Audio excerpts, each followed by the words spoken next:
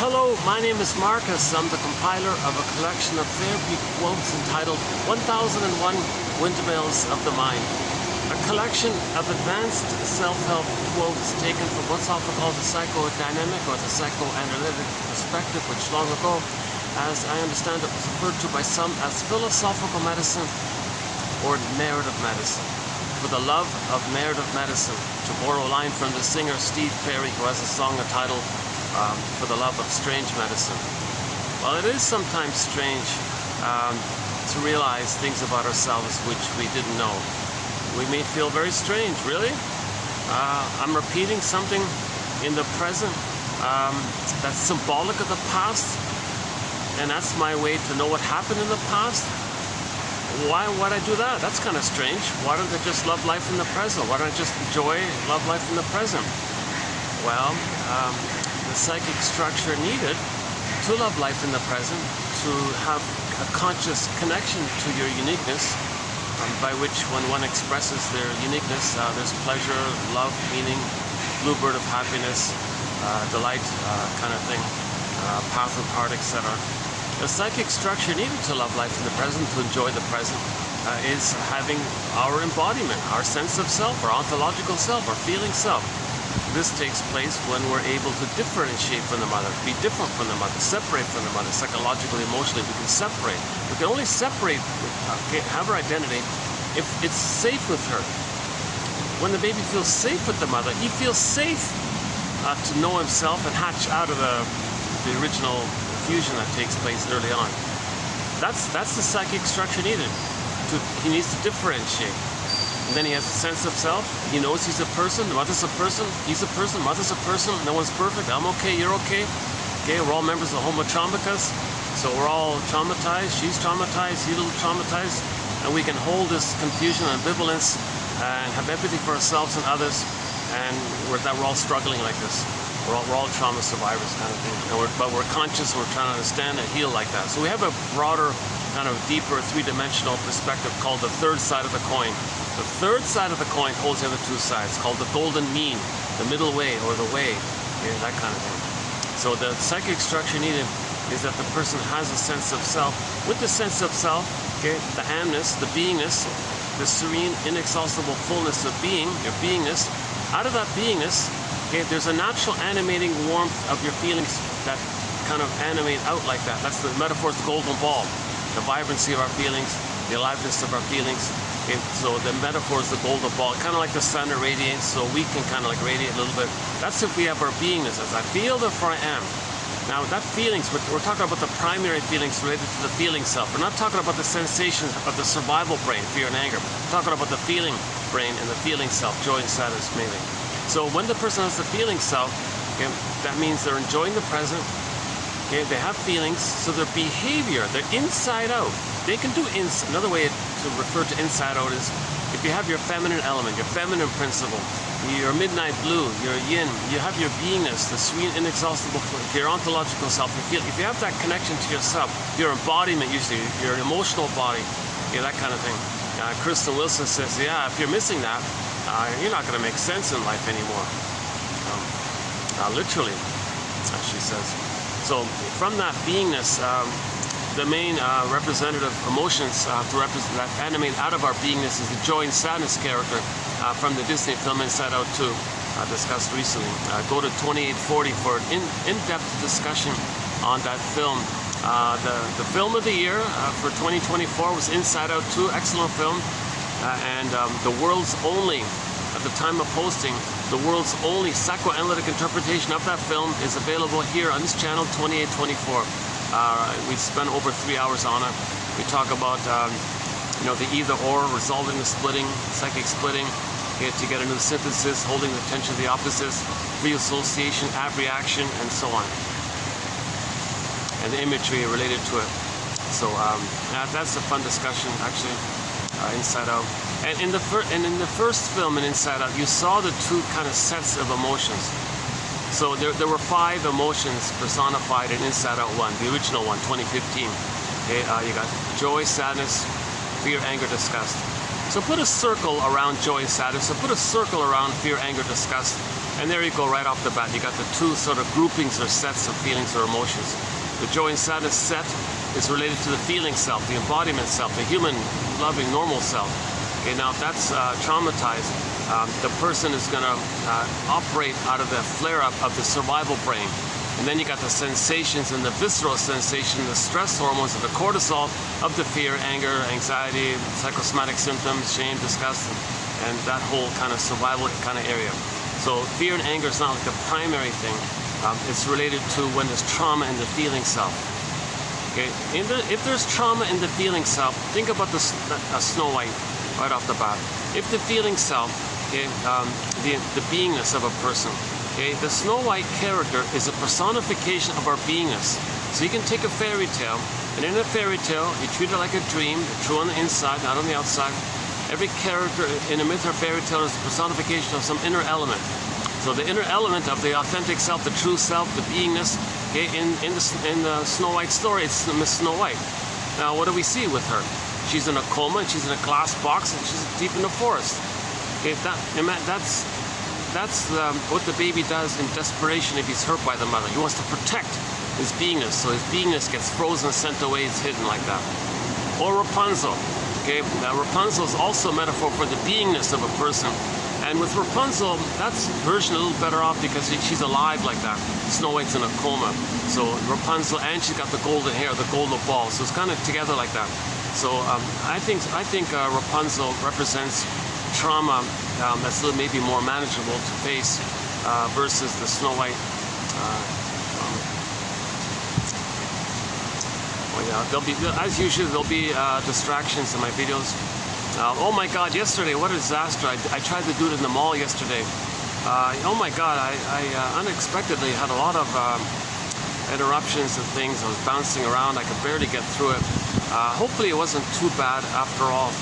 Just got uploaded an hour ago or something. So let's see how this one goes. This video will be sort of part 2 of 2 on the work of the self-help author Barbara L. Wood. So we'll be doing part 2 of this author here. Yesterday we did part 1, this will be part 2. She has a self-help book entitled, a very good self-help book entitled, an older one, 1981, in the common public domain, called Children of Alcoholism. I just want to, as mentioned in the last video, I just want to borrow, just broaden and generalize that. It doesn't have to be alcoholism. So let's just pretend. Let's just pretend. I want to pretend that book is entitled Adult Children of Adult Children.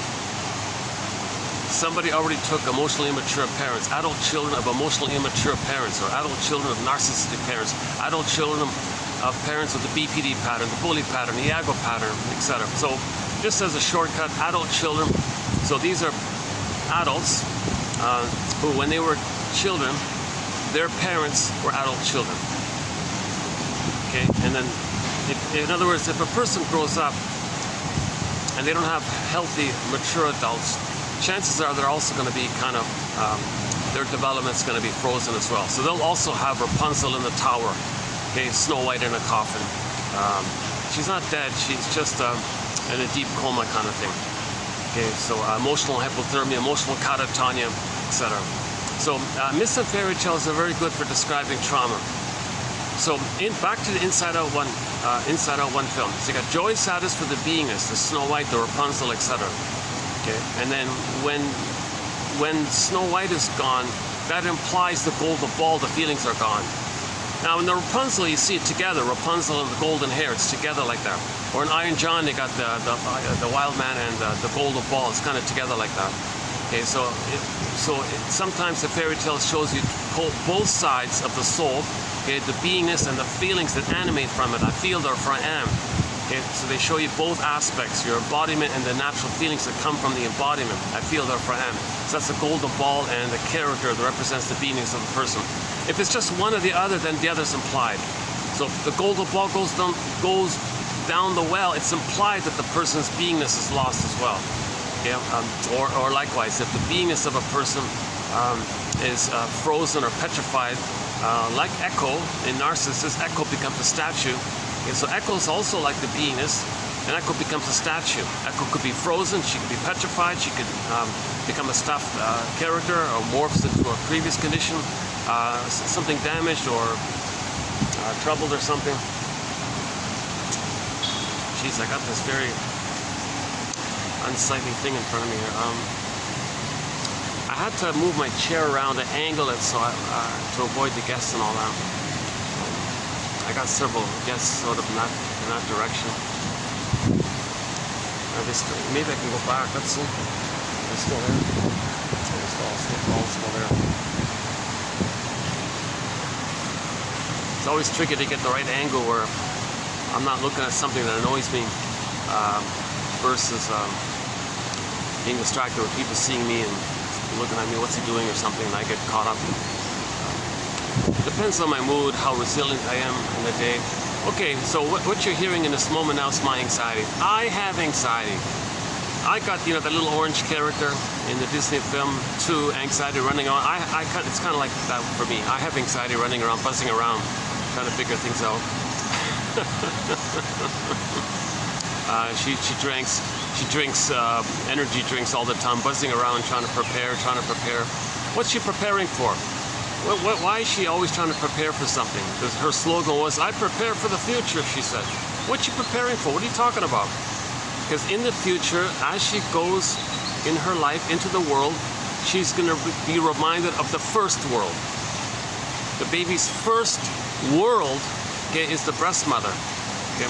If the first, or if in the uterus, it could be the sea monster. That the uterus wasn't a friendly place. If there's prenatal trauma, prenatal distress syndrome, the baby's enraged and thinks the cord, 3 veins, placenta makes it a sea monster. So he's dealing with that. So the baby needs paradise in the uterus, a welcoming womb. Some babies don't have a memory of something like that. But generally speaking, we say that the first world for the baby is the breast mother. Okay, the breast mother. Part of the mother called the breast mother. Because the baby doesn't fully get just yet at that point that the mother's a person with feelings and needs, like a whole person in her own right. He's kind of relating in a functional way where the mother's there to serve his needs, soothe him, comfort him, recognize him, metabolize him, like know what's going on with him and take care of him, and give him a warmth and a safety. And meet his needs automatically. It's kind of like one way like that. So it's kind of like the baby's thinking, it's just like that's like a part of the mother, like who's just serving him like that. In later development, he gets what's called differentiation. Oh, he's a self with feeling. Mother's a person with feelings. I'm okay, you're okay. In shortcut.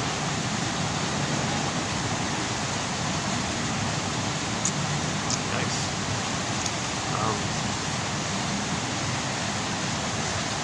Maybe I can block it or something. See, I gotta get the fan. See, I gotta have the fan near me. In order to do these videos outdoors like this, I gotta have the fan blaring. It's still 40, you know. It's yeah. That little stretch of rain we had didn't. Yeah, why am I telling you about the rain? When it was raining, it was better. It was cooler when it was raining. It stopped raining. Maybe I can block my view here or something. Gee, this is like the only angle I can get the fan and not, you know,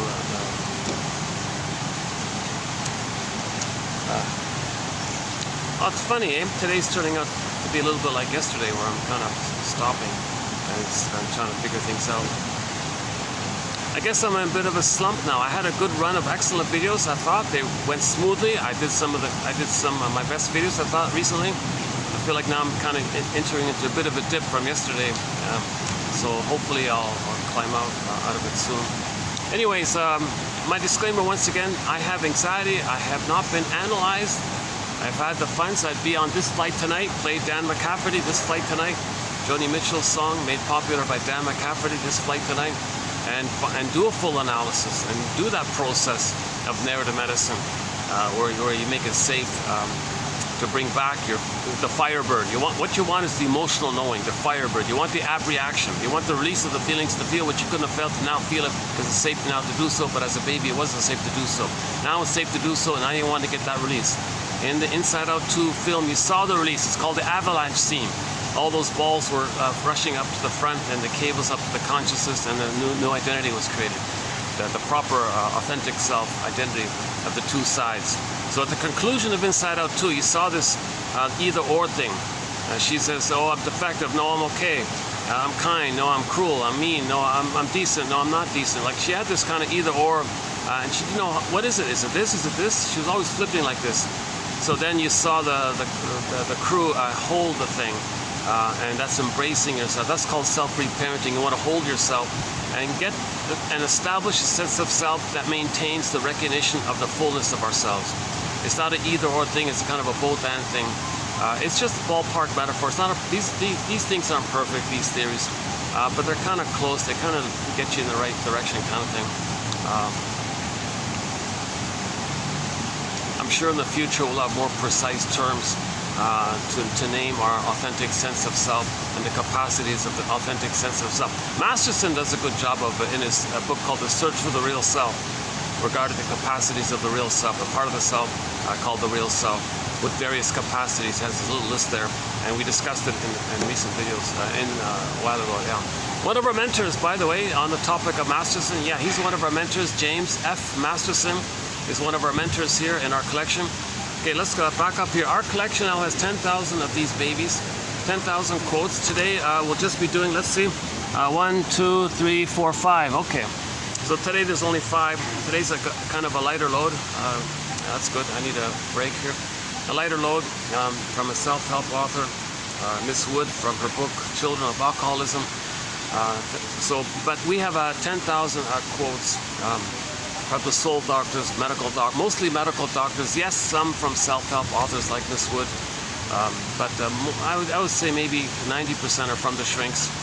When I say shrinks, I mean medical doctors who then specialized and then quit the medical profession. Well, they took it to the next level.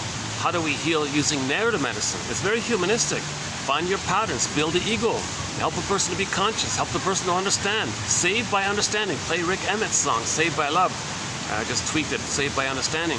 If we get that understanding, that recognition, why the mother did what she did, why did the mother not love the baby, why? If we can get this kind of why, this kind of like understanding, it helps to differentiate. Now you understand yourself in this relationship.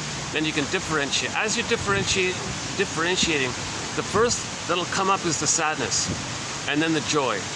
So all of the joy for which you pray is 100 Tears Away. Play Vonda Shepard's song, 100 Tears Away. Yeah, we got an amazing soundtrack. I'm usually able to link a song to most of the psychological topics. My laptop, the battery's gone. It's hard to get plugs and things. So I haven't played music in a long time, but we got an incredible soundtrack from all around the world. Songs from every I'm trying to get every language, every genre, all topics. Like most of the songs have some kind of psychological point to it, which I link to a topic, kind of thing. So that point about if you want joy, well, first you got to get sadness. So I play Vonda Shepard's song. All of the happiness for which you seek, it's closer than you think. It's 100 tears away. Something, I forgot the exact wording of it.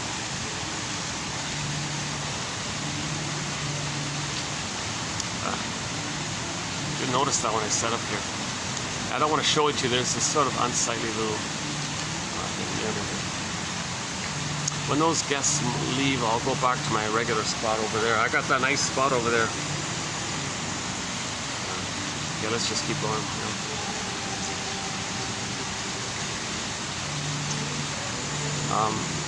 Yeah, okay, so once again, 60 topics. No, actually now it's 61. The most recently added thread, our chapter is nostalgia.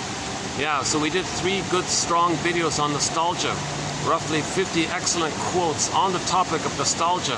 About a month ago, I think we added it.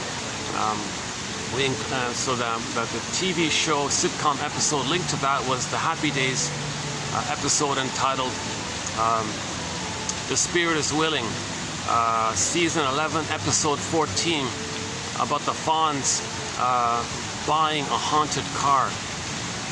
And it's linked in with his fantasies for nostalgia. Interesting episode, very unusual for that show to do that. That's the first metaphysical kind of episode they did. It's excellent, it's very good.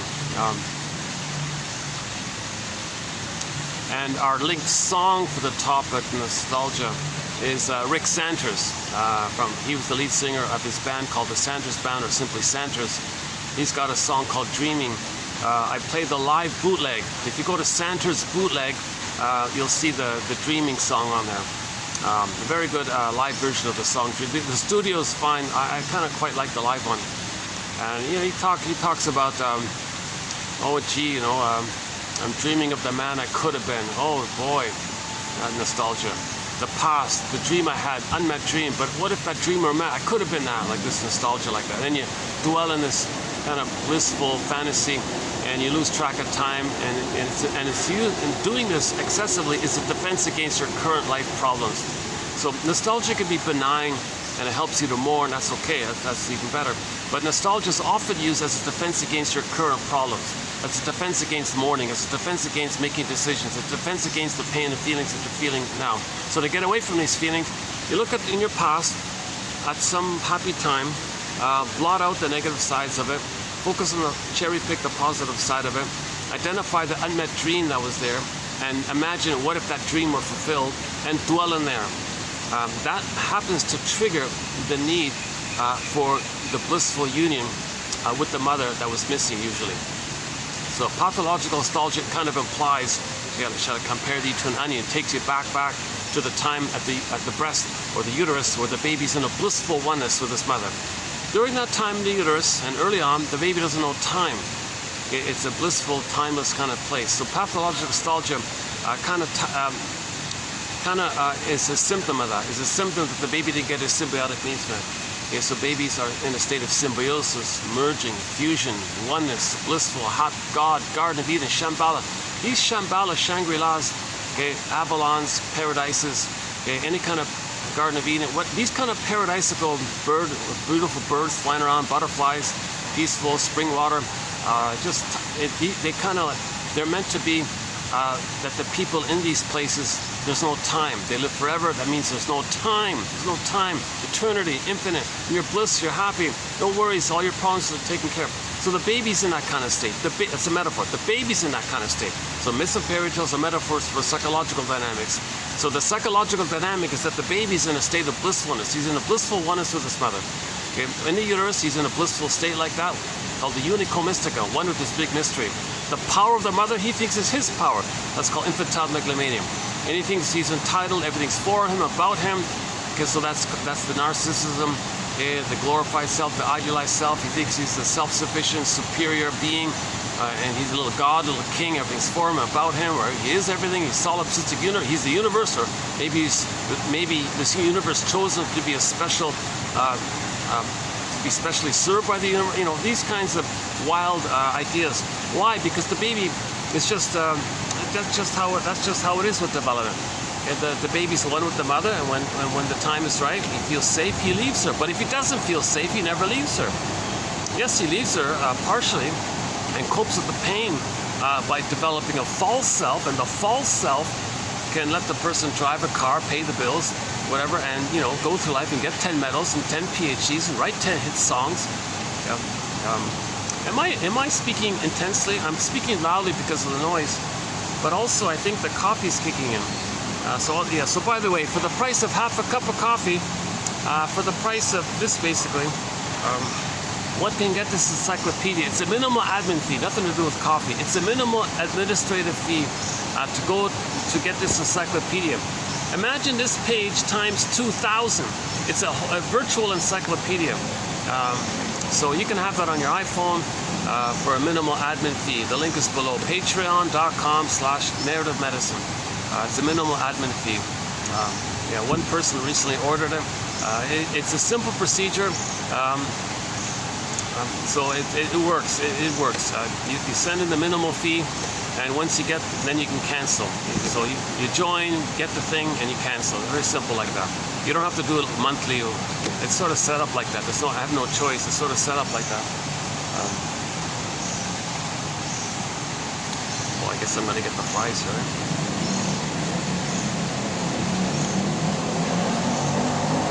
I'll show you this. So they got a swan here, peacock, nice gardening, nice fun, kind of family fun.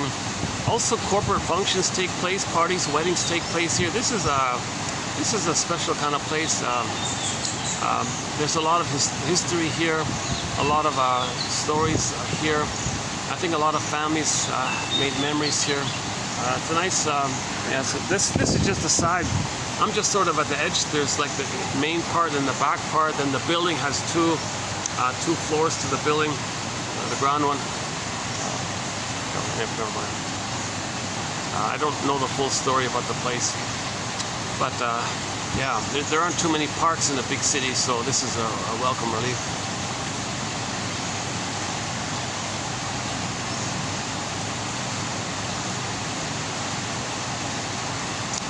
Okay, so there's so many directions to take this in. I usually do I usually cover some of the basics in each video. Let's just do a couple of them. The core basic issue that we're dealing with is we're all born with an authentic self, a beingness, as mentioned. Okay, it's a given. We have bodies.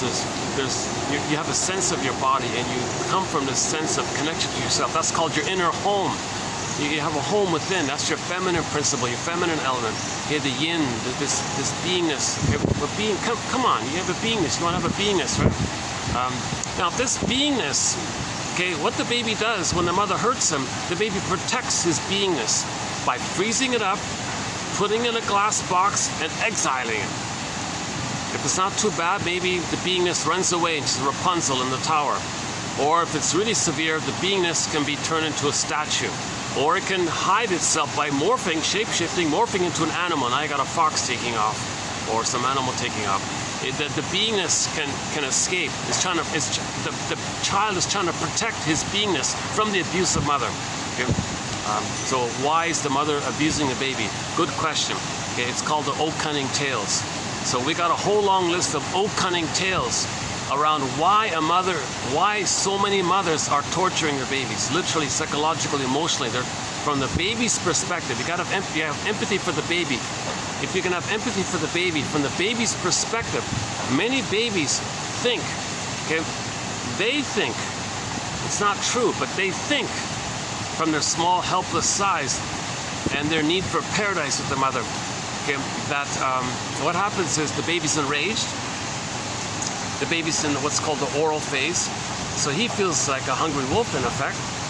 Now, because of the fusion, if he feels like a hungry wolf, because of the oneness, he thinks the mother's a bigger hungry wolf who wants to eat him, and things are exaggerated.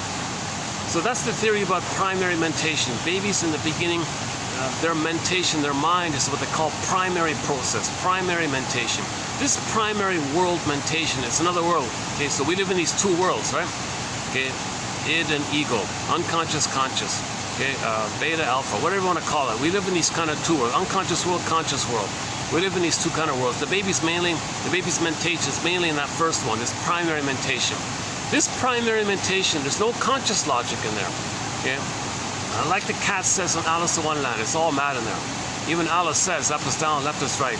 Okay, so it's all of the images and things that's going on in the baby's mind like that. There's no logic. First, there's no time. Okay, things can flip-flop, shape-shift, morph, twist, house of mirrors, hall of mirrors, shape-shift, twist, flip, up is down, left is right. Is it there? Is it there? Is it, where is it? It can morph. It can be that. Is it there? No, it's there. That can represent that. Oh, you thought that represented that? No, that represented that. The shape-shift, twist. It's all this wild kind of magical kind of thing. That's why myths and fairy tales have all these magical shape-shifting things. Anything like that's called the primary mentation. The baby's living in this primary mentation. It's pictorial, it's imaginal, no words, right? So if the baby's traumatized during that time, see, if the baby doesn't get his needs met, he thinks he's a goner. The babies cannot handle confusion with the mother. Babies cannot do ambivalence. They cannot have empathy or see the third side of a coin. The babies can't say to themselves, gee, mother's doing her best. Okay, I'll forgive her. That's good enough. No way. Babies need heaven. Babies need paradise. Assuming they had it in the uterus, okay, when they come out, oh, hang on. Can we finally get him in, this little guy?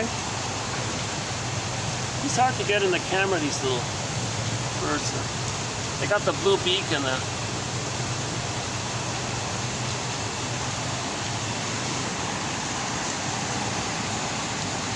they walk around with this nice blue beak, and you see the gray feathers on the outer side.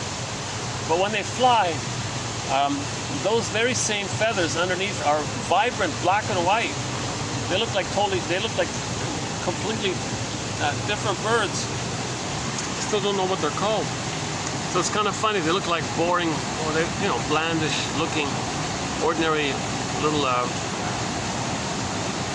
don't know.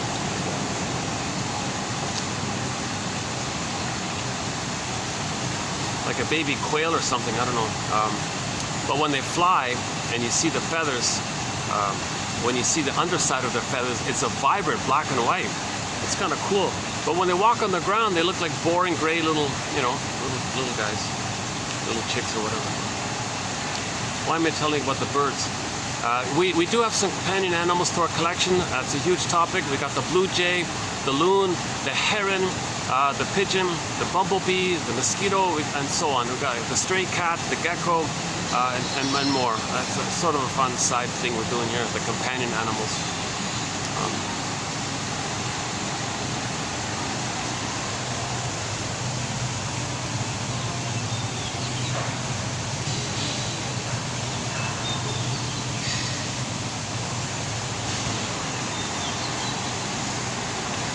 Not sure if I got him. You got to angle the camera right to get it in.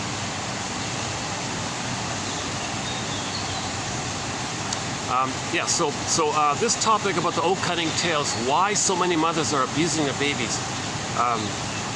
Okay, that was briefly touched in the last video in the mall. If you want to kind of refer you to the mall video, I think I covered some of the oak-cutting tails. Let's not do it this time here. It's a whole long list. There's easily 10 hours worth of discussion around why mothers are not loving their babies. Okay, our introductory quote is the one from 2822 by Lucy Freeman. She was a journalist in the 50s. She had a problem, went to the shrink, and the shrink said to her, Miss Freeman, you're a very good journalist and you ask very good why questions. You're very good with all these why questions. You ask people all these why questions. But, the shrink said, you're missing the one why question that's at the root of it all. Really? I'm missing the one why question that's at the root of my problems? Oh please, shrinker man, what is this why question that's at the root of my problems? He answered, why didn't my mother love me? Okay. So then she free associated, felt safe with the shrink, had a huge abreaction, and her symptom went away. That's what she reported in her book called Fight Against Fears.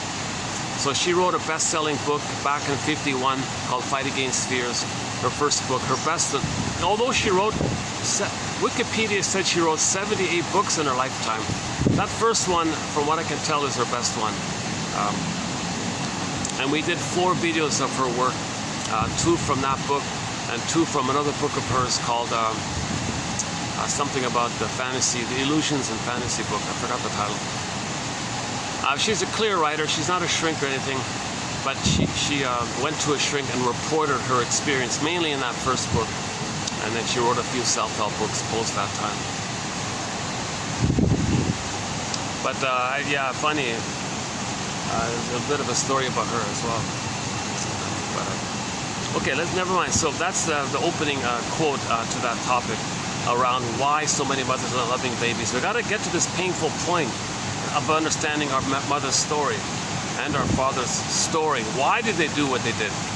So next we play Bruce Springsteen, Independence Day, Toronto. Listen to the introduction he gives to that song. Okay, so on YouTube here, type in Bruce Springsteen, the singer, Independence Day, the name of the song, sung in Toronto. Now the guy who filmed it was way up in the rafters. Everything's dark. You don't see the singer, but the audio is clear. Listen to what he says in his introduction to that song. Okay, that's a key point there about the ambivalence, holding the tension of the opposites, and seeing the two sides. The first things first, you got to see your parents as people. Okay, you got to not just as your parents as the role of a mother or father. You got to see them as human beings. Rosanna Deerchild, an indigenous elder, said, the more I learned of my mother's story, the more of a person she became. You got to see your parents as people, traumatized people, members of this traumatized family that we all are. And then, but we're conscious, so we can heal. That's the humanness of us. We're conscious of our condition, which we can heal. Okay, play Coney Hatch's song, Monkey Bars. When are you going to realize that we've climbed down from the trees? I'm paraphrasing a little bit. So we have a consciousness of ourselves. So if we're wounded, we can heal, okay, with narrative medicine. So for thousands of years, the philosophers and the Confuciuses and the Lao Tzus and all of the ancient philosophers, and then the playwrights, and then the various literature people and the poetry, Dickinson, right? Emily Dickinson, and then like the Ibsens and the Goethes. Now we're into the modern shrink jargon, like projection and so on. You see that, and even pop culture, gaslighting. You know, like we're adding more and more words that make us conscious. The words are like weaving a basket. Then the feelings can come up when you get the basket. It's kind of like a catch-smith that can catch the ball. Psychoanalysis looks for an egg in a basket that's missing. So we got to weave this basket, and in the basket there might be an egg, and the egg, the firebird. In one story, the protagonist hops on the back of the firebird, rides the firebird. A metaphor for the emotional knowing. You're getting back your feelings. That's the abreaction. The firebird is the abreaction. This thing with the phoenix and the ashes, that's the abreaction. The firebird's coming up. You're getting back your feelings. Your feelings are frozen. Suddenly the feelings flew up. That's the phoenix or the firebird kind of thing, imagery. So these are metaphors. Okay? Again, myths and fairy tales are metaphors for inner dynamics, psychological dynamics, emotional dynamics, inner dynamics. They're true on the inside, not on the outside. Any kind of wild thing you hear in a myth or a fairy tale, it's a code for something going on inside. The motifs, the fairy tale motifs and the mythological motifs are all metaphors for psychological patterns. The heart of psychology is psychoanalysis. These are patterns. Okay? Patterns. What are we repeating? What are we projecting? Okay? What are we recreating to know so that we can know the past? How are we treating others the way the mother treated us so we can know how the mother treated us? Are we choosing people who remind us of the mother because we have unfinished business with the mother? And you can't see the person of the present because of the pain with the mother. Because of the pain of the past, you transfer to the present.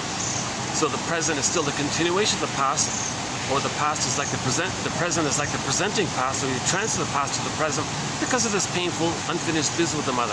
This relentless struggle with the mother that you're continuously engaging in. And then what about identification with the aggressor? What about finding proxies to play you, which you shamed the way your mother shamed you? What about shape-shifting? The ones that you shamed, you see as your mother who hurt you back in the nursery, then you play yourself fighting with your mother. Okay, I'm trying to cram in a lot here.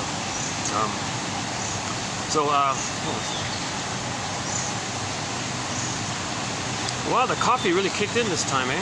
But it's funny about my mood. The effects of coffee on me vary on my mood for the day, right? If I'm, yeah, interesting about that. Yesterday the coffee did nothing. Today the coffee's making me talk a mile a minute, huh? That's why I'm not a coffee drinker, and nobody ever sells decaf, so okay, fine, I'll take one coffee. And then I notice the effects. I'm not habituated to caffeine like that. That's why it has an effect on me. I don't want like my body to be dependent on it or something like that. You don't want to cross that line, right? Like, she talks about this, like people, when she talks in the book about alcohol, she's like, people social drink, they know what's going on, everything's fine. But some people cross the line where now the body is now dependent on it. And now they lose control, and now they're, and then you got to, before people go into that, you got to do the intervention. High bottom, she calls it. So that's coming up. Not today, not tomorrow, the day after. So in 2853, we'll have that quote about the rock bottom.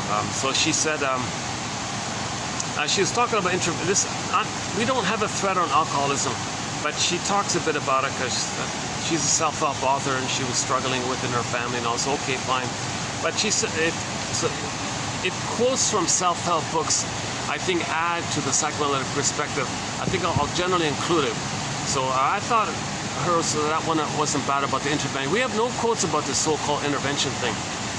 But and I realized something about it. I just read this morning. She said that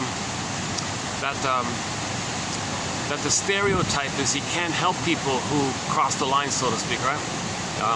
Like they went from social drinker, occasional social drinker or something, the occasional thing, to versus becoming dependent on it, and then now they lost their way kind of thing, and they can't go back or something.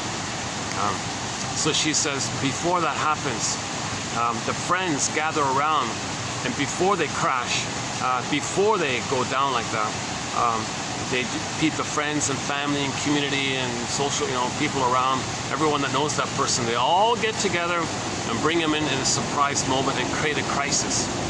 He calls that like you manufacture a crisis. Before he hits the real crisis, you manufacture a manageable crisis. So that's the intervention, they call it. So she said, I just saw it this morning. She said the stereotype. What did she say? The stereotype is that people can only be helped after they hit rock bottom, right? After they hit rock bottom, then maybe they'll climb out. But there's so much damage, and do they climb out? Like you want to catch them before that happens. So so before they hit rock bottom, you want to hit top bottom. What did she call it? Top bottom, high bottom, top bottom. I forgot the phrase for it, but she said in the AA community they have a phrase for it called high bottom. That's the name for the intervention. So before the friend loses it, you manufacture that crash bottom crisis. Like you don't wait for him to hit rock bottom, lose his job, lose his family, and all these problems. Before that happens, you kind of manufacture a crisis before that. That's called the intervention. The jargon is, I forgot already, high bottom, rock bottom. I think it's high bottom, some odd phrase like that. Means he's at the bottom, but he's not the high end of it, not at the bottom of the bottom, he's at the high of the bottom, so it's still manageable, something like that. So then you got dozens of people cramming into his living room. He's at the center, and they're all going around telling about their concerns, trying to push him, trying to tell their fears, make it clear to him that they love them or her, and this is happening, and they're going down this dark path, and there's brain chemistry involved. They're all there to support him. They're all there to help him. He's got support. He's got a container of support. He's got a community and family to help him. And you do this kind of thing, and generally speaking, it'll work, right? When he sees that so many people took this effort around him, he feels loved, and he's got all the support, he'll give up. So you saved him. He didn't have to hit rock bottom. That's called the intervention thing. So that's coming up. So that quote's coming up on 83. It's funny. It's not a thread in our chapter. It's funny about alcoholism. It's not a thread. We don't cover that but these quotes, they kind of pop up. Whether you like it or not, there's so much out there about it. So when I'm reading a self-help book, it kind of just, okay, fine, that's not a bad quote, I'll include that. Unexpectedly, we're including some good quotes in this kind of area, but it's still not yet a formal chapter or e-booklet. So we'll see about that. Emotional eating is, yes, emotional eating is. We do have a chapter called emotional eating, where you're using food to comfort you. So food is a symbol. If you're using food for emotional reasons, not physical reasons, if you're using food to trick your brain to send you serotonin, because you didn't get the serotonin from mother's comfort as a baby, the wiring set up. So you look for tricks to give you the serotonin. That's like synthetic comfort. You want to call it synthetic comfort, because you didn't get the authentic comfort. So Roger Gould, you pick, what are you really hungry for? You pause kind of thing. No cookie, no pint of ice cream can be the good mother experience that was needed back in the nursery. No time machines, no morphing machines. This is symbolic mother. This is code that you were not comforted by the mother. You were not held and soothed by the mother if you're dependent on ice cream and cookies and cigarettes or alcohol, any of these kind of things, including alcohol. Alcohol is like concentrated sugar, isn't it? It's like an expedient of concentrated sugar, something like that. I don't know.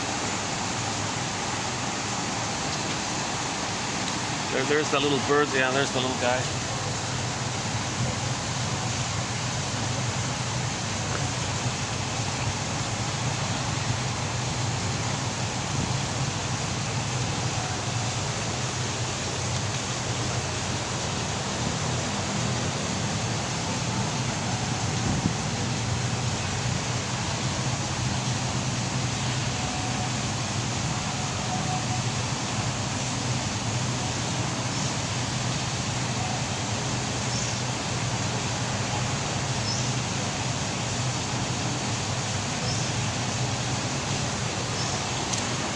Well, if I got him in, that's the closest.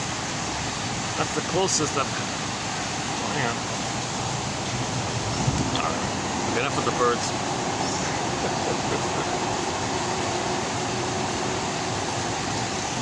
Well, let's double check the battery. Are we doing okay with the battery? Hold on. Battery's holding up, 255. Okay.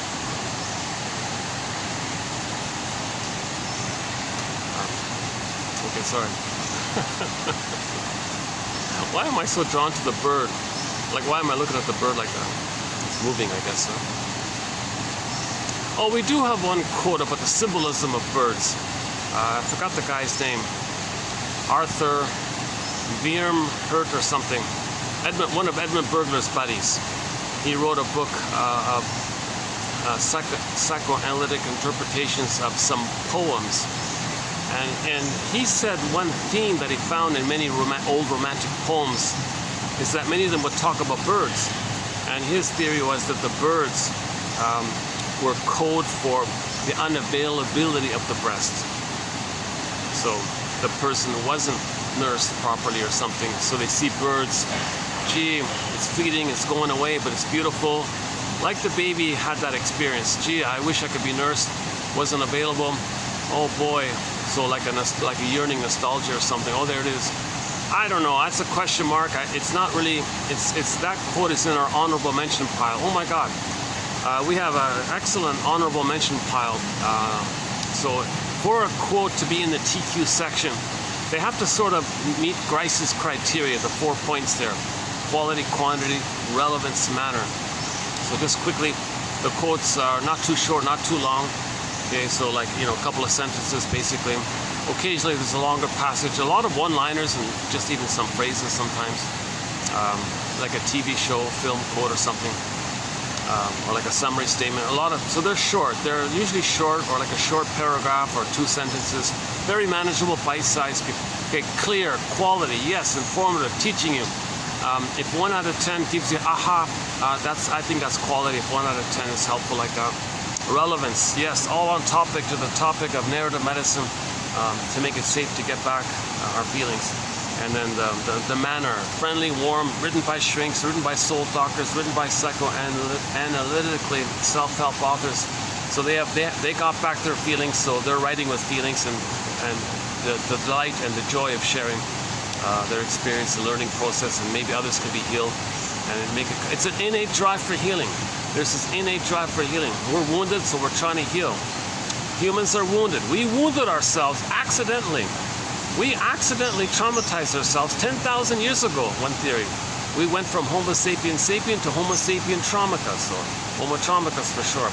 One guy calls it Homo economicus. And then we went from the transition from global village to global pillage.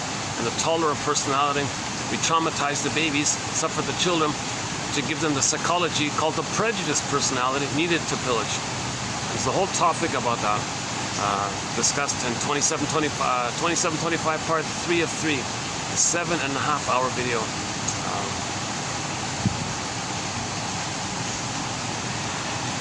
Let's just go back to the basics. So the beingness is frozen, right? The person's embodiment, it doesn't animate like that. It's not alive. So the metaphors echoes frozen, petrified, turned to stone.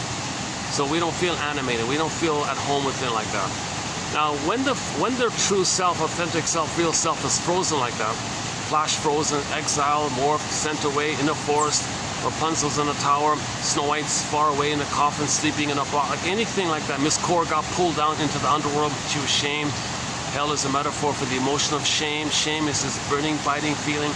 Okay? And then the baby's image, if the mother is the guy with the horns, okay, who pulled it down. No, the mother's not a demon or something. The baby makes a demon image because that image is manufactured by the baby's projected traits of his shame, rage, onto the mother. And then now he's dealing with that image. So the baby makes an image in his mind of a demon or a monster, like a cyclops, like the boar queen, like the witch, whatever, some frightening, scary, enraged, devouring creature kind of thing. That's reflection of his feelings. His feelings morph the image like that. It's magic. Remember, it's magical in there. Like the primary mentation morphs and shapeshifts things based on the baby's projected feelings and needs and like this. So the baby's a hungry wolf. The mother's a devouring monster hungry wolf. whatever form it takes. And one form that it can take is the guy with the horns, because the storytellers would link shame and rage, both with the fiery imagery. So the mother's two eyes, baby sees the breast, mother's two eyes, baby assumes the mother's enraged because he's enraged, the mother's enraged. So the storytellers will say, oh, two flames coming from mother's eyes. Baby takes the breast, two flames, there you got the horns like that. Now shame and rage, so you got this fiery creature, okay? So the baby takes the breast, blurred concept of the breast, okay? And then the horns like that, meaning the eyes, the fiery flames of the mother's eyes. He condenses it, morph, shape shift, something twists. So the storytellers will say, oh, there's a guy who takes away your life. Mother took away the baby's life. Okay, so the devil, okay, you spell it D-E-V-I-L. So take away the D for a moment. E-V-I-L. It's the reverse of L-I-V-E. The baby wants to live. The baby wants to be loved so he can live. Mother took it away. Okay, so that's considered, the mother robbed him, plundered him. She was a robber baron. Now the baby can't live, so she reversed it. She violated, and now the child's gonna be against life. Because the mother was against his life, he'll be against life. That's E-V-I-L now. So he'll create an image in the mind of a Mr. Devil character representing the one who is against life. Because the mother was against life. He exaggerates it wildly. Mother made a mistake. Baby thinks mother's a demon. Like, you know, get it? So when people, it's funny, when people don't know this psychology, they concretize their projections. You'll hear people with all these fantastic things. Oh yeah, there's devils and demons and all this. Okay, no, that's code for trauma. They're talking about the projection of their inner traits. Okay, so they're not aware of it like that. And yesterday, several times we talked about the alien thing. Once you hear the word alien, just think trauma. Just make a quick association. When somebody says, oh, aliens came here and did all these bad things or whatever, okay, whoa, back up. Okay, that's a symbol that when the person was nursing, the mother did a bad thing. Okay, so in other words, when the baby's nursing, he expects to be loved. He expects to be soothed. It's out of his world. It's totally out of his world. It's an alien thing. It's an alien thing for the baby, for him to be traumatized by his mother. He thinks this is some strange alien, because he can't admit that the image he creates of his mother is his mother. So he thinks, he splits it. There's an alien. So when someone says alien or demon or something, okay, Mr. Lucifer or Satan or any of these kind of terms like that, that's code for trauma. That's code for their mother that they made. Not their real mother, the image they made in conjunction with the interaction where the baby projected his feelings and needs and morphed a benign image into a scary image. And it could be the devil, all these kind of terms, right? So now when the baby's nursing, how does the baby nurse if he thinks his mother is a monster or whatever? Guy with the horns, demon, whatever, Satan, devil. How does the baby nurse? He's not going to feel safe. He's terrorized.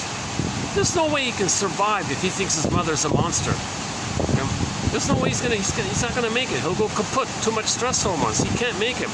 Trick of the mind. It's called a splitting mechanism.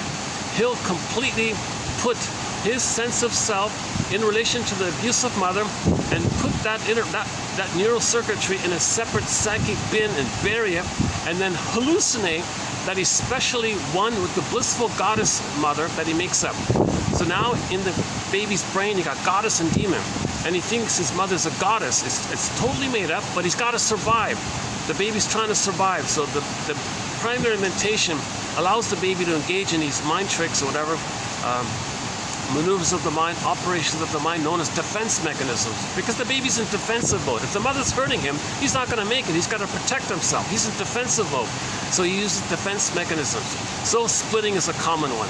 Okay, he represses, denies that the mother's hurting him, and he's shamed by her, okay, and creates a new relational unit. He's special and loved by the goddess, and he keeps it like that. It's a lie, but that's how he survives like that. Now this is temporary.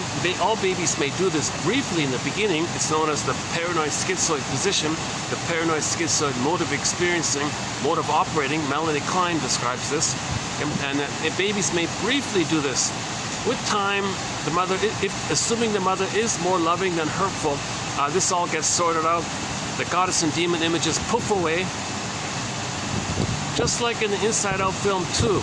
The first sense of self poofed away, the second sense of self poofed away, and you got a third one, a new one, the human one. So then, yeah, and that's called the depressive position. Now the baby is a memory of a mother, a human, loving mother who's not perfect, but he can handle it.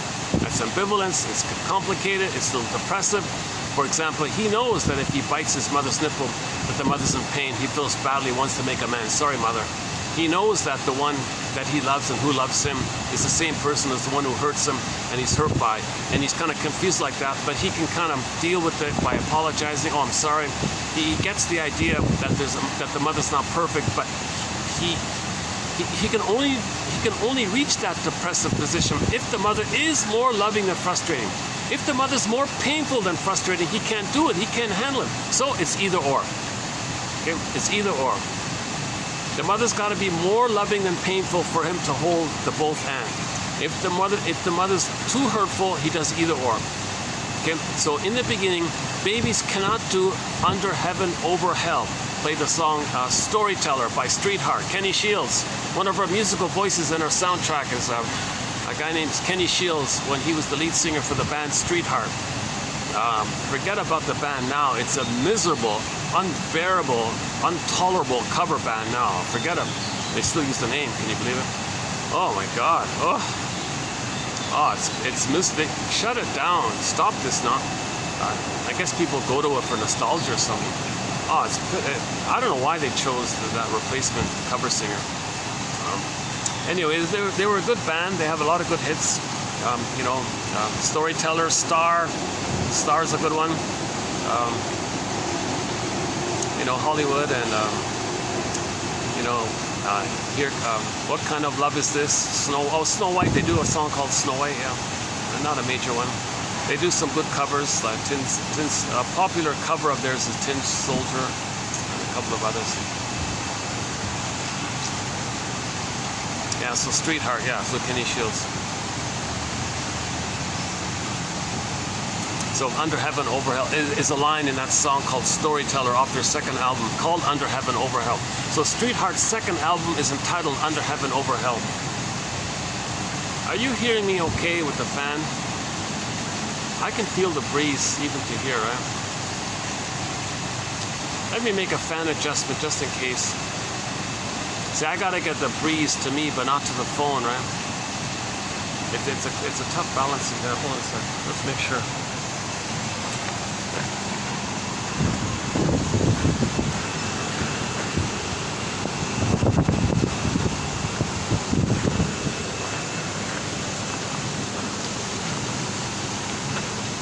Oh.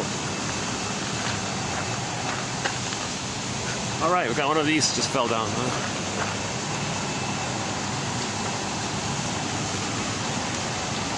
All right, I love these. These are nice. They got a nice little smell, sort of a vanilla smell to it, sort of a creamy vanilla kind of smell to it. I don't even know what it's called. A common tree around here.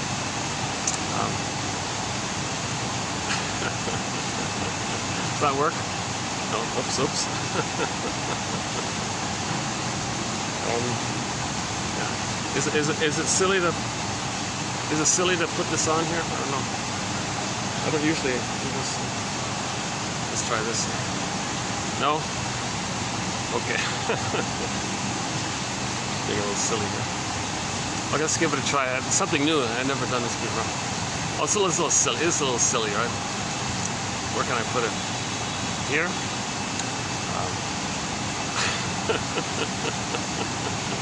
It does. Can you smell it? Okay. So, in other words, when the baby's breastfeeding, it's a question for the baby. Breastfeeding is a matter of heaven or hell. The baby cannot do anything in the middle. He cannot handle under heaven, over hell. He can't do ambivalence. He can't do confusion. He can't do partly heaven, partly hell. He can't do anything like that. For the baby, it's either heaven or hell. Click, click. It's just either or. I don't know why, but that's the theory. Okay, it's a continuation of the baby's heaven and paradise in the uterus. in the uterus, it is heaven for him. It is paradise for him. It is perfect for him. Assuming the mother doesn't smoke and drink and take pills or whatever. Assuming he's in a welcoming womb, that the uterus is a friendly place, okay? Welcoming womb, paradise. Now the thing is, when the baby's born, he needs that paradise to continue for the first 4 to 5 months of life on average. Sure, there's a debate about the range. Some say 3 to 6 months. I've even seen one range from 2 to 7 months. I don't know what it is. Mahler says 4 to 5. I'm still sticking with Mahler. One of the mothers of psychoanalysis, Margaret Mahler, Melanie Klein, Karen Horney. They're kind of like the mothers of psychoanalysis. People joke psychoanalysis had a father but no mother. No, it's not true. Margaret Mahler, Karen Horney, and Melanie Klein are kind of like the mothers of psychoanalysis. So Mahler says, and her team says, yeah, on average 4 to 5 months the child can hatch out of the egg. He can leave the paradise. He can be expelled from Eden. He can be expelled or exit out of the Garden of Eden. He can leave paradise at 4 to 5 months. He's not expelled. He just naturally hatches out. This idea of being expelled, it kind of implies usually that it was premature. Like he was prematurely ejected out of the mother-infant dual orbit, the symbiosis. So he was expelled prematurely. Then he spends the rest of his life wanting to go back in. Hence the joke, we spend the first 9 months of life trying to get out of the womb, or the matrix, if the womb is matrix, and the rest of our lives trying to get back in. Hence all these conspiracies. Oh yeah, we're creating a techno matrix for people because unconsciously we didn't get paradise there. If the baby doesn't get paradise in the womb, he may try to outwardly contribute to wanting to create that, because it's when there's a trauma, you didn't get your needs met. So you kind of like, you have this hope to get those needs. And trauma during that time, there's no time. All time is that time, so you're trying to create that thing. It's harmful because you can't still try to recreate and get the needs that you didn't get met. The idea is to mourn the loss of not getting it, then you're okay. But to still symbolically try to get what you didn't get doesn't work. A person, in other words, a person can have 20 lifetimes drinking whiskey, ice cream. They can have 20 lifetimes being an emotional eater. It's not going to correct the fact that they were not comforted by their mother in the nursery. It doesn't work. Symbolic acting out doesn't correct what had actually happened. But the symbolic acting out is a communication. It's a communication from you to you, from your unconscious to you, to your conscious, from ego to id, where ego was, where id was, ego shall be. It's a communication. Hermes is flying across with a message. He's a message, and you're meant to make this, read the letter. It's like a letter from your unconscious to you. If your soul sends you a letter, don't you want to read it? Okay, so it's a message. You make the inference, okay, that if you're engaged in symbolic acting out, that's a message that you didn't get mother's love. Meaning, when we say mother's love, we mean the baby's needs weren't met. So generally speaking, when they say the baby was loved or properly loved or improperly loved, okay, it's in reference to if the needs were met or unmet kind of thing. It's kind of obvious, but maybe. And when needs are unmet, when needs are met, the feelings are pleasant. When needs are unmet, the pleasant feelings zoop away, and you go back to the survival brain, the primitive brain, the lizard brain, the crocodile brain, the survival brain, the iguana brain, and that's mainly stress response of fear and anger. So back to the Disney film and set out. So you got joy, sadness for the feeling mind, and fear, anger, disgust for the survival, instinctual survival brain. Janoff jokes, yeah, don't talk feelings to the crocodile. Okay, that survival brain only cares about survival. So this part of the brain, it's the amygdala, the brainstem, the top of the spine, this old archaic part of us. It's not meant to be, we're not meant to always live like that. That's why people joke, oh yeah, they're lizards and all. That means they're traumatized and the amygdala is too impaired. And that's what happens when there's trauma. They call it EAS, enlarged amygdala syndrome. I don't know if it's an official diagnosis, but there's a film, a comedy film called Bob and His Enlarged Amygdala, and they discuss EAS in there. whether it's an exploratory idea or if it's actual. I'm not fully sure if the amygdala does literally expand. Although I did see a quote where someone quoted someone who said that the researchers said that they observed that the amygdala, the little almond, shaped like a little almond, is that right? The amygdala is that the almond one? It expanded. Okay, whoa, that's too flared up. That means the person is just hypervigilant. They're always in anger mode. They're always in hypervigilant mode.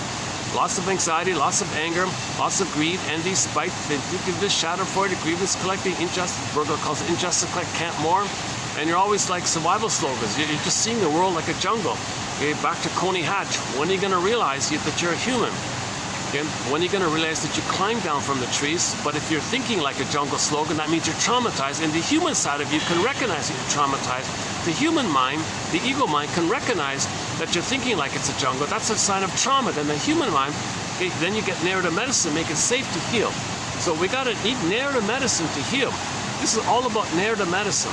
That's what the page is called. Patreon.com/narrative medicine.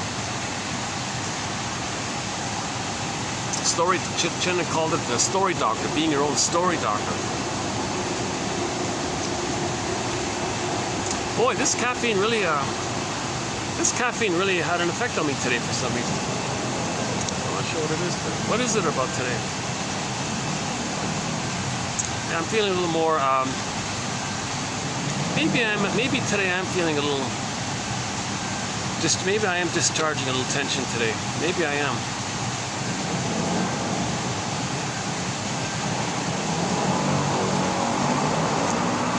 Let me calm down. Yeah, let me calm down. Well, on the other hand, it is noisy. I know I got to speak louder because of the noise. All the background noises.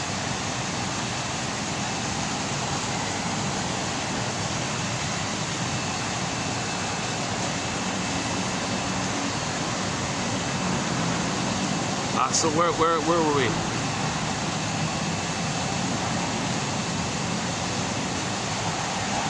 Okay, let's just back up then. So we're all born with an authentic self, our beingness. So what does the baby do when the mother does an "oh cunning" tale on him? Baby says to himself, "Danger, danger! Mother's a monster." Okay. First things first. I gotta protect my beingness, my soul. Flash, frozen. You're petrified, turned to stone, whatever it is. Morphs, hides it deep in the brain, exile. So that's why in the Rapunzel you saw the witch's garden as the unconscious. You got the fence. Okay, the wall there, then you got the conscious mind.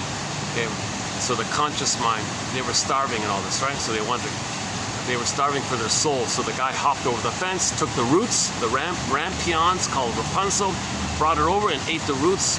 And you're trying to make the unconscious conscious. Climbed over the fence, unconscious, get up the roots, unconscious repressed elements about yourself, make the unconscious conscious, and accept it. That's why she ate the roots. Okay, and then you do it again like this. Okay, or the more broader version is that the witch's garden instead is the forest, this magical unknown forest. You got the Tower of Rapunzel's there, and then on the other side you got the castle, but they're starving, the debt, their problems, they're in poverty. Meaning the person, meaning it's all for the one person, it's all within a person. In the Rapunzel myth, it's all within one person. There's no outer castle. The castle's like the person's life. He feels empty, he's impoverished, he feels guilty. They said he was in debt, that means he feels guilty, unconscious guilt. Because guilt and debt is the same in German, it's called Schuld. So they had all these problems. That means the person feels too guilty. He couldn't save his mother, he feels guilty. So things are getting worse for the person. So where's the soul? So if they look for Rapunzel and free Rapunzel, and Rapunzel comes back and reunites, everything's okay.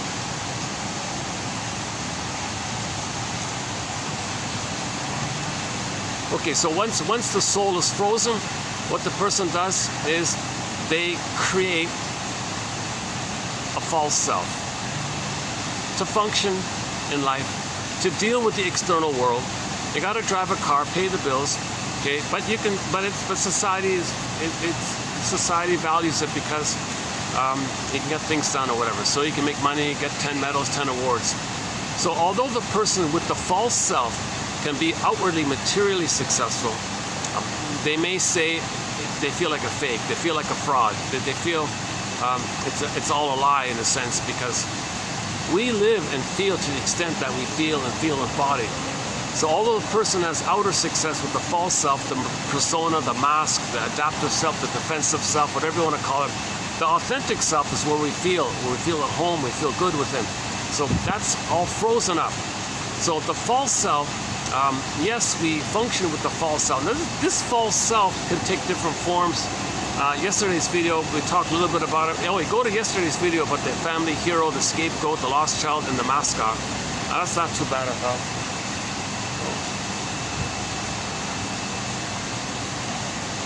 Oh, sorry. It's a new delivery truck. I've never seen it before, yeah. I know, like this restaurant gets all these deliveries. I've never seen that one before. This is a unique place. Like I've been a witness to some of the goings-ons here. During a windstorm, a major tree fell down. They fixed it. They got some new swans recently settling in. Oh, is that another fashion victim? We talked about the fashion victim thing. So we did a quote about fashion. Not a topic, but an interesting quote by Lucy Holmes about fashion. About the plastic surgery and all that stuff. So we talked a bit about that. Let's not. Interesting topics. Maybe in the future we'll add more material to that. We did our first quote on the tattoo issue about 2 weeks ago. The first quote, can you believe it? After 10,000 quotes, I thought to myself, you mean to tell me we don't have any quotes on the tattoo issue? So finally we got our first quote. It was about a guy who drew a devil kind of character, thinking you wanted the devil character to protect him. You've got to be kidding me. Then you realized after a therapy, oh, that character means I'm enraged. Because when the baby's enraged, the mother's enraged. He's one with the mother. He is the mother. So if the mother's enraged and he's enraged, he projects his rage onto the mother and they're one. It's the same thing. Oh, there's an enraged mother on there. Mother, protect me. No, that devil's not your mother protecting you. That's the image of your rage that you created when your mother traumatized you. So he freaked out with this idea. I don't know what happened afterwards. But that's sort of our first quote about the tattoo thing.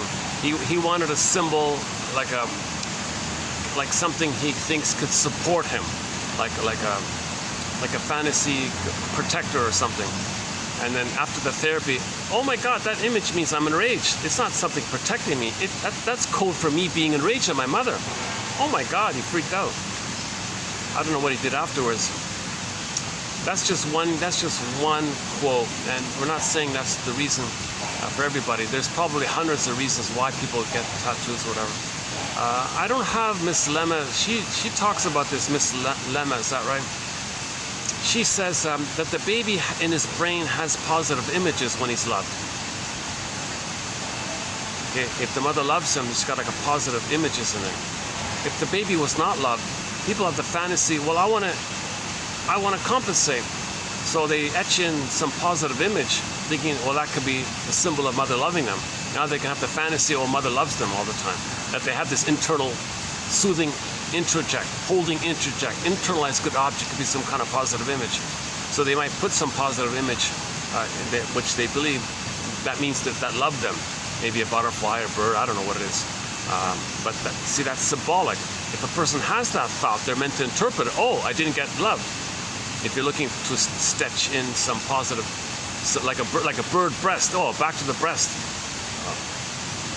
So if somebody puts a bird on their arm or something, maybe they're thinking that they could pause. Well, it's just a question. No, this is a big question mark. I don't know. I'm not a shrink. My disclaimer once again: I'm not a shrink. I'm not a professor. I'm not a midwife, doula, nutritionist, gynecologist. I'm not a dream interpreter. Put it that way. Not an analyst or dream interpreter. I've never studied counseling or psychology. I only have a simple BA. Keep that in mind. Keep Robert Bly's. Robert Bly is not a shrink also, and when he speaks to the audience, Robert Bly says to the audience, "Dear audience, thanks for coming out here. Interesting about Minnesota, a lot of this self-help material comes from Minnesota, I notice. Minnesota seems to be sort of the birthplace of the self-help, because somebody said this, they were drinking like crazy over there in Minnesota. So cold winters, I guess, I don't know. So it kind of was born there. I don't know what it is, it the weather that did it? I don't know. Robert Bly's from Minnesota, right? So Robert Bly, well, thanks for coming out here, all you, thanks for being sober. I don't know what it is. So when Robert Bly speaks to the audience, he said to the audience, dear audience, I'm going to give you a psychological interpretation of the fairy tale of, named, entitled, fill in the blank. He does a lot of Grimm's tales, okay, Iron John, etc. And then he says to the audience, but dear audience, I got to tell you something. 30% of what I'm going to tell you tonight is not right. It's wrong. It's false. It's up to you, dear audience, to figure out which 30%. So likewise, I am borrowing that idea in my disclaimer. I don't know what portion that, so hopefully it's not too much more than 30%. Let's just borrow his idea. 30% of what you're hearing in this video is wrong. It's up to the listener or possible viewer to figure out which 30% is wrong. I.e. what Robert Bly was saying, okay, continuing here, each person has to be their own detective, their own psychological detective, emotional detective. Emotional detective. Alexithymia, no words for our feelings. Athemolexia, no feelings for our words. Where are our feelings? It's frozen. They got to be detective. It's lost. It's lost. A crime, an invisible crime took place. Mother hurt the baby. That's like a crime. Baby feels guilty. He's not guilty, but he thinks he's guilty. The baby has unconscious guilt of what the mother did. The baby blames himself and denies that the mother hurt him, makes the mother a monster and says, that's not my mother, makes up a hallucination, the mother's a goddess. So the mother's innocent, but the mother's guilty. If anybody's guilty, it's the mother's guilt, not the baby. But the baby sees he's guilty, mother's innocent, mother's wonderful, she's a goddess, she's perfect. The baby's at fault. And then this psychology was created. So babies were removed 10,000 years or some long ago to make babies think they're guilty. Because when you make babies think they're guilty, babies think they're guilty because they believe that it was their job to save the mother, cure the mother, heal the mother. Because when the mother hurts him, which the baby thinks the mother's doing when the baby's removed, he thinks the mother's hurting him, the baby interprets mother's behavior like that as the mother crying for love. Oh, mother, you're angry and you got a lot of problems and you're not loving me. Let me interpret that as you crying for love. Don't worry, mother. I'll save you. I'll cure you. I'll fix you. I'll heal you. So he's going to try to save his mother because he needs a good relationship with her. He needs a healthy, healed mother so he can be loved. Everything's love or a cry for love. He's going to fail. Obviously, he can't do it. No baby can save a traumatized mother. No little helpless baby can save a giantess in the nursery who's so enraged. He's going to fail. When he fails to save his mother, he thinks he failed. He's guilty. He thinks he's guilty, committed some crime or something. Is it because he's defective, he's no good, he's unconscious shame? Now, if the baby thinks he's guilty, guilt is synonymous with the word debt. So he thinks he's in debt to the mother. I'm guilty, I couldn't save you, I'm in debt to you, I owe you, mother, I failed, I owe you, I owe you. Now this is timeless, it's infinite. Infinite guilt, infinite debt. Okay? So babies were traumatized to have this psychology. Then people would grab the people and say, oh yeah, you guys are all born guilty. So you got to pay. So some of you will make others pay, and others will accept that they got to pay. Now they got the debtors and the deadies. And this is part of the pillage and the plunder. If people feel that they're in debt, that's how you make poverty, and then that's code for that when the baby feels emotional poverty. The mother was a robber baron, a short seller, plundered the baby's soul. Okay, the baby's soul, it's his home, like a home, like his embodiment's like his home. Mother stole his home, so he becomes the robber baron, steal other people's homes. Mother stole the baby's resources, his potential, his goods, so he identifies with the aggressor and does that outwardly. So we entered from village to pillage, but to pillage you need a pool of poorly paid workers. So make the baby think mother gave him poverty. He identifies with the aggressor, give others poverty because he feels emotional poverty. And this whole topic again, 2725, part 3 of 3. Actually, it's funny about today. Maybe I could have done that. I'm planning to update the 48 symptoms. I'm kind of hesitant. I want to do it when I'm feeling refreshed or energized. I think today would have been a good day to have done it, right? I didn't get the idea to do it today, yeah. I'm trying to make up for yesterday's video. Yesterday was a mess. A bit of a, it wasn't too bad, but there were a lot of gaps. There were a lot of delays. I got interrupted, and it took me 20 minutes to get back on. Interrupted again, another 10 minutes. I had all these interruptions.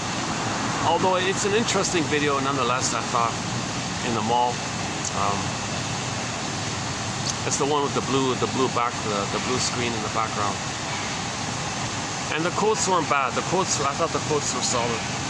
Now that's part 1 of Miss Wood. We're doing part 2 of Miss Wood's work. So we're doing 2 videos on the work of Barbara L. Wood's book called Children of Alcoholism. I just want to borrow it, children of adult children. Adult children of emotionally immature parents. Whatever, however you want to phrase it. A child cannot go through the developmental process if his parents are dysfunctional. It's not going to happen. If the parents are dysfunctional, they're in massive denial.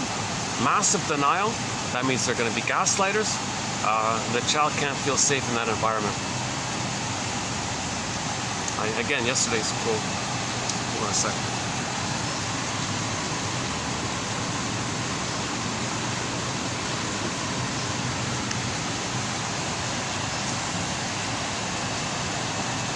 Okay, so once again, when the baby's soul is frozen, the system creates a false self, an adaptive self, a defensive self, the persona, the mask, and we live kind of like in this mask. Now, living through this mask, we're kind of in a trance. Dickinson calls it the swoon. This massive endorphins kick in out of the pain.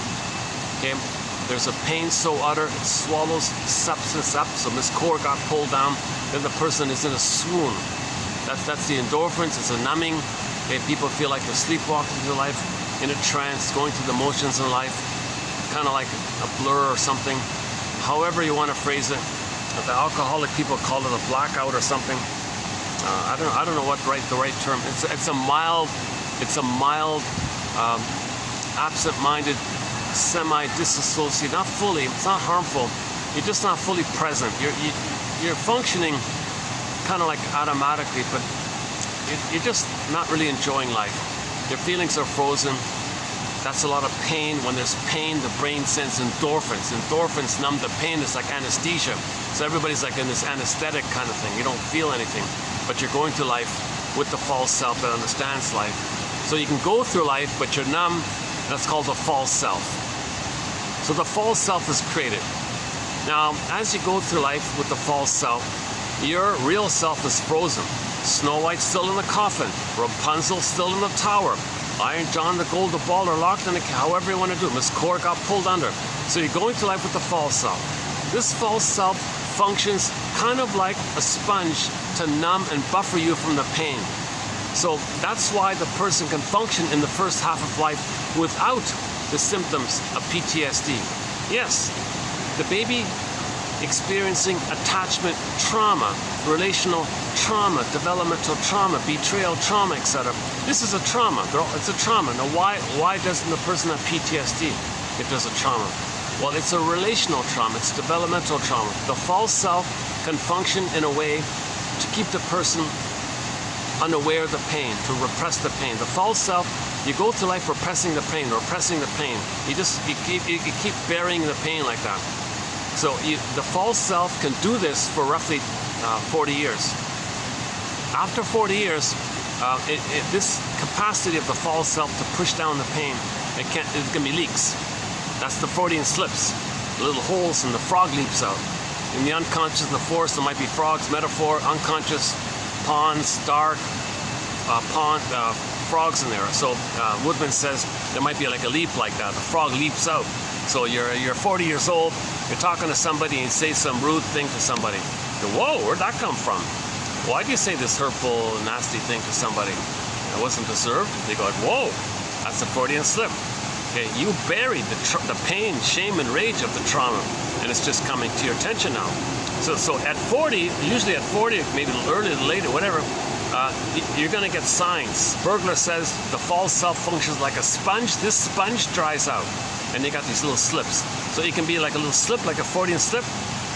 The emotions can be pressed into the body. You got a psychosomatic symptom. Now you got physical issues. See, the physical issues, they're cries and screams to the mother, but they're concealed.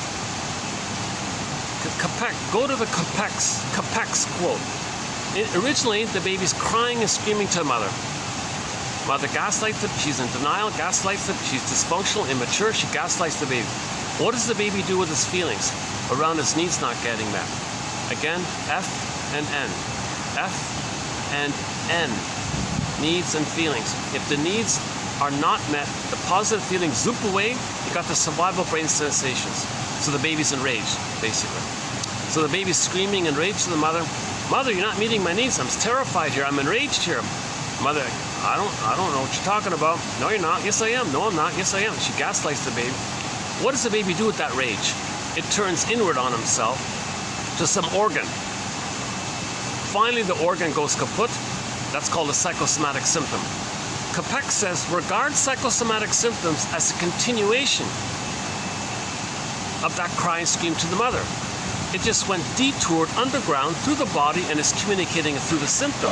It just went through this detour kind of thing. Now, originally it was healthy, it was relational, it was revealed, it was overt, baby to the mother, baby to the mother. It was overt, it was healthy like that. But the mother was so she was such a gaslighter because she, for a lot of reasons, as part of the old cunning tale, she gaslit the baby. His feelings went inward to the body and developed the symptom. Capek says, regard psychosomatic symptoms as an emotional communication that's now revealed. Concealed. Like before it was revealed with the screaming, but now it's concealed with the body. The body bears the burden. Every body tells a story. The mysterious link between mind and body, emotion and body. In the body, remember, it's in the body now, but it's a problem like that. Now the problem is the revealing. So it's revealing because it's a problem, there's a pain there, and it's concealing. Psychosomatic symptoms reveal and conceal the problem with the mother. Sarno says back pain is rage at your mother, babyhood rage at the mother. And there's a whole area in psychosomatic symptoms. So that could come up at midlife. So that's like a Freudian slip through the body. You got the psychosomatic symptom. A lot of people, run to the doctor. Oh, I got the symptom. Now, some doctors say, oh, it's emotional. There's no problem with you. It's emotional. You're not talking. So you had a trauma. You're not facing the truth about all. You're not admitting the loss. You're not expressing. You're not naming the trauma. So your body's bearing it. Yes, we can numb it away if you want for you, but it's going to come up in some other way. And some people do that. Maybe necessary sometimes. I don't know. But the narrative medicine approach is to talk about it. Then the symptom goes away. Because when you accept your feelings, things line up. Okay, you're more whole, hence healed, and the physiological issue sorts itself out when you're reconnecting with yourself, when you're reuniting with yourself. So in the Rapunzel, the house was in poverty. You had a lot of problems with the person. In a fairy tale, they say the land is poor and dry and droughts and fires and all this. That's a metaphor that the person has a physical problem in his life. When he got back to Seoul, the land was fertile and fruits and blueberries and apples and everything's okay. And so when you are whole, okay, healing and wholeness, when you're more whole, okay, when you get back your beingness, you're more whole, hence healed, and the physiological issue sorts itself out when you're more whole. Healing and wholeness. John A. Sanford's book called Healing and Wholeness. Okay, also in midlife, it may be a Freudian slip, it may be a psychosomatic symptom, it may just be a hunch. Somebody said, I don't get it. They got all these benefits, they got these 10 medals, they still feel they don't enjoy something. They feel like they're missing something. They don't know what it is. Something's off, something's wrong. What is it? They're kind of curious like this. Or maybe there was a divorce and they're not mourning. Aren't they supposed to mourn? They may say to themselves, gee, I'm acting like nothing happened. Something's off here. I don't get it. Or they feel numb. They feel They're not mourning. They're not fully alive. So they get a hunch that they're living the provisional life, the unlived life, etc. Life is passing by something, so to speak. And now a more drastic one, another version of it is called where the sponge dries out so much and there's so much pain, it's like a folia. That's called the nervous breakdown. Okay. Now with the nervous breakdown, okay, that's due to that's also known as, or also named as, the delayed onset of PTSD. So the relational trauma, there's a trauma. Where's the PTSD? Well, it was buffered over. Now, if the sponge is really dried out, it may fully come out, and now you see the delayed, fully onset of the PTSD. So now you got the PTSD symptoms. A person in midlife might say, holy, you know what? Why do, and they read the checklist, PTSD symptoms, check, whatever. Where'd this come from? I don't recognize any kind of shock trauma. Why do they have the symptoms? Post-traumatic stress disorder. Where's the traumatic event? There was no earthquake or whatever. But they got the symptoms. Well, that's an inference. If a person has PTSD, that's an inference that there was trauma. You make the inference. If a person has PTSD, you make the basic inference there must be trauma if the person has post-traumatic stress disorder syndrome, whatever. So now you got to be a detective that way. So however it comes about at midlife, okay, this gap between the false self and the true self, there's so much pain, stuff's coming up at midlife. Now you engage in what the shrinks call adult development, where you examine, you do a midlife audit, a midlife examination period around your original development. So you're going to do an audit of your original development. That's called the midlife examination period. Okay? Whether or not there's a specific midlife crisis or not, it could be the hunch that could do it, the symptom can do it. Okay, so this marks the transition from the first half of life to the second half of life.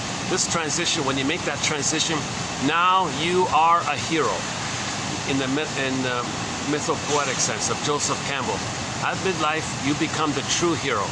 The true hero, the phrase hero's journey, the true hero meaning, in mythology, the hero, that's why Chinna calls it the second journey, to avoid this issue. Because in yesterday's quote, the child might want to be a star to redeem his parents. He's a hero. We don't mean that kind of hero. We don't mean like this status-seeking hero. The true meaning of hero's journey by Joseph Campbell means at midlife you get back Rapunzel. You get back your soul. That's the true hero. Okay, your soul is wounded. You're a hero. You want to be on. That's like the sacred masculine, the true hero in both in men and women, to get back and save Rapunzel. So we want to save Rapunzel, right? You want to get back your beingness and your golden feelings, your positive feelings, the radiance of your feelings when you get back your beingness. Now this is not just Rapunzel. This motif can take an infinite way of saying it. That's just one common way by the Grimms. When Miss Core got pulled down, she came up. That's Persephone. Okay, different ways of saying it. Okay, you get the key. Okay, so in the Iron John story, the beingness and the golden ball were locked in the cage. Where can I go? I try not to get people in the camera, but let's see. I do this. Are those people still there? Oh, they're still there, eh? See, I can't go to my regular spot. It's kind of annoying, like there's this this couple's fine. If they don't mind my talking, that's fine by me, but let me just take a quick peek. Let's just confirm it.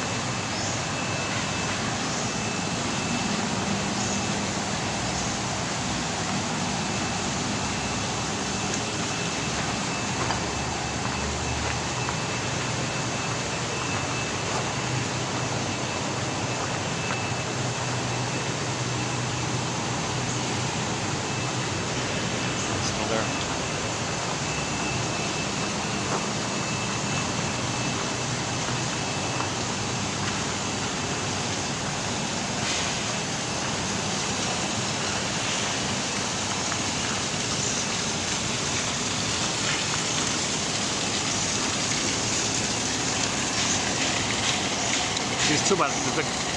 These guys don't have an extension cord. I can't get the fan on this end. It's too bad. Maybe I need to bring my own extension cord. I could do the video here. Well, I've got about 10 minutes before I start sweating. Let's hang out here for a bit.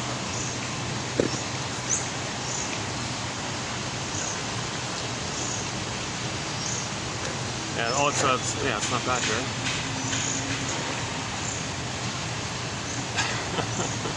I gotta bring more ice next time. I bring these ice packs to try to cool off. So so the midlife audit, the midlife examination period, the second journey of midlife, the hero's journey, Campbell calls it. So that means you're looking in your unconscious. That's the forest. That's why Myths and Fairy Tales, the protagonist is in the forest. All these wild, scary things, Alice in Wonderland, monsters and things like that. Okay, that's a metaphor that we're facing our unconscious. And so you want to find the treasure, you want to find your it could be the golden ball, or it could be the beingness of a person, it could be the princess who's trapped or something, etc. So you want to bring it back like that. In the Odyssey, he did that process. And now, as he was trying to find home, he was reminded of all those mothers' voices. Okay, so you see, in the Odyssey, he faced the old cunning tale. See, in the Odyssey, he's trying to get home, and he gets the voice, Calypso. Oh, stay like a child. Just stay with me. I'll take care of you. You don't have to worry about anything. So that's an old cunning tale. Some mother say to the child, "Hey, child, don't grow up. You don't need other people. Everything you need, I'll give it to you." What? You're going to be yourself? You're going to be autonomous? With me or against me? And now, child freaks out. So, okay, mother, I'll sacrifice my development to please you, because you seem to enjoy this oneness, and you don't want to be alone. All right, fine. I won't know myself. Then she rewards. Good boy, good girl. Okay, so she rewards this symbiotic regression because she's using the baby for her needs. She's not supporting the baby's development like that.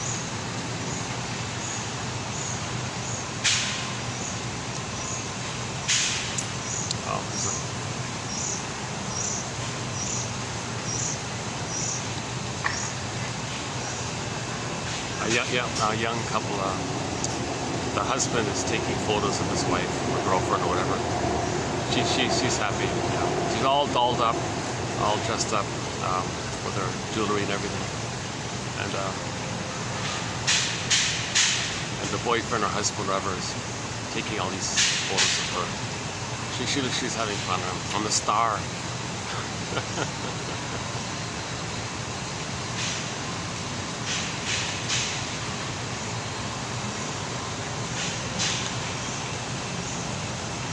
Now, if they're not married and they break up, she might send those photos to her new boyfriend. He'll be upset. I don't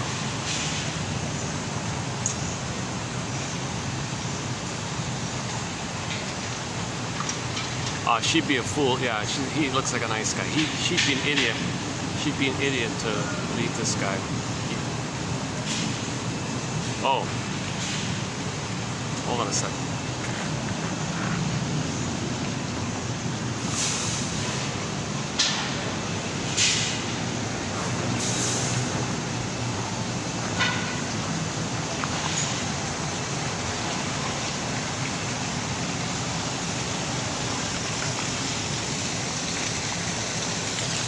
No, I think they're gonna last. They look like a good match. They look like a good couple. Yeah, they kind of fit each other down. Yeah, they're happy together. Let's see where. It's not bad. Yeah, I'm sweating here.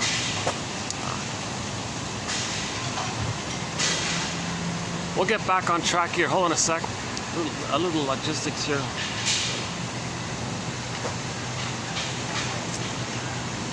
Let me get my towel.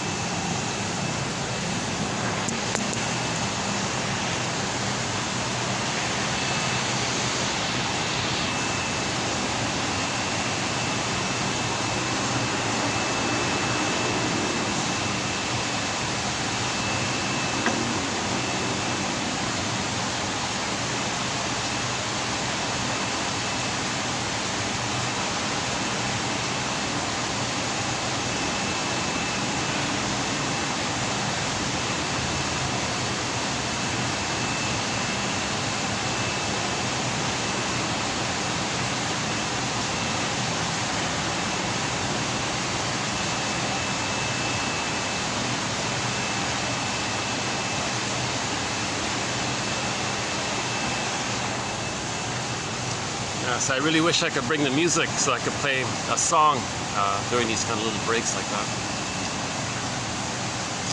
Oh, hold on a second. Was it like this?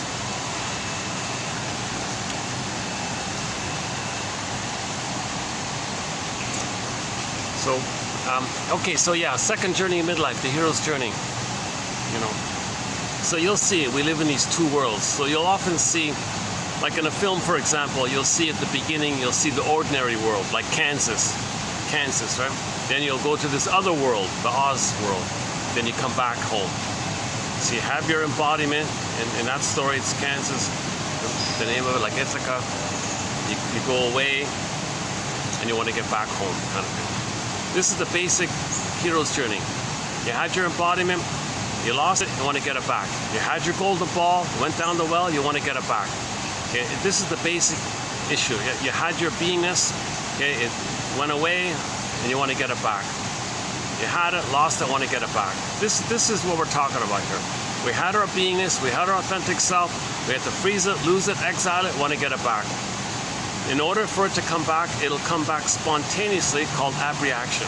It'll come back spontaneously, but what you can do to facilitate it is the awareness. So the metaphor here is the scarecrow. Okay, when there's trauma, we don't know it. We don't know it. So the scarecrow is looking for a brain because he can't know it. Something happened, but he can't think it. That's the unthought known. The unthought known, the scarecrow. Okay, so with trauma, we can't think it, can't formulate it, can't perceive it, can't make narrative about it, can't formulate it, can't construct it. We don't have the brain because we know it, but we can't think it. That's the issue, the scarecrow. Now with trauma, of course, the person's not going to love life. They're not going to feel and love life. That's the Tin Man. So not loving life. Everything's love or a cry for love. So you're not going to love life. You won't have a path of heart. You won't feel tenderness and affection. You'll feel kind of empty or whatever, like the Tin Man. Now the scarecrow and the Tin Man being like that means the person's going to feel disembodied. That's the cowardly lion off in another corner. Now, like a fairy tale, this is called fragmentation of the soul, right? And we want our mind, heart, body to be lined up. So Dorothy is like part of the system, part of nature, part of the psyche that's trying to line up mind, body, heart.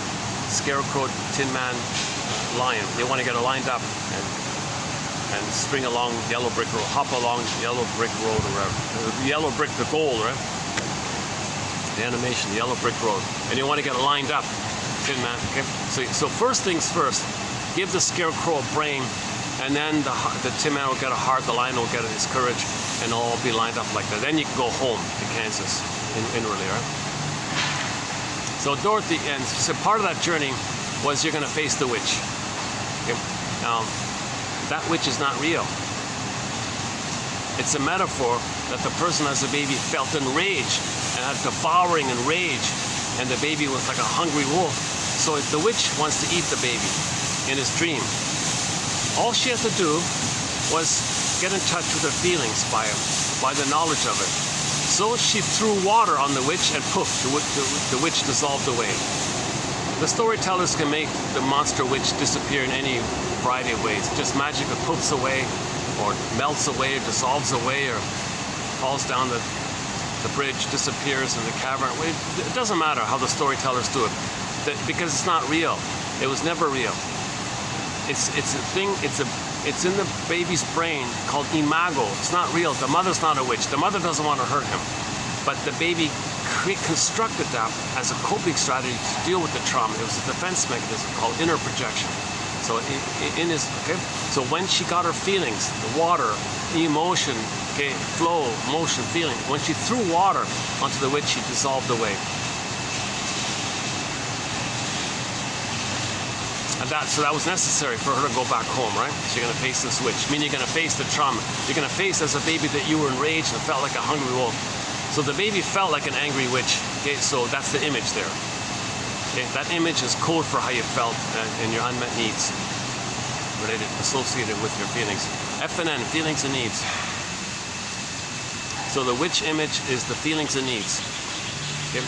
The need was to take in, so the witch wants to eat the baby. No.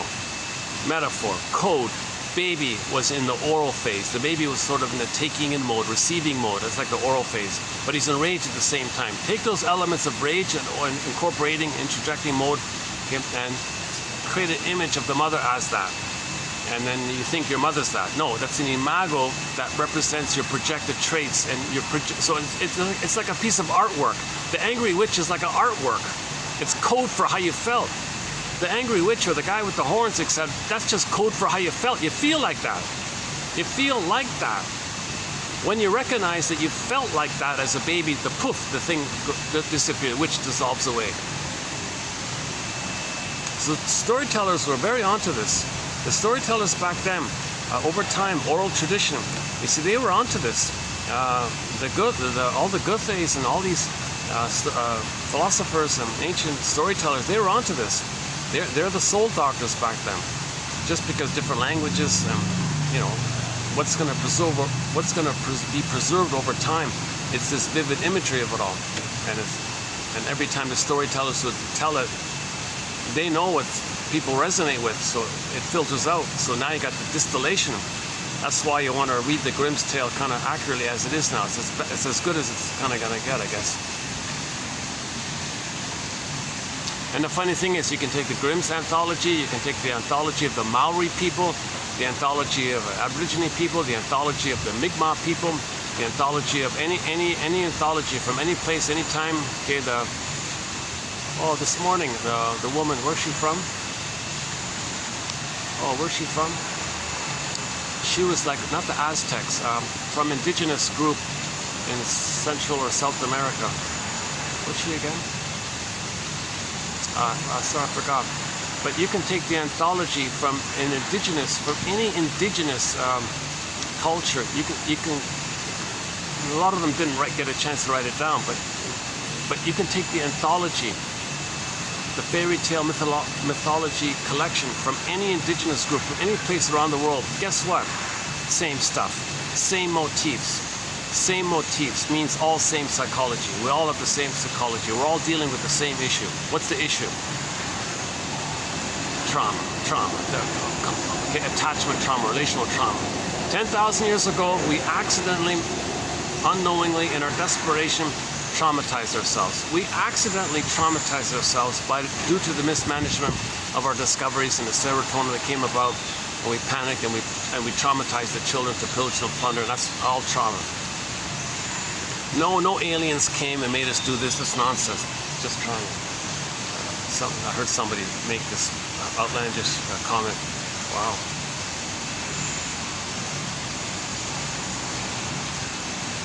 The moment you hear the word alien, you got it. That's code for trauma. Once again, it's alien. It's alien for a baby, for his mother not to love him. That's an alien thing to happen. So he creates a monster image. That monster image could be an alien image, of course. This scary image, it could be the guy with the horns, a mythological image, an alien image. It's a boar queen, okay? The boar queen in White Bear King Valamont, the boar queen. That's quite a graphic one. The boar queen in the mythology, in the fairy tale, gobbles men up. That's the oral rage. He uses his bones as toothpicks and throws away the toothpicks of the bones. Like that's as vivid and clear of oral rage that the baby felt. So the boar queen gobbling up, okay, that's just a metaphor that the baby felt like that. He felt like the boar queen. The baby felt like the boar queen. When you realize that, the boar queen poofs, disappears. The boar queen was chasing the person and she fell down the cavern or whatever it was. And she's gone. It's not real. That's why they make a poof away. It's not real. There's no revenge on any character. It's just understanding, then things disappear. There's no revenge like that. There's no violence in your psyche like that. It's just understanding. It's conscious, and things sort themselves out, kind of honestly, naturally.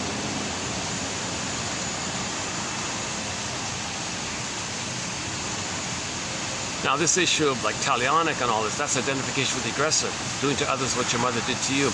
So that has that talionic, revenge-like, vindictive-like quality to it, right? That's the L-I-V-E.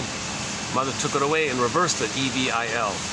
So the person acts like that. Then they worship that. Well, that's their identity. That's who they are. That means they're a mama complex. It's a mother's complex. The mother complex means the baby didn't get enough love to feel safe to leave her, so he's got a mother complex. So he acts like her, trying to save her, trying to express his anger towards her, show her up, tell the world what she did to him. He's kind of stuck with this battle with the mothers. It's this infinite, timeless issue. And it's Janoff calls it this this struggle with her. Brody calls it unfinished business with her. Martha Starr calls it this relentless battle with her. It's a timeless. It's this infinite. Yesterday's quote about the infinite loop. Infinite means timeless. It's this timeless loop like that. Oh, I'm finally cooling off here a bit. Oh, great. Okay. I feel the breeze coming. How are we doing? Let's check the battery here. Okay, 4:01. You got to be kidding. 4:01. Boy, the day goes quickly. Right? By the time I get here and just start the video, it's almost nighttime.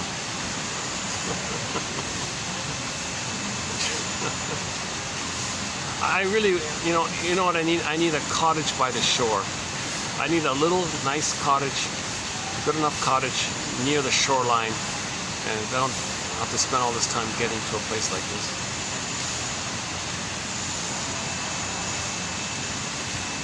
And if I get a late start and things are late, yeah.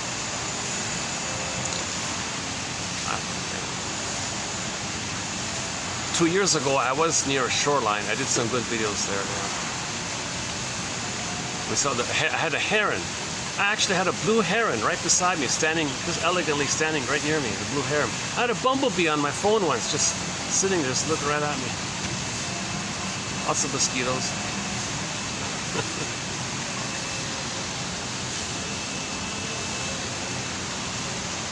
I guess with this little tension in me, I feel this nervous laughter in me just now, yeah. I gotta calm down here. Marcus, calm down. I got anxiety in me buzzing around. Anxiety, calm down. Okay, okay. They gotta put anxiety on that massage chair. At the end of Inside Out 2, anxiety was in the massage chair or whatever it was, given some nice peppermint tea. Ah, that's nice tea to calm down. Or you can talk to anxiety within. Anxiety, what's going on here? Well, what are you running around for? So it just makes you pause, kind of.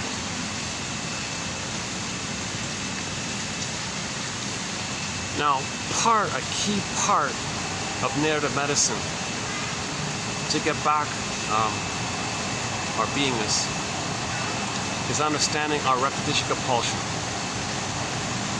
Oh my goodness.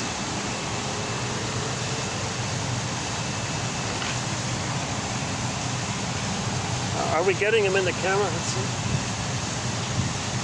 There's our...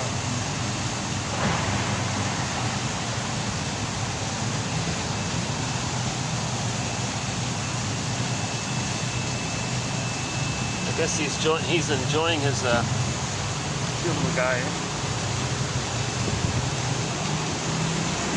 Yeah, the staff told me for some reason this rabbit knows to stay within the area. It doesn't escape. Cute little rabbit, huh? That's for the kids to play with the rabbits, yeah. Oh, they got doves and peacocks and swans. It's a nice environment here. And yeah, the lucky thing is, because of the heat, everyone's indoors. Well, most people are indoors, so not many people want to sit outside. And if they do, they sit at the main area. Oh.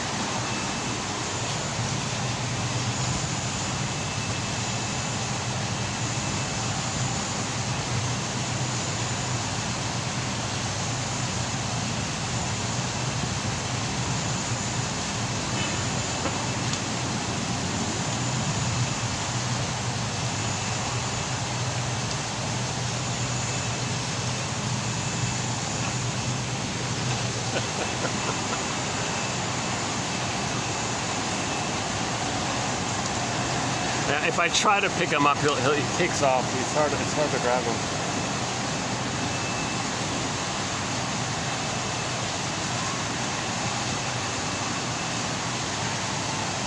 Okay, hold on.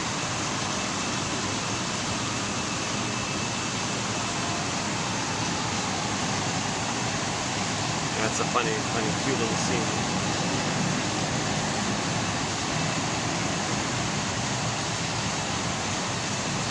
Doing here. I think they're preparing for the dinner crowd. Let's see, what time is it again? 4:05. No, we've got a good hour here. Yeah, so hang in there. We'll get to the quotes. It's a lighter load today, so we'll get there.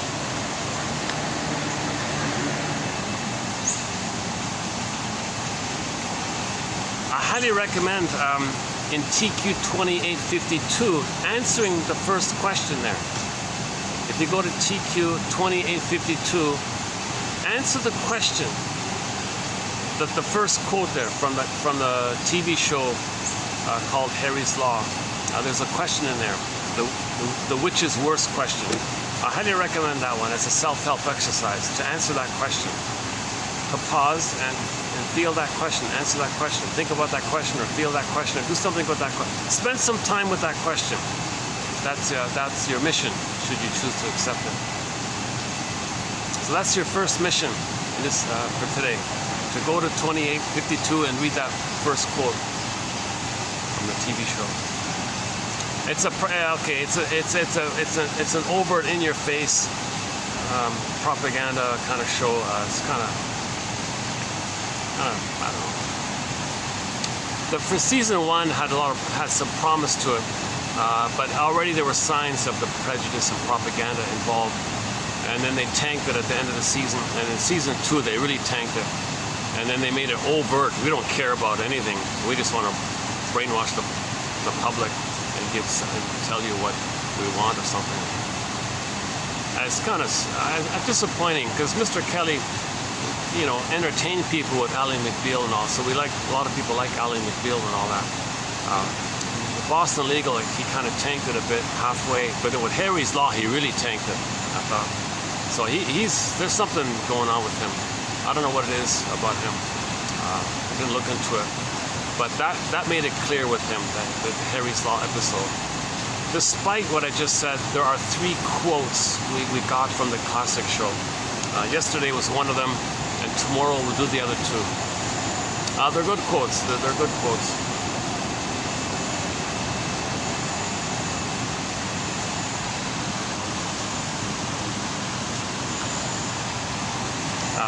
Regarding our thread on psychologically minded film and TV show quotes, I recommend Route 66. Go to 2599 and read those quotes from the classic show. In particular, the first 5.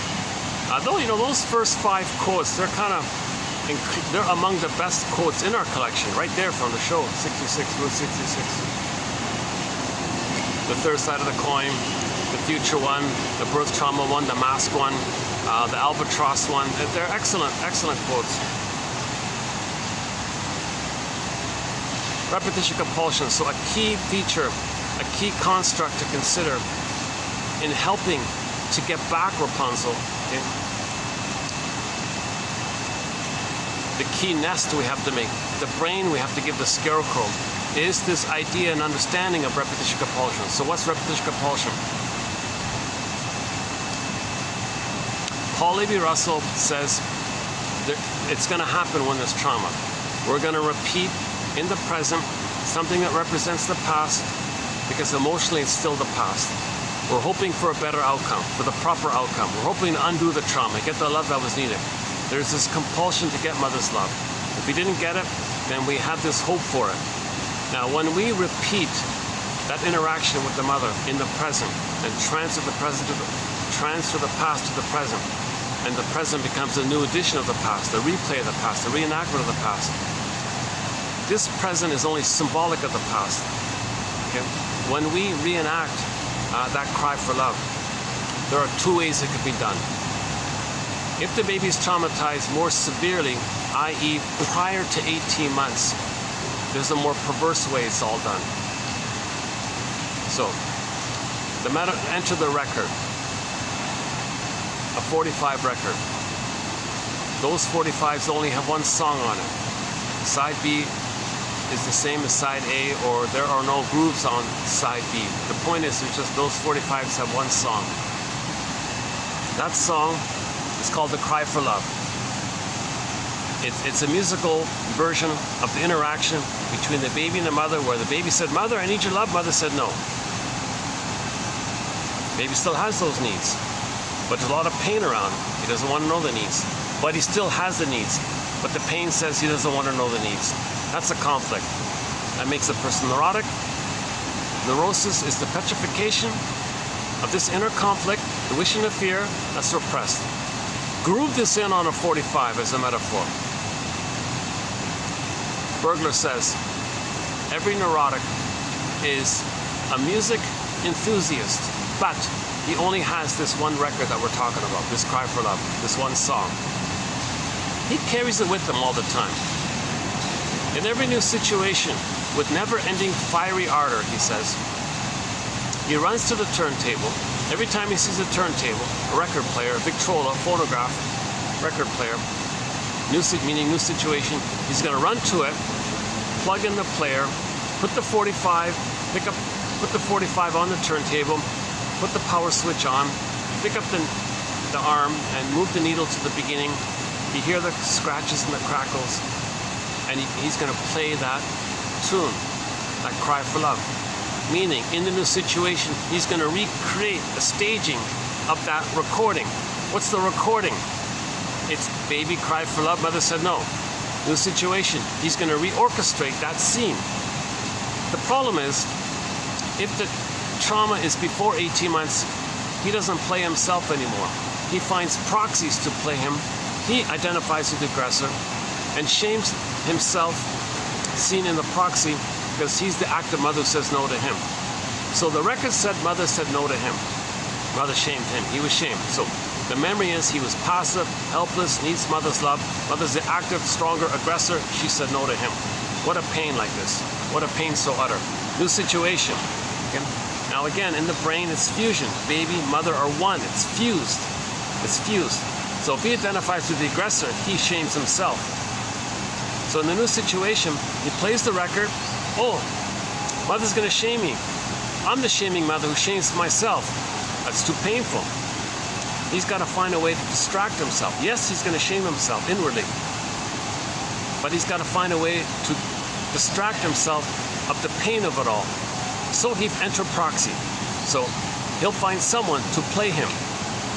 So the person in that situation, he'll imagine, assign, cast the role of that person being him as a baby wanting love.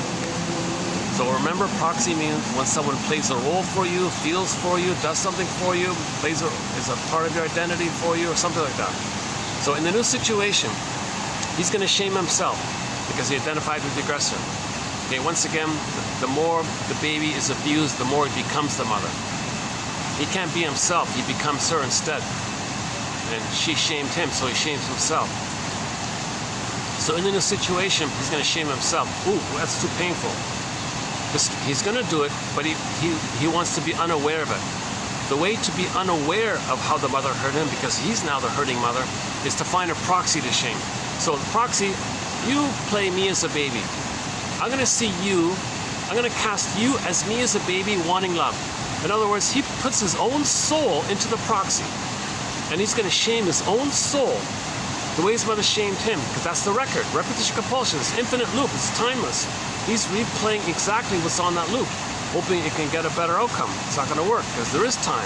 He doesn't understand that. That brain is like a crocodile, doesn't know time. Crocodiles don't wear watches. They don't care about time.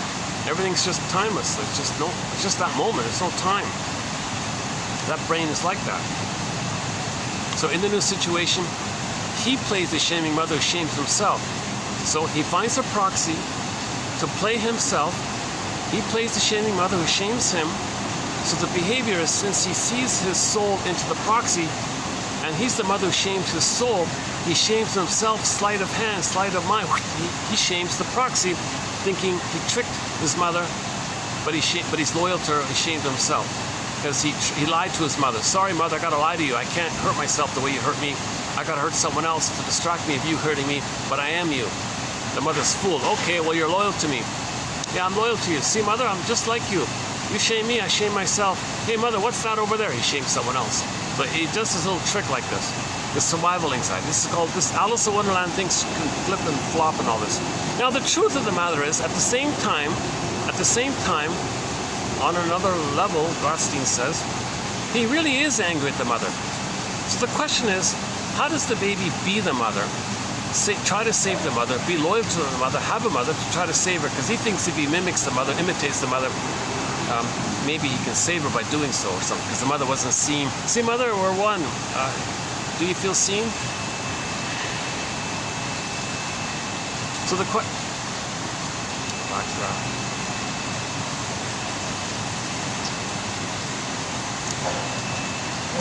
Geez, that couple kind of threw me for a loop today.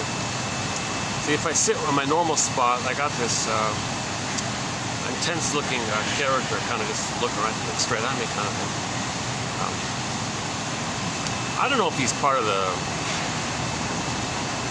I don't know if he's like some kind of monitoring security character or whatever it is. Or maybe just somebody on holiday, I don't know. Or maybe it's just my projection. Anyways, I feel distracted if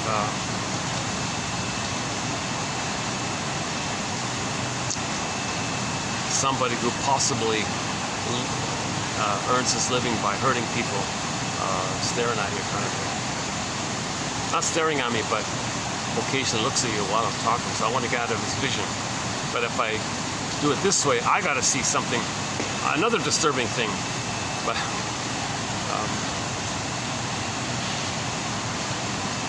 why am I telling you this? Yeah, sorry, that's my anxiety, right?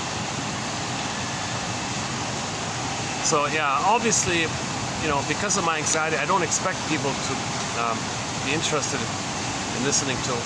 People want the presenter to be smooth and calm. The problem is, we don't have smooth, calm people presenting this. Nobody's doing it. Zilch, nada, nothing. Zero. Zilch. Nobody's teaching psychoanalysis. I'm not a shrink, so I can't formally teach it. And the few shrinks out there that claim to be teaching it, oh no, they're a controlled opposition. They're deliberately useful to confuse people down red herrings. So they just give you glittering generalities of jargon, and people have the fantasy that a professor is talking to them or something. They're not learning anything that way. And regular psychologists don't teach psychoanalysis, so you're not getting... Psychology without psychoanalysis is vague, trite, erroneous.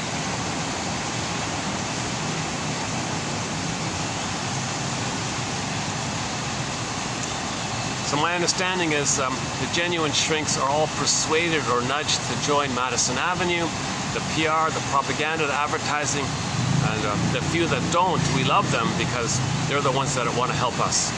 So that's why we love Masterson and Karen Horney and Edmund Bergler, Thomas Ogden, James Gratstein, Althea Horner, Dorothea MacArthur, Arthur Janoff as well. He's not a shrink, but he synthesizes psychoanalytic principles for us. Even Miss Wood, and a lot of Jeanette Pearsall. There's a long list of excellent. We have got thousands. I mean, literally thousands. I haven't done the final count, but there must be close to. There's probably like 2,000 to 3,000 authors here in this collection. So we're immensely grateful that they didn't go to Madison Avenue to use their knowledge to fool people to make money. Instead, they said, no, I want to heal people, not do to people what Mother did to me. I want to heal, not continue the hurt. We don't need more hurt.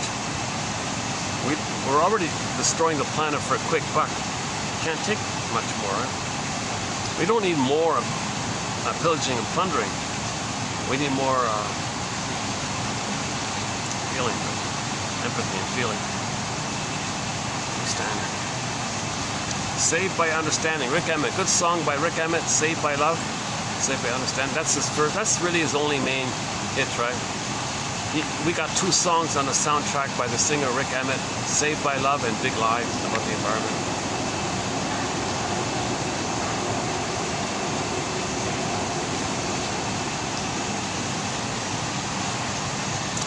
Okay, so the repetition compulsion.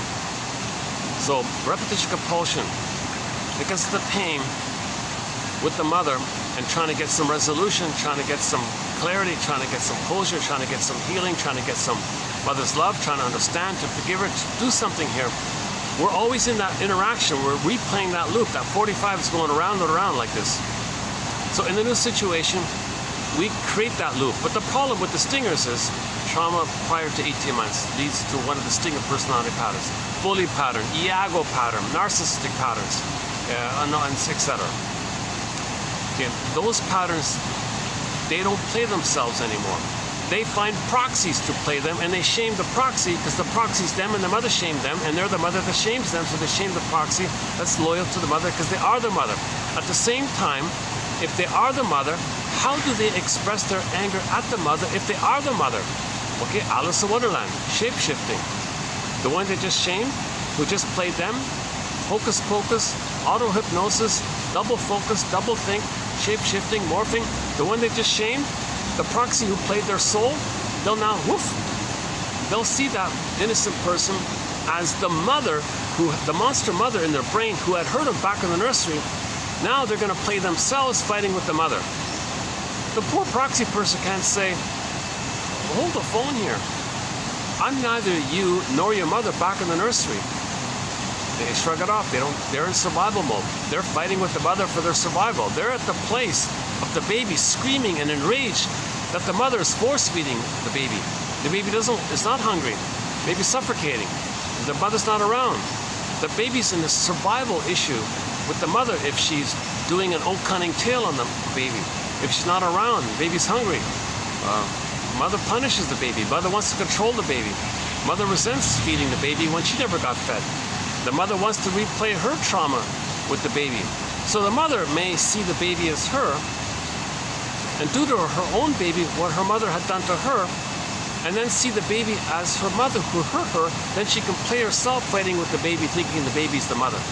That poor baby can't say to her own mother, "Dear mother, I'm neither you nor your mother back in the nursery. I'm not my grandmother. I'm not your mother. I'm not you back then. I'm your baby here who needs your love."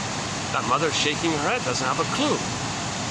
Yes, cognitively she understands the situation with her false self, but emotionally she's operating out of the repetition compulsion of the trauma with her mother. So the mother can replay and reenact that interaction that she had with her mother using her baby as a new edition of her past. But this time, the mother doesn't play herself. She gets her own baby to play her, and she plays the shaming mother and shames her own baby. Then flip-flop, sees the baby as the mother who had hurt her back then. She plays herself. Now she wants to control her mother, meaning controlling the baby, thinking the baby's her mother. Now she hates and is demanding on the baby, thinking the baby's her mother. So she wants to control the baby, possess the baby, make the baby be a good baby, i.e. be a good mother. The poor baby loses his soul. Like, what does the baby do then? Flash frozen. Snow White. Snow White's in a coma now. That's how he's protecting his soul like this. Now, the third brain is enlisted. Okay, the conscious brain, the cognitive brain, is co-opted to create excuses, rationalizations, okay, to cloak it and to fool themselves and others of why they're doing this. So the father says, "Why are you hurting our baby?" She might make some excuse. "Well, spoil the rod." No, that slogan, "spoil the rod," is just a camouflage to get away with the underlying issue that she wants to replay her trauma she wants to reenact her trauma with her mother in the present with the baby, but the baby plays her and she plays the mother. So the husband says, "Oh, you're hurting our baby here." "Oh no, spoil the rod. You gotta hurt the baby because you don't want to spoil the baby." So she makes a reasonable sounding excuse, which is a lie. It's abuse, but she wants to confuse herself. Really? Now I know what I'm doing. Mother knows best. Everybody's brainwashed. Mother knows best, right? Mother's Day. So it's disturbing. It's a disturbing thought. I know a lot of people don't like it. A lot of people don't like psychoanalysis because you think you're blaming the mother. No, we're not blaming the mother. We're trying to heal the mother. Isn't it more decent to try to understand the mother for why she did what she did? Then we're not blaming her. We're trying to understand her. Saved, again, Rick Emmett, saved by understanding, saved by love, saved by understanding. If you get understanding, we're healing. Without understanding, we don't heal. The understanding is the nest. In the nest, you get the egg. In the egg, you get the firebird. The firebird is the emotional knowing. But first, you got to get the nest. Psychoanalysis looks for an egg in a nest. or basket that's missing. We got to get the basket. The basket's understanding, saved by understanding, because then the understanding, that's the precondition for the egg to get the feelings. So we're not blaming. What is blame? Blame your anger. Well, what's anger? Okay, Rosenberg. Take in Rosenberg. Anger is an expression of unmet needs. The baby's needs for mother's love were not met. So the positive feelings, the golden ball went away, and you went back to the survival brain, which is basically anger. Anger's not primary. Anger's not basic. Anger is the reactivity of the love not being there, the needs not being met. Then the anger's there. Okay, now the anger also is just has jungle slogans. Survival now thinks like a crocodile. It has a ballpark, right? It's not an either or perfect thing. These models aren't perfect. They're ballpark approximations. Each person's got to kind of have like a broader felt perspective around it, not look for specific. It's not a perfect science here, right? Psychotherapy is considered a blend of the craft of how does the shrink make an interpretation? How does he weave?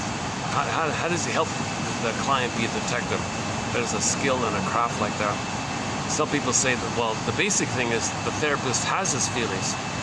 Then as the client is starting to get in touch with his feelings, seeing that the therapist has his feelings, accept his feelings, the effect is, it's as if the therapist is helping the client's feelings to let the client pull up his feelings into himself, because he sees that the therapist has his feelings.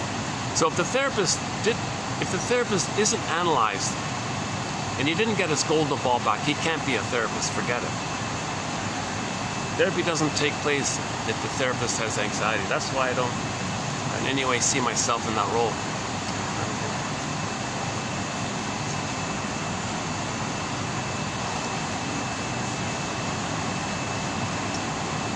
Sorry, I'm just watching that.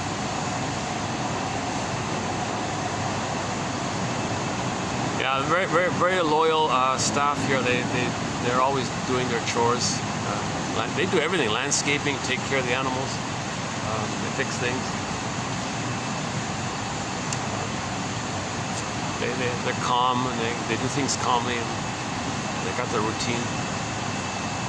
They're treasured, valued employees, long-time treasured, valued employees. I notice a bit of a calm family here, I guess.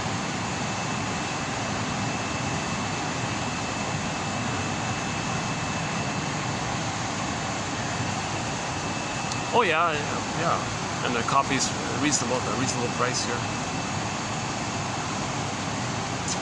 Not too far from the SkyTrain.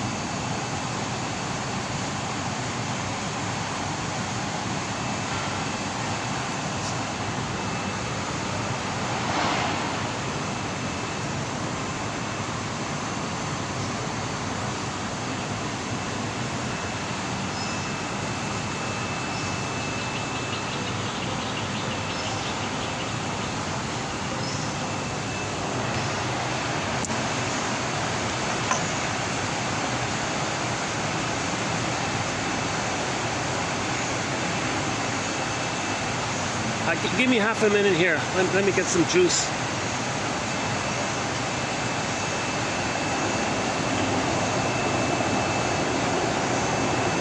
Yeah, give me half a second here. Hold on a second.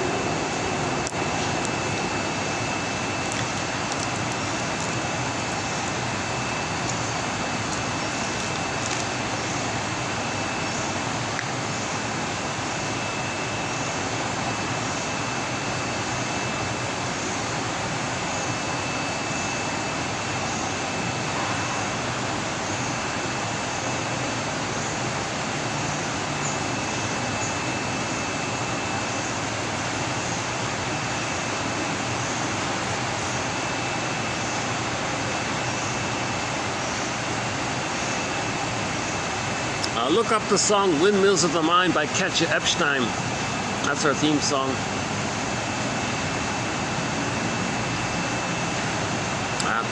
A very good English rendition of Windmills of the Mind is the one done by Barbara Lewis.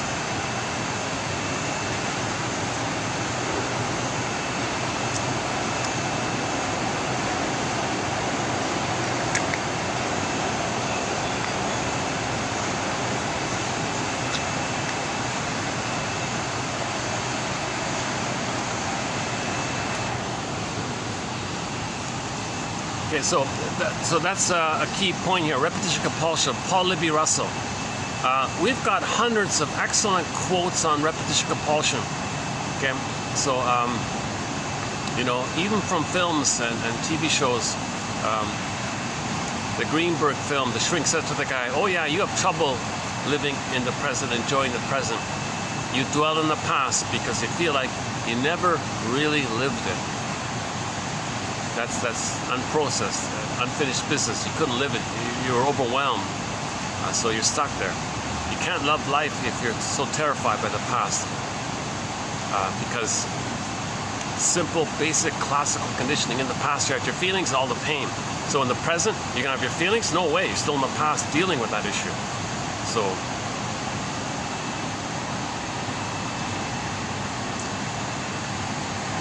Okay, so once again, the sting of personality patterns.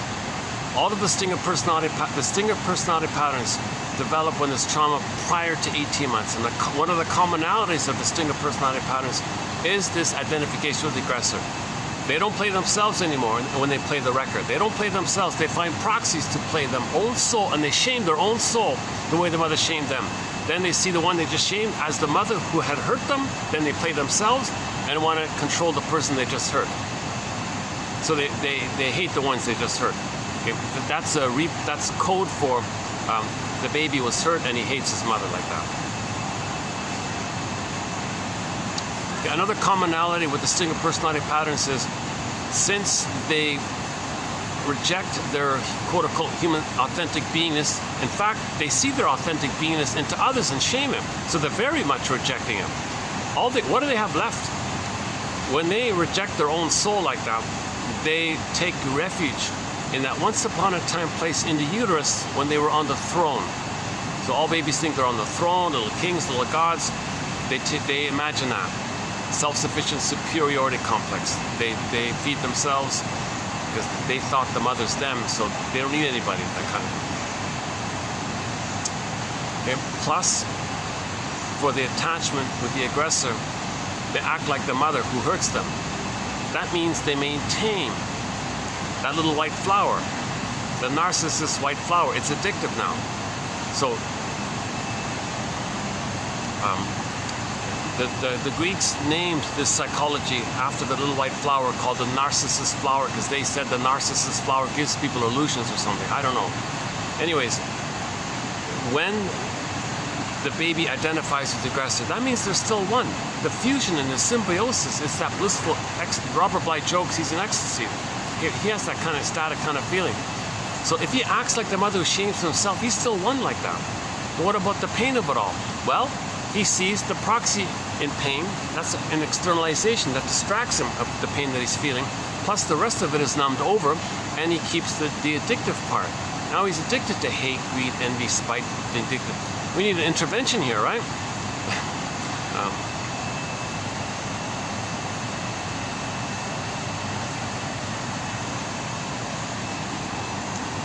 are we doing here? Doing okay?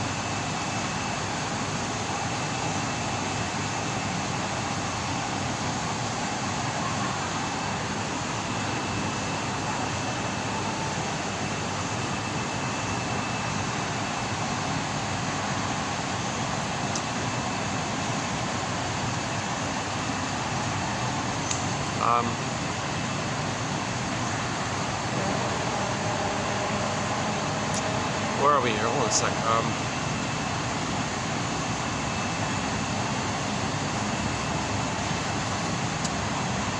Yeah, give me another half a minute here. Hold on a sec. Where are we?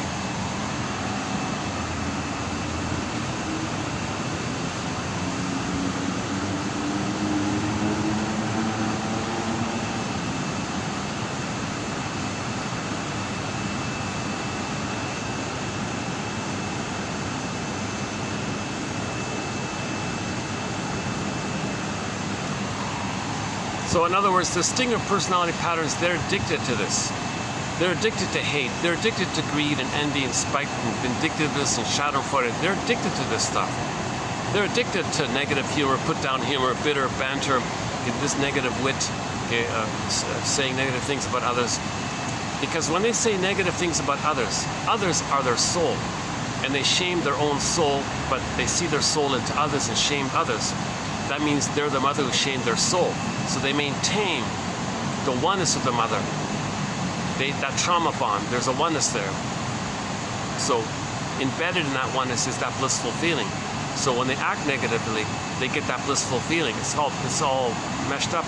Okay? The pleasure and displeasure phenomena, the pleasure and displeasure principle. It's kind of a little bit confused like that. Anyways, he re-experiences that blissful feeling in the uterus, or the time when he was one with the mother.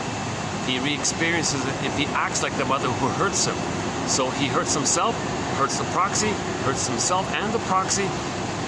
Hurting the proxy distracts him of how he's hurting himself, but he's the hurting mother who hurts himself. That means he's still one with the mother.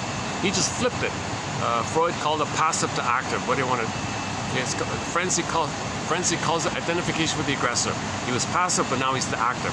Because the fusion, he can flip it around like that. So the more painful case is he flips it. That's the more painful version. Now, when he flips it like that, he's in the amygdala area. So now that's the survival brain. So the living, feeling stuff, forget it. He only thinks about survival.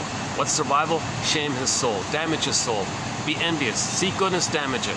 Mother damaged his goodness. Mother was a robber baron. Mother was a short seller. Mother gave emotional poverty. He does those things with others. That's the survival mentality, because it maintains the oneness of the mother. No baby can be on their own without a mother. So to have a mother, they got to act like her. Oh, sorry.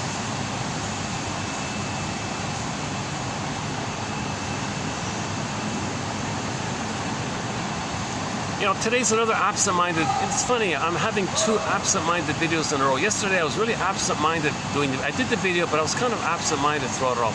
I feel like today I'm also sort of in an absent-minded mood. I don't know what it is, something, I guess I'm in a bit of a slight little mood thing where I'm feeling a little absent-minded these days for some reason. I don't know why. You know.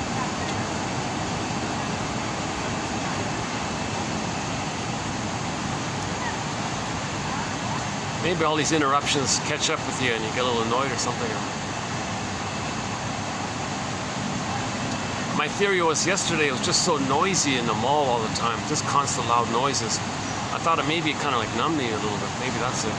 Here it's kind of noisy as well, right, with the fans. And I think there's some kind of vent in that building over there. Air conditioning vent or something. I'm not sure. Okay, sorry, yeah, let's get back on track. So the Stinger personality patterns, they give up on the human side of, they give up on human development, they give up on emotional development, they give up on the child's, their soul. They're anti-soul. That's why they're called evil, right? The reverse of it, they're anti-soul. If they see the soul, they damage it. That's why people with narcissism, they're considered evil and all this stuff, right? And E-V-I-L, it's the reverse of L-I-V-E. It's flipped like that. Then you can say they worship it, they are it, but that's code for the psychology of narcissism. In other words, in ancient times when they said these kind of things, devils and all, it means narcissism, okay? It's the reverse of L-I-V-E. They see goodness in others and damage it. You've taken it away there, L-I-V-E, so it's damaged. You took it away, so it's reversed, so they're E-V-I-L. So they're hurtful like that, okay, because they're filled with envy. Okay, so the main emotions for the Stinger personality patterns are hate, greed, envy, grandy, spite, vindictiveness, schadenfreude, okay, grievance collecting. They can't mourn, so sour grapes, they need them anyways. Fiery victory, negative humor, and jungle slogans, survival anxiety, BPD amalgam. They're always lying because they can't admit a feeling. They can't admit a feeling. That means they're in massive denial. They're gaslighting, of course, but the main thing is they cannot free associate. So they won't do therapy, they can't free associate, they mock it, they shame it because they got to attack something that might bring up a feeling they cannot feel, so they attack any efforts in that area. They can't make I statements. Again, that's related to feelings, so there's no intimacy with anybody because there's no sharing of their inner experience. So they don't free associate, they don't make I statements, they mock all those kind of things. If there's something seen as goodness outwardly, that triggers that once upon a time they were meant to have goodness, but mother damaged it, took it away. the baby thought mother was the envy breast, and he's now the envy breast. So if they see goodness to have a mother, they gotta hate goodness the way the mother hated his goodness. So that's why these stinger personality patterns are also nicknamed colloquially, you know, the evil this and evil that, right?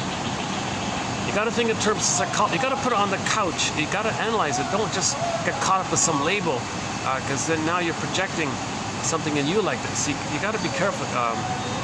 That's why labels are dangerous. You gotta take the label and say, well, it's as if that. Okay, start with the as if, and then what does it mean, and then what's the code for? When you say that, well, what's that code for? Yeah, there's a good exercise. Whenever you make a label, just say to yourself, what's that code for? What's that code for?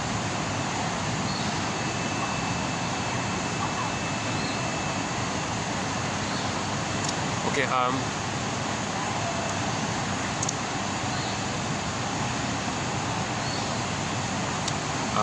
hang on a sec, where were we? I just got the staff just beside me there. Is that, they're still there. Oh, not those ones, not those. I want to go back to my regular spot, but what happened? Let's see. They're still there. Oh my God, they're still there. Jeepers, huh? That's kind of rare for, it's kind of rare for someone to spend a whole time outdoors like this. Did I block the view like this here? Let's see if I can block it. As long as I can block the view, might be okay like this.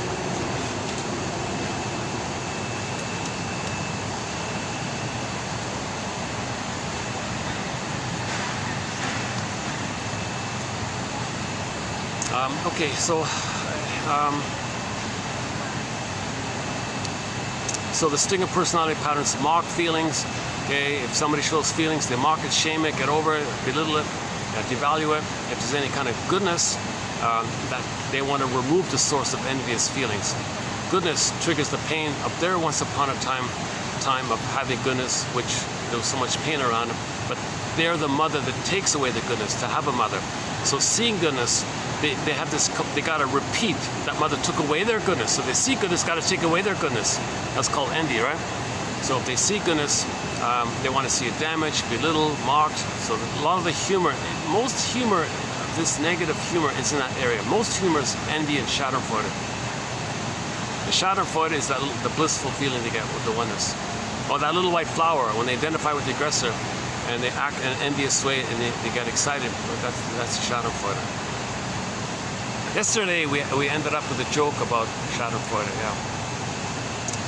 Berman says, if you mock psychoanalysis, if you say all these bad things about psychoanalysis and you enjoy it, you're a schadenfreudian.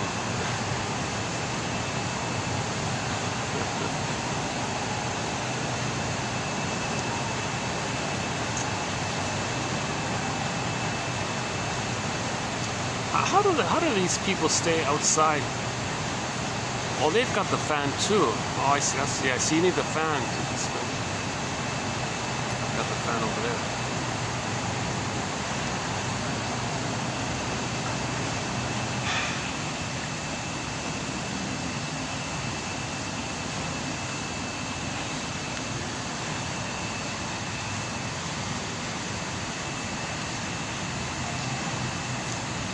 Okay, where are we here?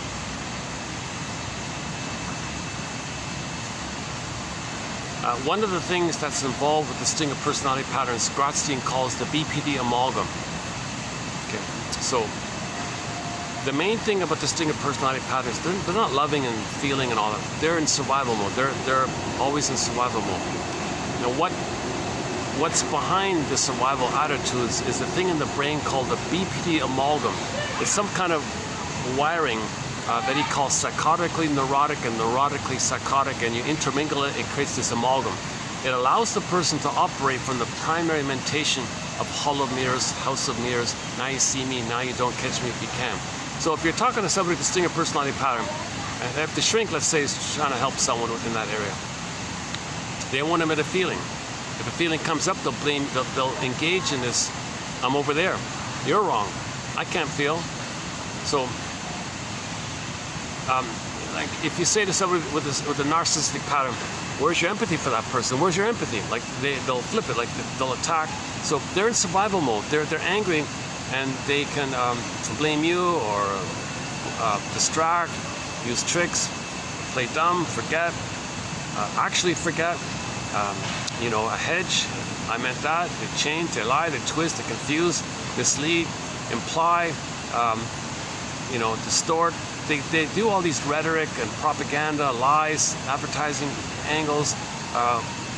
So they're in this kind of BPD amalgam. It's the house of mirrors. So you look, is it there? It's over there. You look there in the mirror, it's over there. So it's quicksilver. They can't emit a feeling. So they're in survival anxiety. So they hurt somebody. Oh, that was hurtful. No, you're hurtful. They won't emit a feeling. That kind of empathy. Don't you feel badly? Why should they feel badly?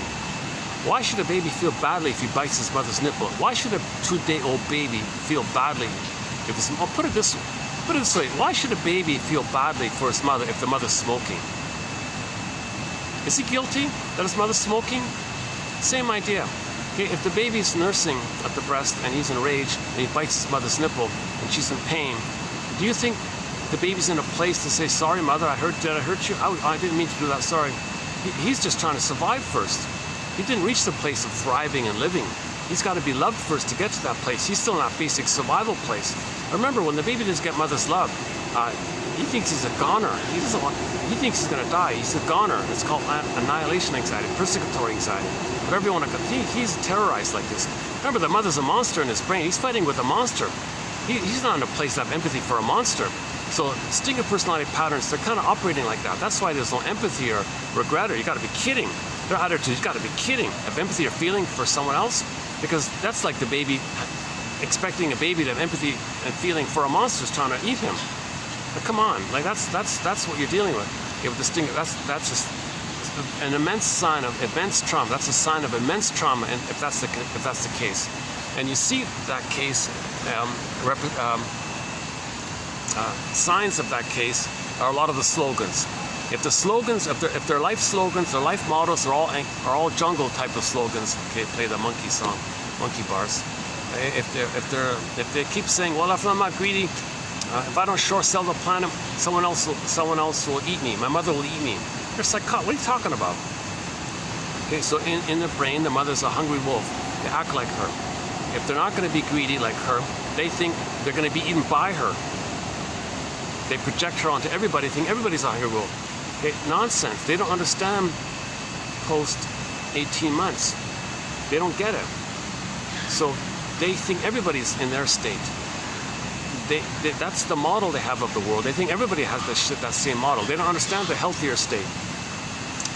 And it's also nonsense because not all babies are traumatized prior to 18 months. But they only see that intrapsychic map.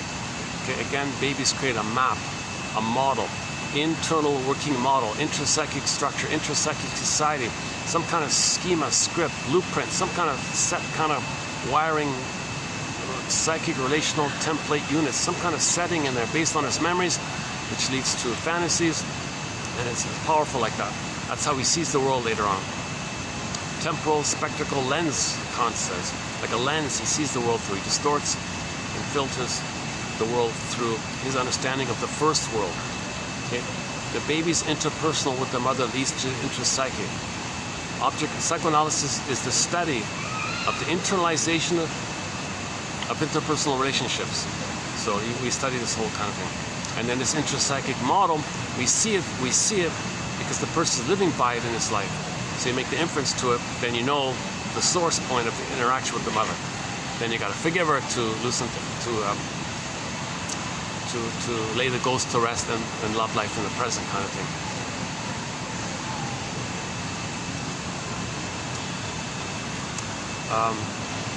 Let me move the fan over. I'm sweating already. Oh, sorry.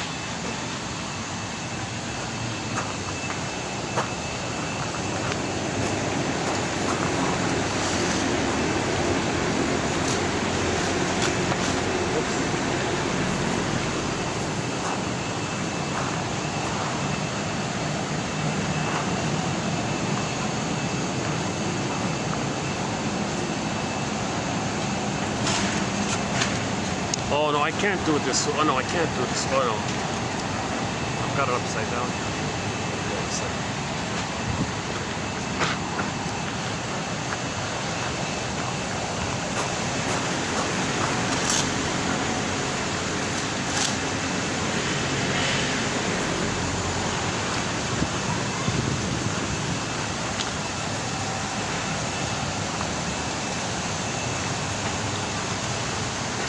Oh, this might work, yeah? I got a little bit of a breeze, but not on the phone, right? Okay. Yeah, I think I got this going. Okay. Yeah, so, again, and some of the songs we play, we got a whole list of songs. Any of these perverse, disturbed, kind of sick songs, it comes from this kind of survival area. If the song is about survival slogans, you know, I don't want to mention them. There's some... The most perverse, disturbed songs sort of come from that kind of area. Like the Sweet Dreams song. Sadism, oh, it's how fun it is, you know, travel the world, those kind of disturbing things. So some eat and some are eaten. You can travel and be the eater. What fun, sweet dream. Like this sick stuff. That's a very disturbing song like that. It bombarded on the radio. We heard it endlessly on the radio. Some are more benign, you know, some, I'm going to live forever, I'm not going to grow up, I'm going to be a Peter Pan forever, why grow up, life is short, all these kind of simple things. You don't want to admit the reality of time. You want to stay in the pathological nostalgia that you're one with the mother, so there's no time like that, so you want to maintain that feeling that you're one with the mother, and there's no time like that, so you don't want to grow up. To grow up, you got to leave the mother. How do you leave the mother if you never got her love? Well, the consciousness says, well, we're meant to, there is time, we're meant to feel and go through a development. It's called adult development. It's called the hero's journey, the second journey. So you need to understand that the mother didn't allow the child to go through the developmental process because she used the child to meet her needs. That's the responsible ethic. That's the kind of call to do.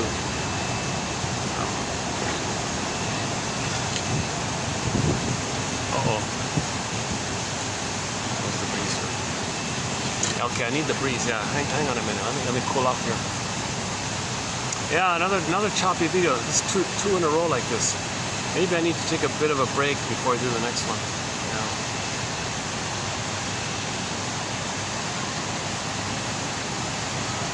But the next one's a good one. Yeah, 2052 is coming up. That's the next one's a good one. I gotta calm down before they do the next one. All right. Let's go back to the record, the 45 record. If the trauma is post 18 months, if the mother can get the baby past 18 months, he's a little better off. Meaning the person, when he replays the record, he doesn't need proxies to play him. He plays himself and just recreates how he was disappointed. Expects too much, is disappointed. So these are the clingers and the pleasers and the caretakers, the ones who are more childlike, the ones who are more naive like that. They're kind and they're kind-hearted, but they don't really have their full adult discovery of what they're not successful in life, expressing their authenticity. Now the stingers are successful materially in life. Society supports the stingers because society is based on pillage and plunder. The stingers pillage and plunder.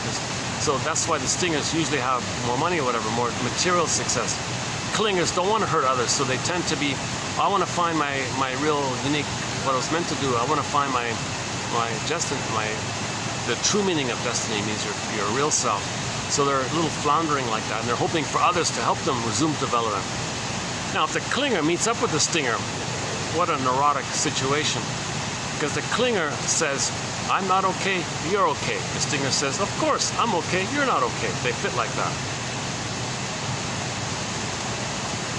If the clinger marries the stinger is thrilled to have somebody to shame, damage, devalue, hate, etc. Because the stinger is married to mom. They just need someone to play their soul to damage. The clinger steps in, I'll play your soul, you can damage me, that makes sense because I'm no good, you're good. The stinger says, that's right, I'm good, you're no good. When the stinger says you're not okay, He's talking about a soul projected into the clinger. The clinger is a proxy for a soul, which he then shames. He's only married to mom. He's addicted being one with the mother. The clinger puts up with this because the clinger does a thing called sweet lemons. The clinger is hurt by the stinger. Oh, that makes sense because I'm not okay, you're okay. Again, okay, let's back up a second. In the beginning, the baby takes it upon himself that he's no good and mother must be seen as good. If the mother rejects him, he feels that he's rejected, no good, obviously, shame like this. Plus, he tried to save the mother, couldn't save the mother, he's guilty, he couldn't save the mother. So he's got unconscious guilt, unconscious shame. You put it together, he feels no good. The mother must be seen as good. So in the beginning, all babies' theories begin with, I'm not okay, you're okay. In the psychic structure, in the template, in the working model, the self is no good and the other must be seen as good. It's a lie, of course.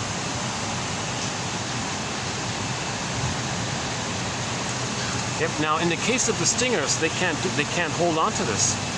They can't hold on to the soul. So they find proxies to play their soul and shame them. They play the shaming mother. So when the stingers do this, they say others are not okay.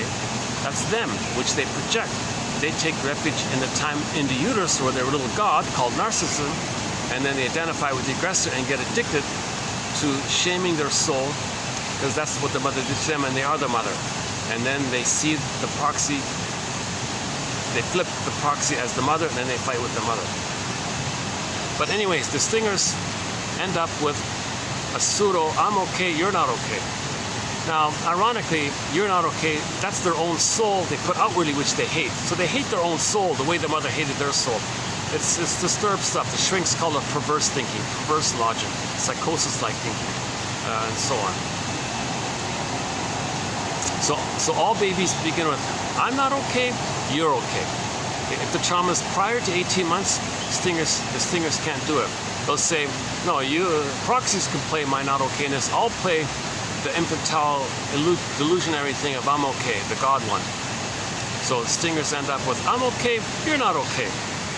Now the clingers manage to hold on to their soul. They don't cross over, make that deal like that. They don't cross over like that. Remember the deal, this deal with that means identification with the aggressor. And they live forever. They have her power. The mother had all the power. So remember the Fausta, they have all the power and he lives forever. That's inwardly.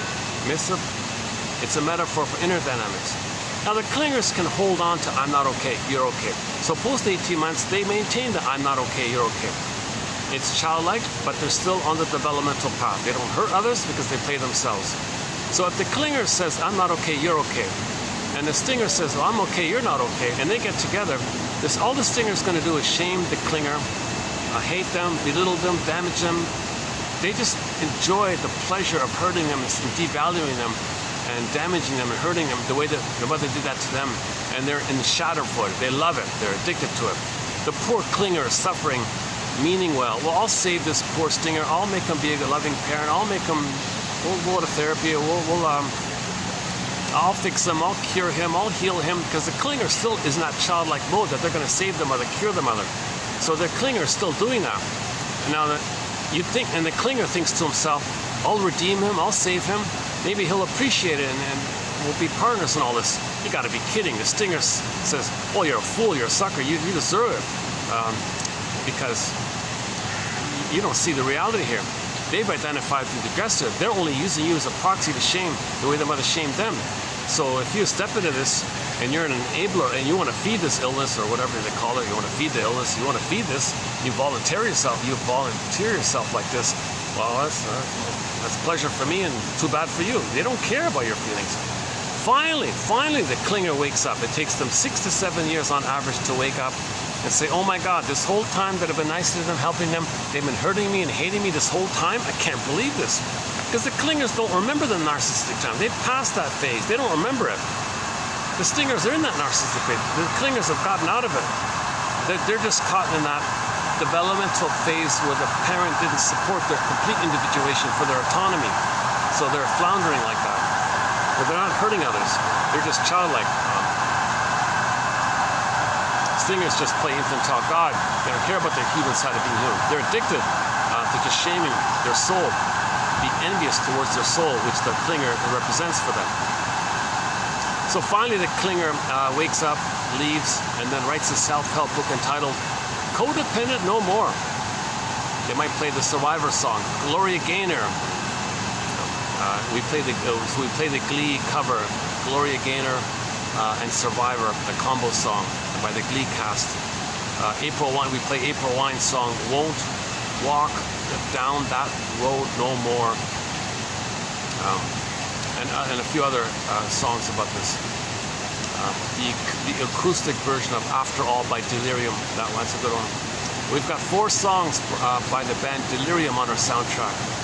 Self-Saboteur, After All Acoustic, The Fall, and Truly. Truly's a good one, yeah. 4 great songs by Delirium. Unknown, underappreciated band, yeah, unbelievable. They got a lot of rubbish, but out of that rubbish, there are 4 gems, you know. Kind of like Harry's Law, a lot of rubbish, but we got 3 good quotes from it.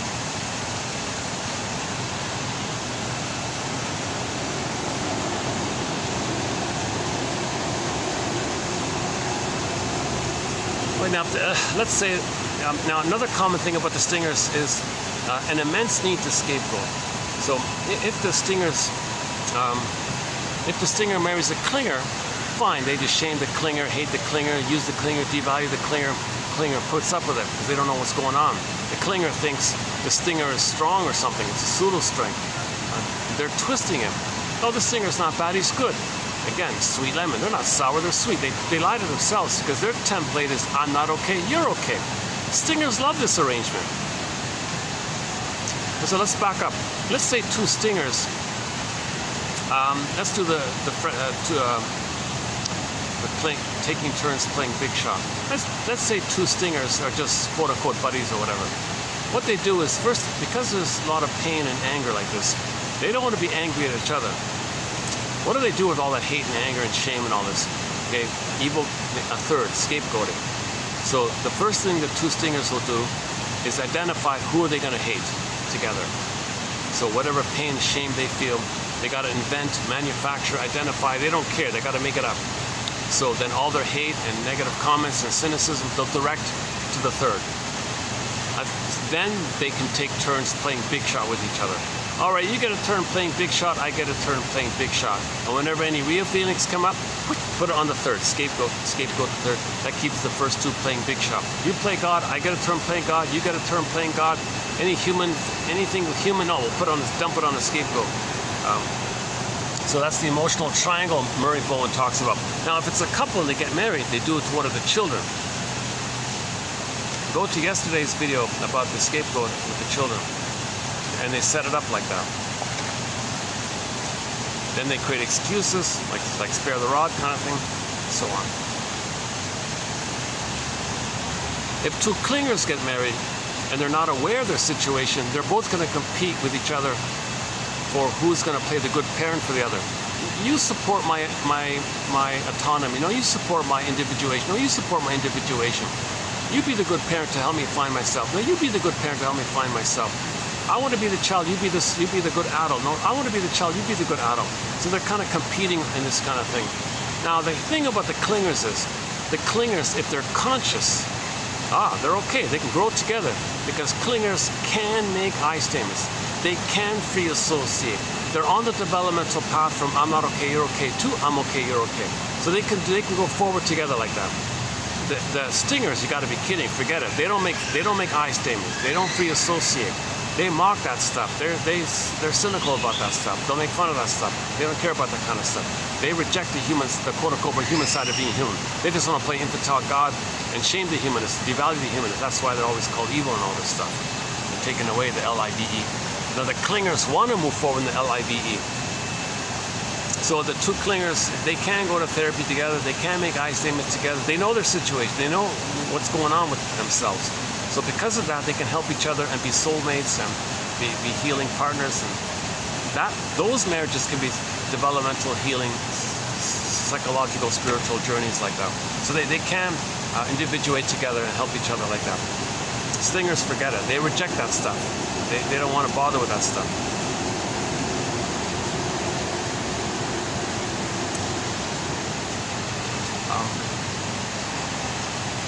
Okay, maybe let's just leave it there for now for the time being. Let's see, what's the time again? 5:05. So we have about an hour and a bit of light here.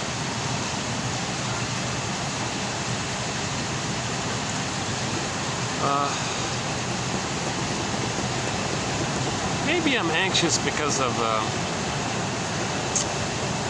guests, some of the guests here.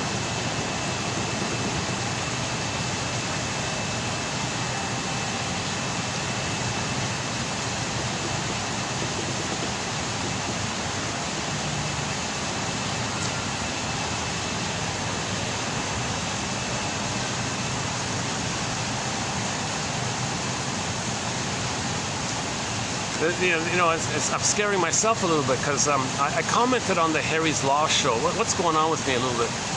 I saw this Harry's Law show, and I'm kind of confused. There's a little question mark about it. There was a propaganda episode. It's sort of in your face. It's blunt. I think. If people agree with it, should I redo it here? Thanks. It's in season 2. It's about the cyberbully one. They did it in a way, very slippery. They did it in a very slippery way.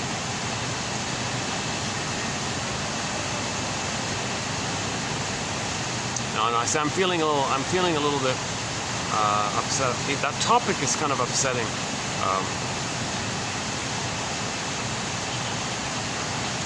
That's why I think that show totally tanked. That was the third strike with that show.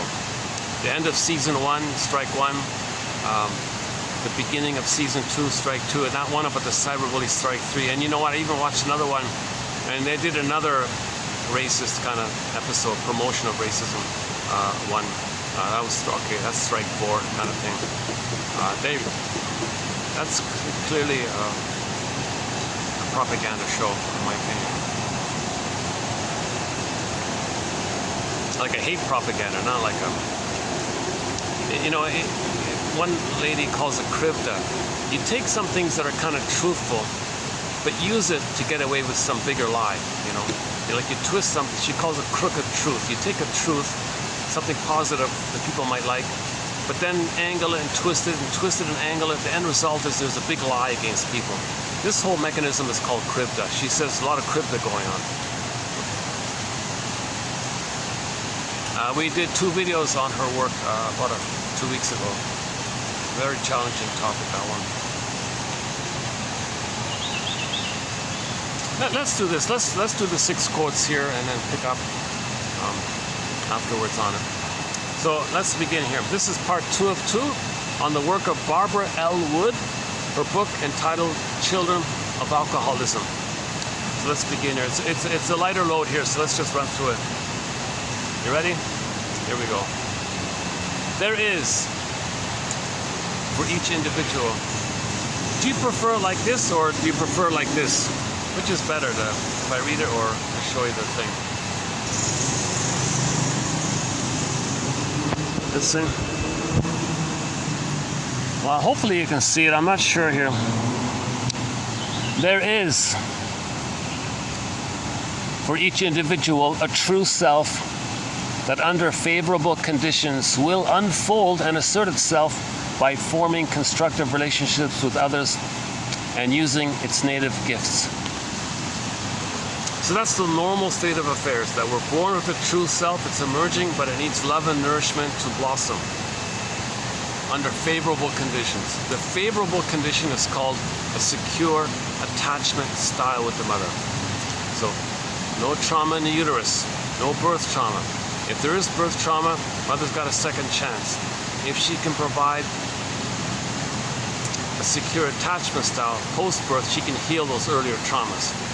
All the more reason to make sure that connection is made. Here's another propaganda about Harry's Law. I'm not going to talk about the whole episode, but they did a red herring.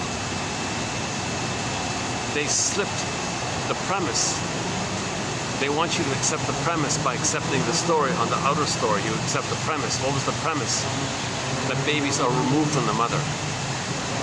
No, that should not be the premise. Babies are meant to be handed to the mother. cord stays, placenta stays, and the baby's handed to the mother. If there are problems with the baby, all the more reason to hand the baby to the bosom. Let him find the nipple, latch on, suckle, skin to skin, mother's loving gaze, warm embrace, warm, room is warm, cord stays, placenta blade stays, lotus birth, okay, birth, the Boyer's work, Klaus and Cannell's work, okay, all the preparations to help ensure for the best odds of the baby having a natural, gentle birth. If there are problems, all the more reason to leave the cord, leave the placenta, leave the hormones, let the baby have a secure attachment itself, because in many cases the mother can heal trauma. Now in that story, it was kind of over the top, but they slipped it by. You see, what if, like that episode with the disabled kid that came out, what if the baby was held to the mother? Maybe she could have healed it. A lot of babies who are traumatized can be healed if the mother nurses properly in the first 18 months. Well, the critical time, the most critical of the most critical times is from birth to 4 to 5 months. If the mother can provide that womb-like condition, that paradise, that Garden of Eden, he can be healed maybe. Now, I don't know about that specific example, but most complications that babies experience in the uterus or at birth, most of that can be healed because the baby's brain is malleable. And if the baby can get that cocoon with the mother individual unity, a lot of healing can take place. If the mother soothes the child, makes the baby feel safe, there could be a natural healing. But they didn't even allow that to happen. They didn't even make that an option. They discussed the case where they slipped the assumption is that the baby's removed. Why should the baby be removed? And it was the baby had a problem. You remove the baby? All the more reason to hand the baby to the mother. Never remove the baby. Barring, okay, that's the whole topic about the birthing thing. So the baby needs a secure attachment style. It has 5 parts. That's a 10-hour video. It's called a secure attachment style. Favorable conditions. Under favorable conditions, the child's true self will unfold. Where conditions are not so unfavorable as to pose a threat to the existence of this core self, it will be defensively submerged deep within the psyche. Okay, so that's in the forest, that's in the unconscious. Okay, so that's Rapunzel in the forest, Snow White in the forest, etc. Under these circumstances, a false self will arise to do business with the world at large. Okay, so now we can function in the world, drive a car, etc. That's the false self. The concept of a false self, or a defensively conceived false self, or an adaptively conceived, made-up false self, can be used to expand our understanding of the adult-child situation. All right, the true self, when it feels threatened by his mother, retreats to a place of hiding in the unconscious. Okay, again, in fairy tales, that's when the gold or the person is lost. It's hidden. So our conscious ego, we're not connected to it. The jargon is, okay, the true self is split off from the central conscious ego. There's a gap there. We got to relink the true self to the conscious ego. Okay, meanwhile, the false self arises to carry on conscious transactions with the external world and to provide the true self with the camouflage it feels it needs. Okay, so the false self protects the true self. It's the camouflage, it's the protection. The false self protects the true self, not replaces it, just protects it. Though the false self may contain many socially valued elements and may realize a certain degree of success in academic and vocational pursuits, it never feels entirely real to the person. So we still feel unreal. Although with the false self we get 10 PhDs, the person still feels unreal. The Velveteen Rabbit, like the Velveteen Rabbit story. Okay, the creation of a false self also interferes with the struggle to separate and individuate, obviously, since it masks and weakens the parts of the self that are truly distinctive and that form the lost heart of the self necessary for the full realization of one's individuality. The full realization of one individuality. You got to get back your true self. The heart of the self calls it true self. So this authentic self, the beingness, Mr. Guntrip calls it the missing heart of the self. That's the Tin Man looking for the heart. Okay, Mesmer 84 has pointed out that the developmental sequence leading to the establishment of a firm, cohesive, and differentiated sense of self is fraught with peril, and few negotiate it successfully, and that some indeed fail quite miserably. Page 387.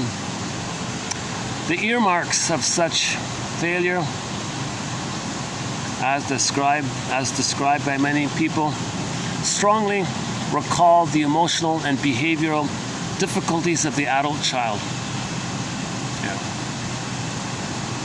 So when the adult child complains about his life, that's the earmarks, that's the signs of the failure, that the child didn't get his psychological birth. He couldn't develop. The mother was too erratic, the mother was too emotional, the mother was too unavailable. So the earmarks of this failure can be seen by the complaints of the adult child. Who am I, etc. Psychosomatic symptoms, drinking, emotional eating, whatever it is. First, we know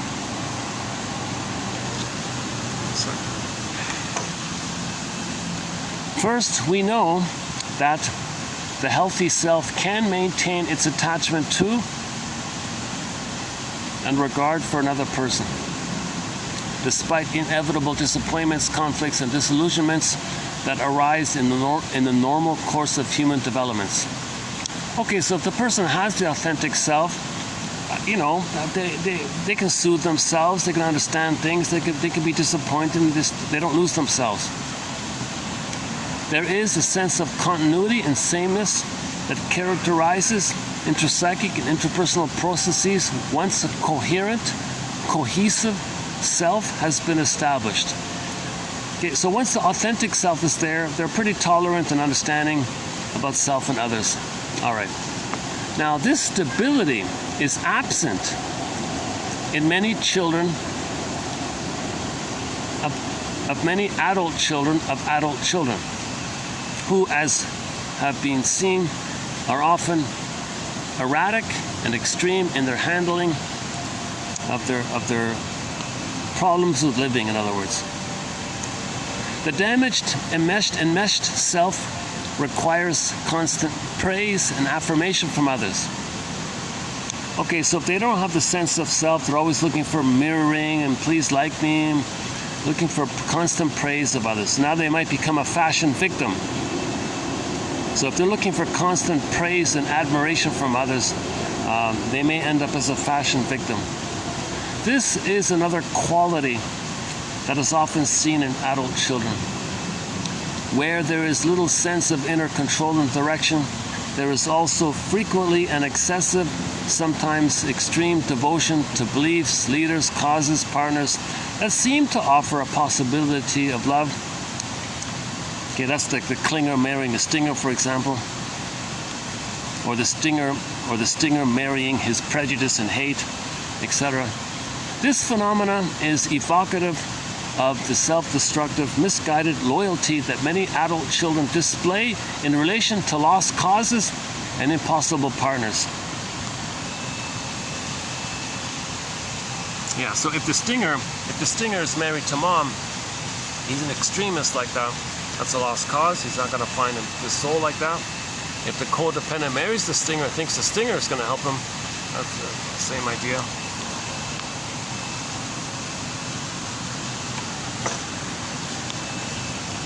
Many alcoholic parents and many enabling spouses consciously or unconsciously exploit the love and need that their children feel. What? Okay, many dysfunctional parents exploit the love and need that their children feel. Oh, the children feel it. The children pick it up. Okay. So children will pick it up that the mother's using him or hurting him.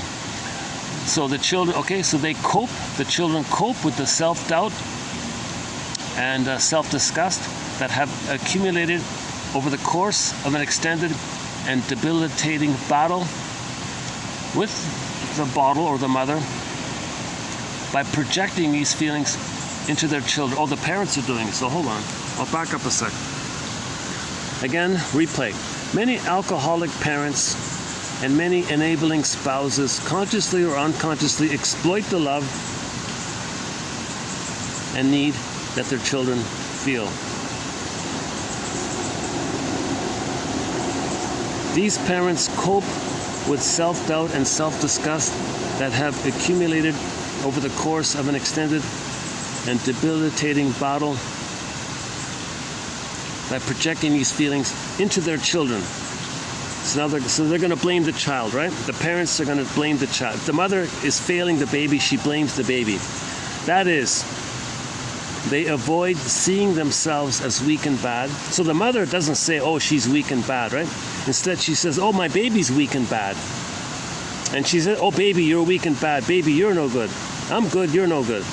The child is usually willing to feel and act bad if this will stabilize the mother.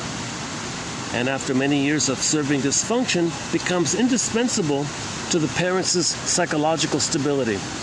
So again, here it is again. The baby's trying to save the mother. Oh, mother, you're only stable if you think you're great and I'm bad. All right, fine. Therefore, the parents will exert enormous pressure on the child not to separate. Yeah, see, the mother's addicted to this. The mother's using the baby to feel good about herself at the expense of the baby's soul. And the mother puts pressure on the baby not to separate. So the way she does it is she says to the baby, with me or against me, baby. You want to individuate? You want to be yourself? I'll withdraw. I'll abandon you. Baby freaks out. Fine, mother. I won't know myself. If that pleases you and stabilizes you, I'll save you and help you.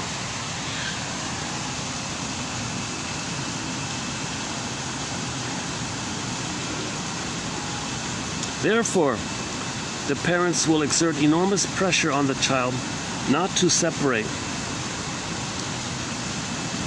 That's an old cunning tale, right?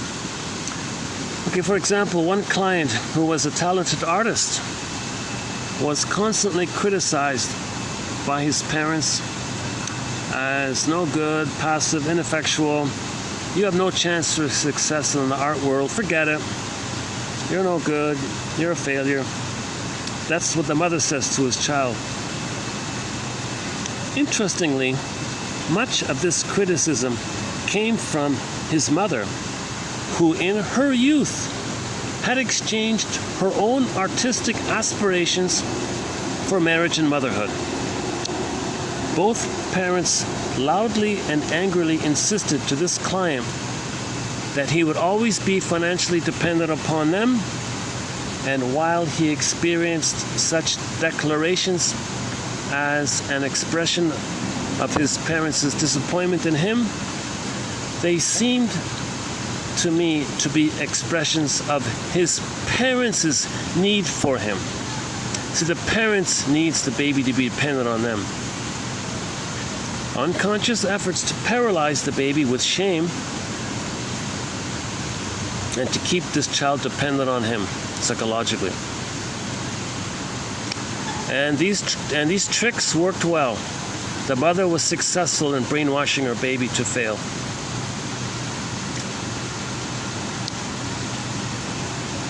Okay, next part here. Old conflict situations are compelling psychic sirens for most of us. It is as though we do the same things over and over again in what is usually a futile effort to get it right. That's great. That's the repetition compulsion here. Hoping to get it right. Okay, the various AA programs advance this phenomenon as the operational definition of insanity. Okay, Mr. Santayana's famous line. That's the infinite loop. So if the mother criticized the baby, and he's traumatized, frozen there. New situation. He criticizes others the way his mother criticized him, again and again, infinite loop. Really, you can have 20 lifetimes doing this. It's not going to heal what had happened originally. Clients who seemed to find doomed relationships at every turn. These clients appear to seek in each new relationship the damaged and disappointing parent, and to relentlessly pursue this restoration. The hidden belief of the individual that the restoration of the impaired loved one will also restore the damaged and suffering self. So think about the clingers. The clingers couldn't save the mother. So they go through life looking for people with the same psychology like the parent and try to save them. So the baby lays down a wiring with the mother. Things are frozen there. Unfinished business. Stuck in there. Timeless. Looking for the one. Who's the one? Later in life, somebody has a psychology like the mother that's going to flare up the wiring with the mother. Now, embedded in that wiring with the mother is the blissful feeling. Now you feel that blissful feeling with the mother, triggered up by the person in the present. So you transfer the mother in the past to the person in the present and say, you're the one. You're my everything, you're my first, you're my last, you're my everything. Very white. Okay. So the person in the present is seen as an emotional reincarnation of the mother in the past.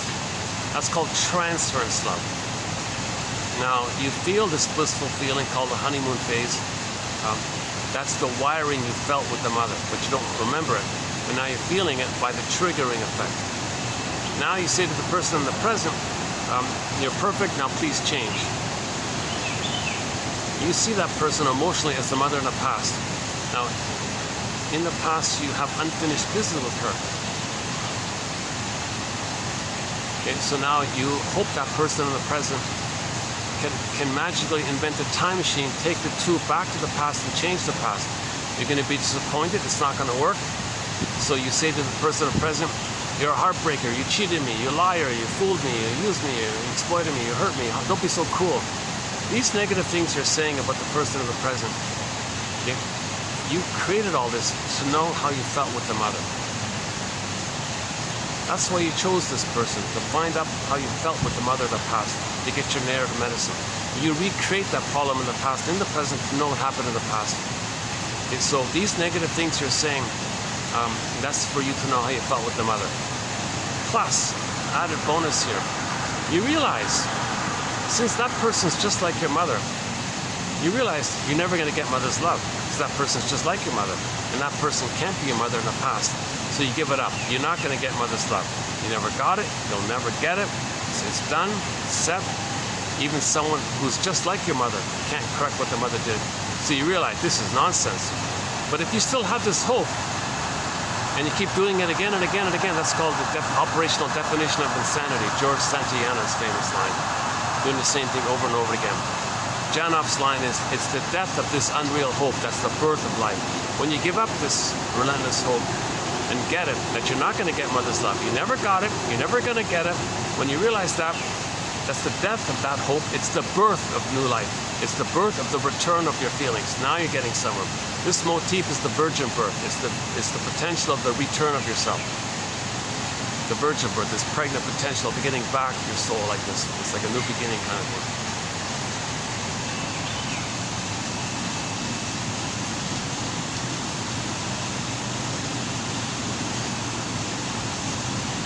And she calls here repetition compulsion a siren call, a compelling psychic siren. Yeah, so maybe we can borrow the image of the sirens. The sirens are saying, oh, just repeat it, you're going to crash, it's not going to work. Just repeat it, crash, it's not going to work. Remember in the Odyssey, all the soldiers who followed the sirens, they crashed, right? He said, no, I've done this repetition compulsion a gajillion times. I'm not going to repeat it. No, I'm not going to repeat it. He tied himself to the mast. He strained himself, put wax in his ears. It was very alluring temptation. It's a very alluring temptation to replay that interaction. It's a never-ending compulsion. Burglar's line, it's a fiery ardor, it's a compulsion. Although the baby's life force is to find the mother, it's like a real strong force like this. The unconscious is powerful like that. So the sirens are saying, do it again, do it again. Finally, Odysseus is a hero. He's a hero because he said, no, I'm not going to do it again. He resisted temptation. Okay, so the biscotti, the cookies are in the cupboard. Siren call, do it again, do it again. He held himself back. Wait a minute, I'm not hungry. That's a siren call. It's just going to fail again. He resisted temptation. He interpreted. Those cookies are code for not getting mother's comfort. Okay, well that's all that is. Am I physically hungry? No.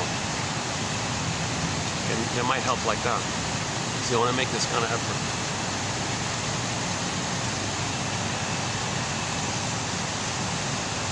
Let me take a oh yeah, okay. So 1, 2, 3, yeah, 5. Only 5 today. Yeah, a lighter load here. So your mission, should you choose to accept it, is to identify which of these 5 do you like. Pick one. See if you can find one. If you didn't find any today, you might find 2 in the next video or 2 in the last video. On average, you'll get 1 out of 10. It seems to be the case that 1 out of 10 will click for any person in midlife. So for me here, let's see. Okay, the true self, false self issue, okay. Yeah, I like the first 2 here, okay. If you don't have your authentic self, you might be a fanatic. Demanding that something on the outside can be your mother in the past, that makes you fanatical, okay. Okay, the pressure by the parents. And we're familiar with that. You know, actually, this might be my favorite here. Yeah, about regarding repetition compulsion as a psychic siren. Yeah, that's my favorite one here. Yeah, old conflict situations are compelling psychic sirens for most of us. It is though we do the same things over and over again with this fantasy that we're going to change the past, quote unquote, get it right this time. What time are you talking about? There's no time machine. You can't go back to the past. That's what they mean by the operational definition of insanity.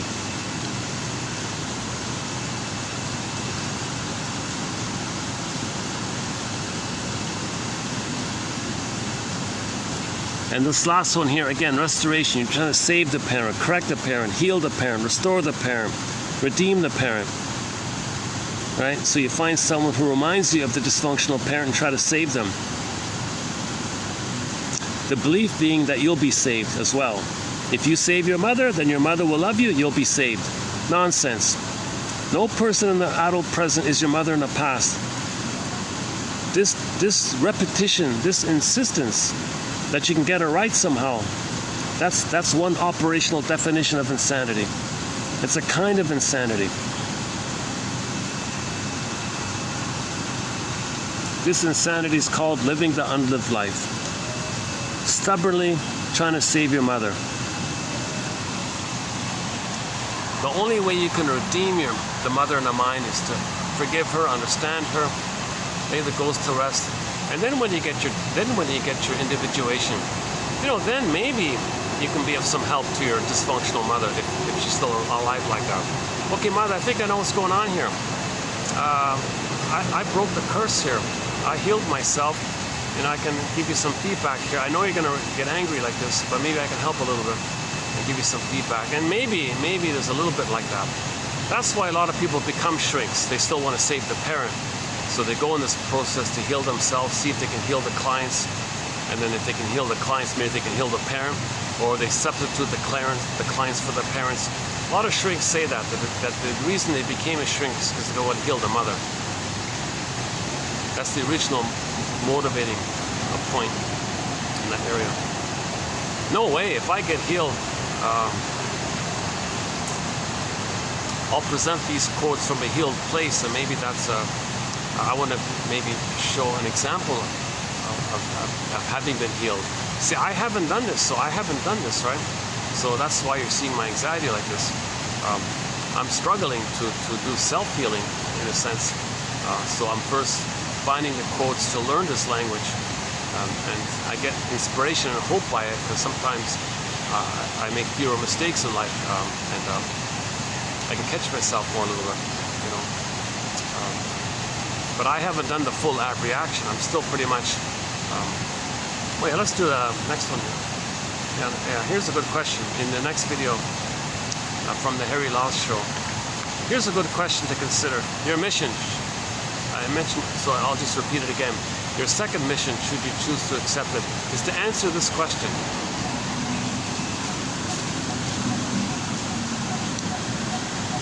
Okay, so it's the first one from 2852. It's the first one here. What's worse? What is worse? To realize or to wake up feeling like you're not what you used to be. Okay, so like at midlife, oh my God, I'm not what I used to be. Or rather, realizing you're still what you always were. Again, I don't know what's worse. To wake up feeling like you're not what you used to be, or rather, knowing you're still what you always were. Again, this is a midlife issue. This guy was facing a midlife transition. So the guy in the story had a certain kind of charm and all this. He had his he was like a playful, funny guy or whatever, humorous kind of guy like this. Finally, he realized it didn't work anymore. His little tricks and charming, cutesy antics didn't work anymore. But he relied on it. It didn't work anymore. Oh my God, I'm not that anymore. I'm not the successful clown that I used to be. Oh my God, what a pain. So which is worse, that or to realize that you're still what you always were? And you got to read it yourself and let it sink in for each person.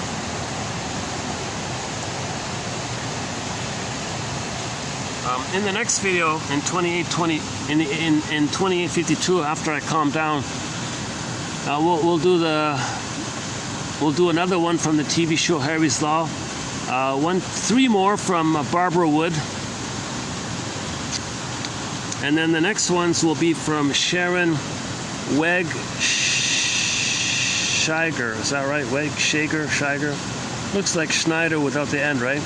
Weg-Scheiger. Is that right?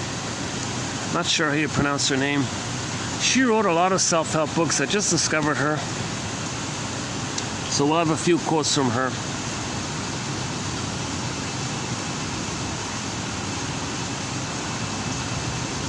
Yeah, here's a key one here. So two of the tasks that we got to get at midlife, two of the main points we got to reach at midlife are as follows. Number one, coming to know my parents as people, not just as mother and dad. So if you can see your parents as people, not just in their role of a parent, but see them as people behind the role of being a parent. Get to know them as people, ordinary people. Parents are people too. This enabled me to accept myself as a person too, not just as a daughter. Okay, that's number one. So that's back to Bruce Springsteen. You're startled and surprised. He says, Springsteen says, you're startled and surprised that your parents were like ordinary people with dreams like this. It didn't pan out. Kind of surprised like this. Whoa, wow. So they're wounded, didn't live their dreams, that they're adult children, they're wounded children. Also, you're kind of surprised like this, to see them as people. So that it helps explain why you didn't get the love that you needed.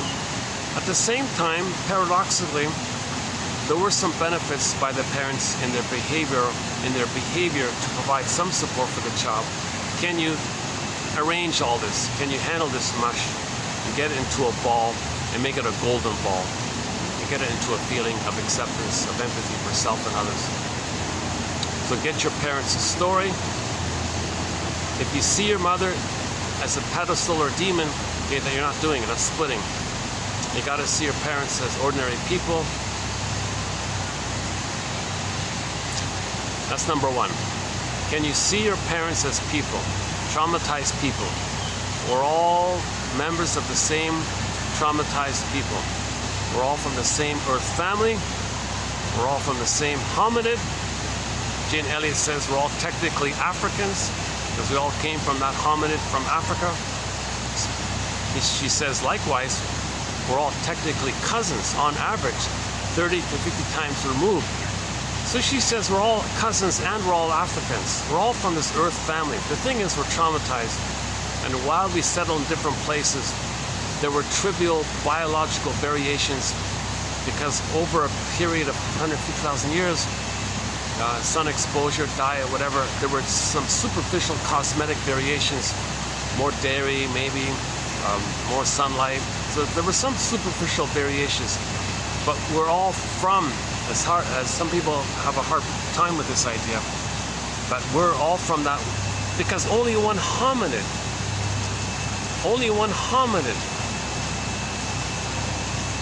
developed the neocortex. That's Homo sapien.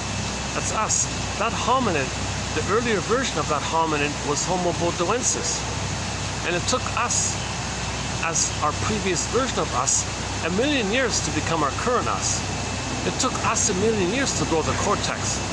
Only Homo bodoensis grew the cortex. That was in Africa. So all Homo sapiens have the cortex. Okay. The confusion is 150,000 years ago, then with that cortex and knowledge we can speak and all that, we settled around different places. And over that long period of time, okay, there were trivial, superficial, cosmetic variations in terms of appearances.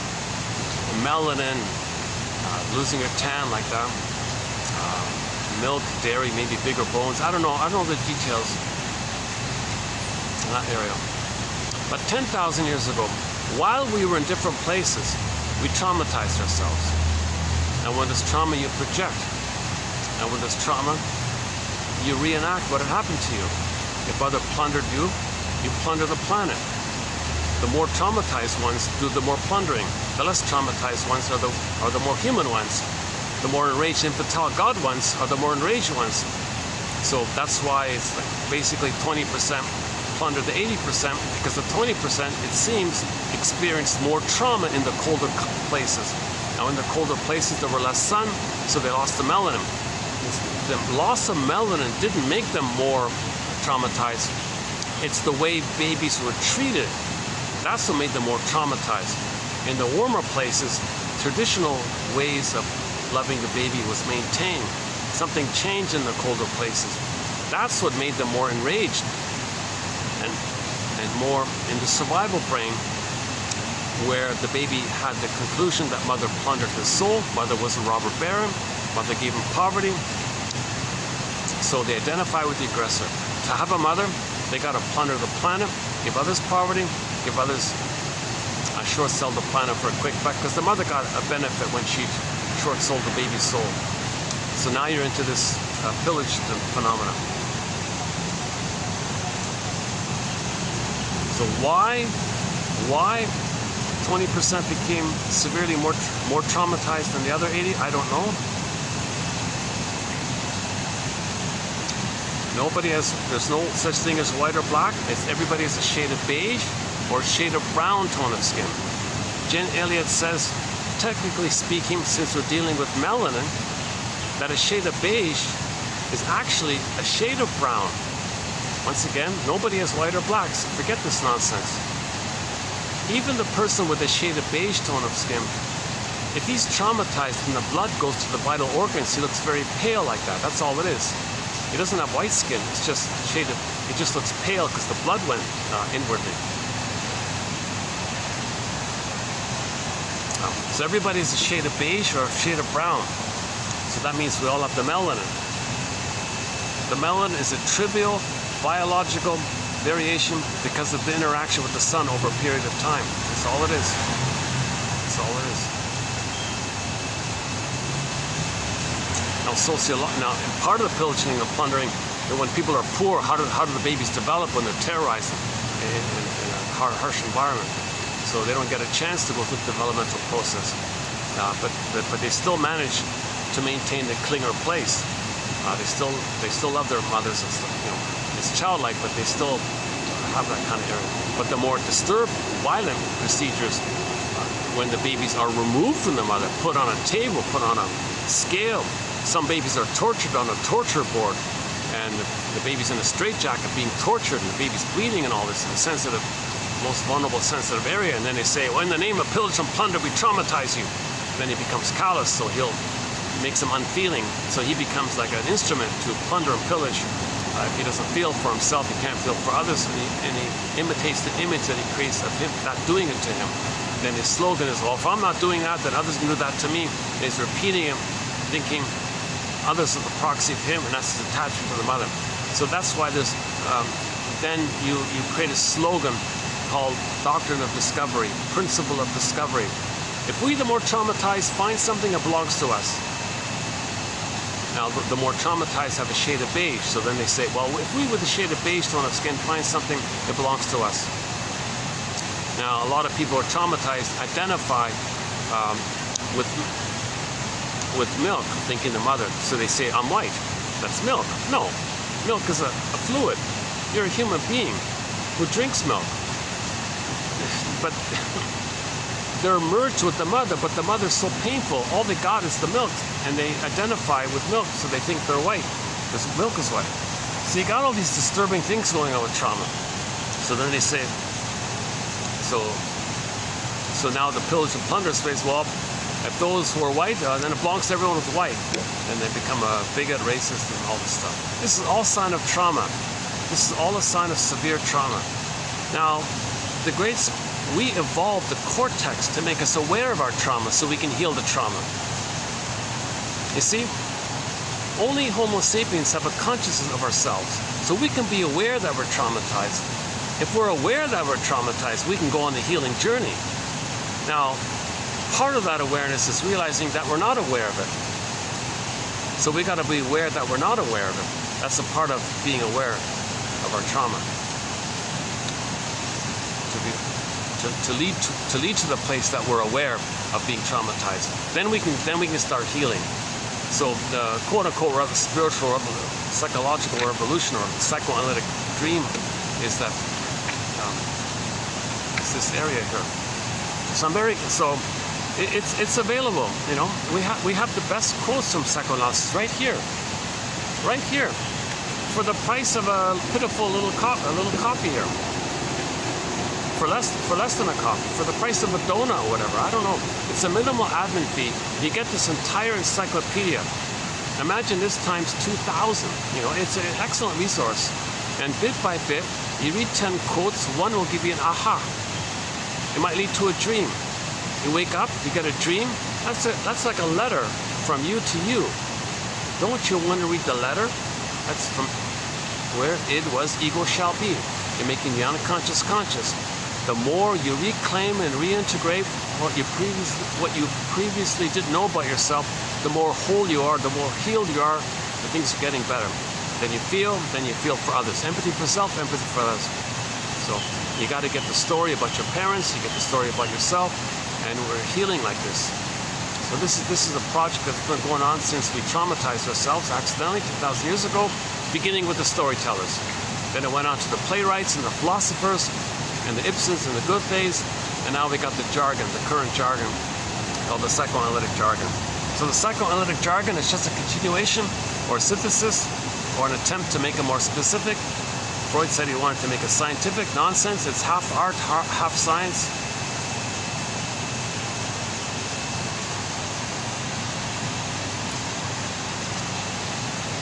One memorable quote we have in our collection is that woman who was about to have a baby.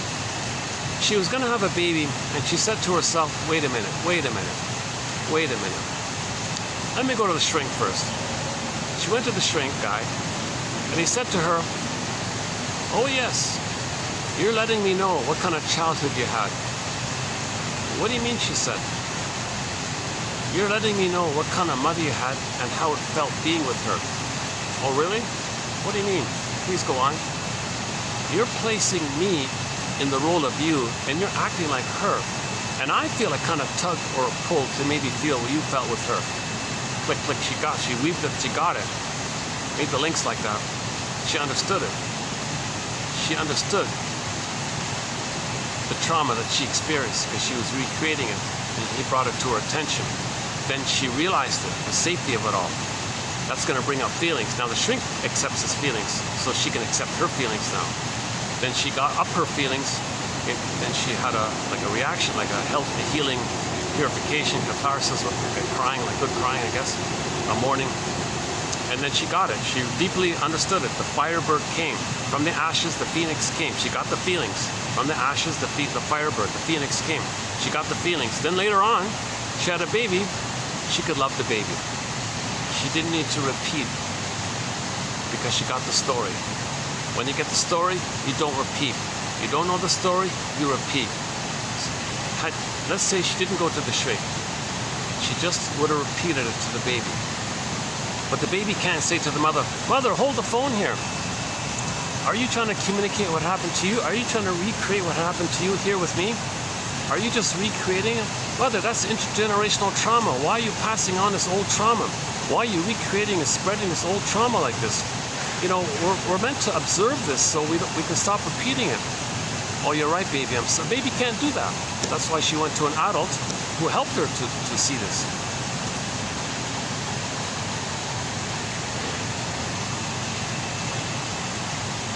So once again, Paul Libby Russell starts us off on this topic, 21:19, and the quotes that follow it. I think it's 21:19 to 29. Those 11 videos. The Morton Keeson quotes are important. 22:91 and 2, about how dysfunction means you're still trying to save the mother. This area here. Like if you're dysfunctional, you're still trying to save the mother. Like a smoker, drinker, emotional eater, dysfunctional, whatever form it takes, you're still trying to save the mother. You're loyal to her. You're repeating the interaction with her. You're still trying to save her. You're just recreating disappointment.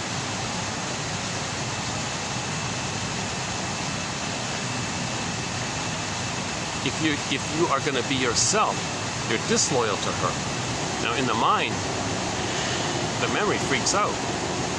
The mother in the mind says, "What? You're going to be loyal to yourself? You're going to abandon me? You're going to abandon me? How dare you? With me or against me?" But you're an adult now. You're not a baby anymore. But those are going to come up. See, if you're going to be yourself, okay, you're being disloyal to that memory of the abusive mother who told you as a baby that you're disloyal to her if you're going to be yourself. So Masterson has an axiom for this. Real self-activation triggers the abandonment depression, mother freaking out inside, the terrorizing mother scaring you. Okay? So you felt as a baby helpless, powerless, enraged, shame, all that stuff. Abandonment depression, he calls it. Massive anxiety. And so in general, when there's pain, anxiety, you use a defense mechanism. So the simple scenario is the baby wanted mother's love, mother hurt him, he's in pain, mother gives him the pacifier. So later on, he does something authentic for himself, he feels the pain, he reaches for a cigarette. The cigarette reminds him of the pacifier.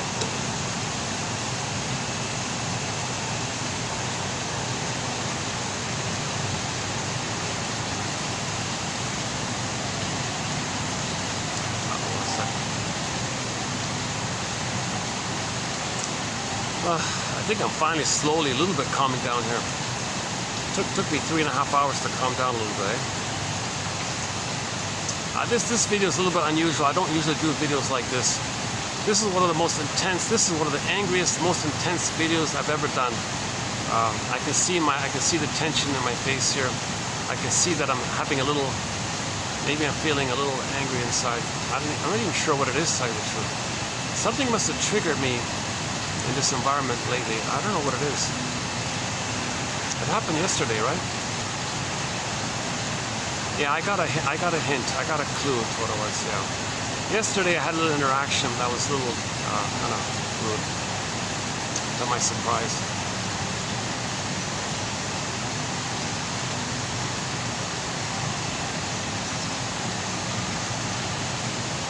It's just surprising that something you trust or something you take for granted and suddenly like be quite negative towards it. Wow.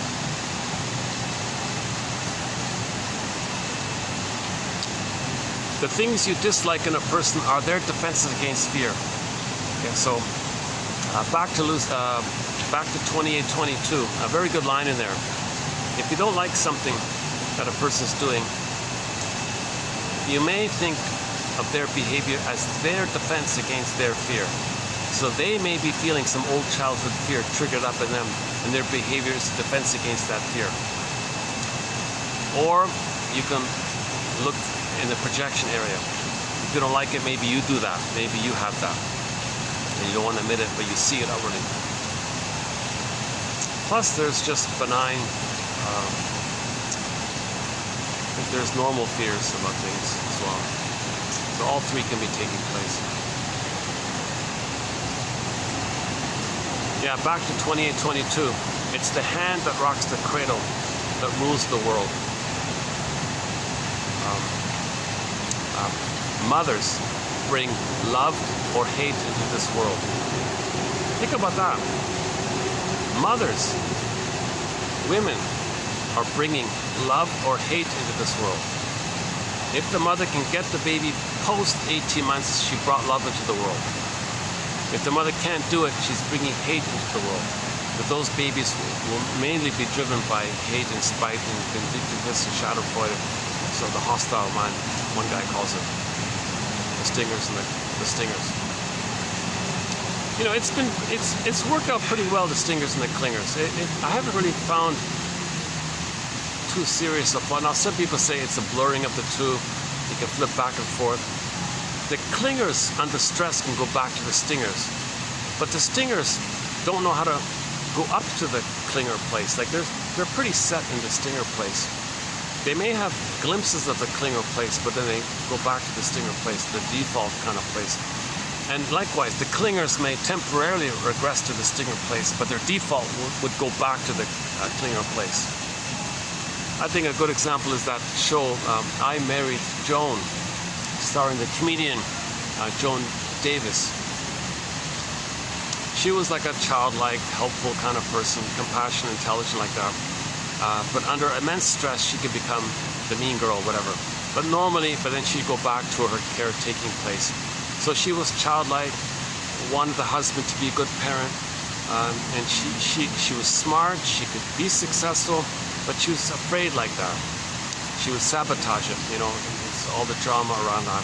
But she didn't hurt others. Quite the opposite. She was compassionate and helpful towards others, very good with kids and animals and helps others, good friend and all that. So she was quite caring like that.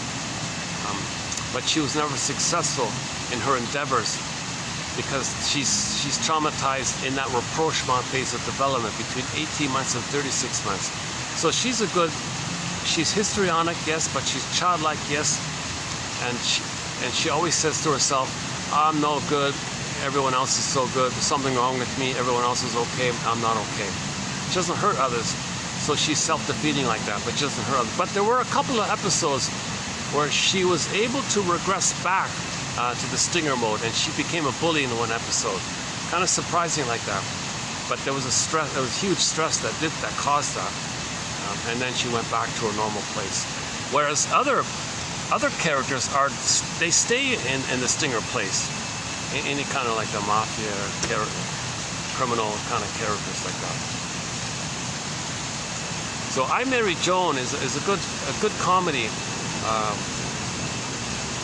She looks childlike, she looks foolish, but she doesn't hurt others. She helps others. If there is a problem, she puts it upon herself. Yes, she creates drama and problems and all this because she wants reassurance that the parent is still there. The spouse as substitute parent.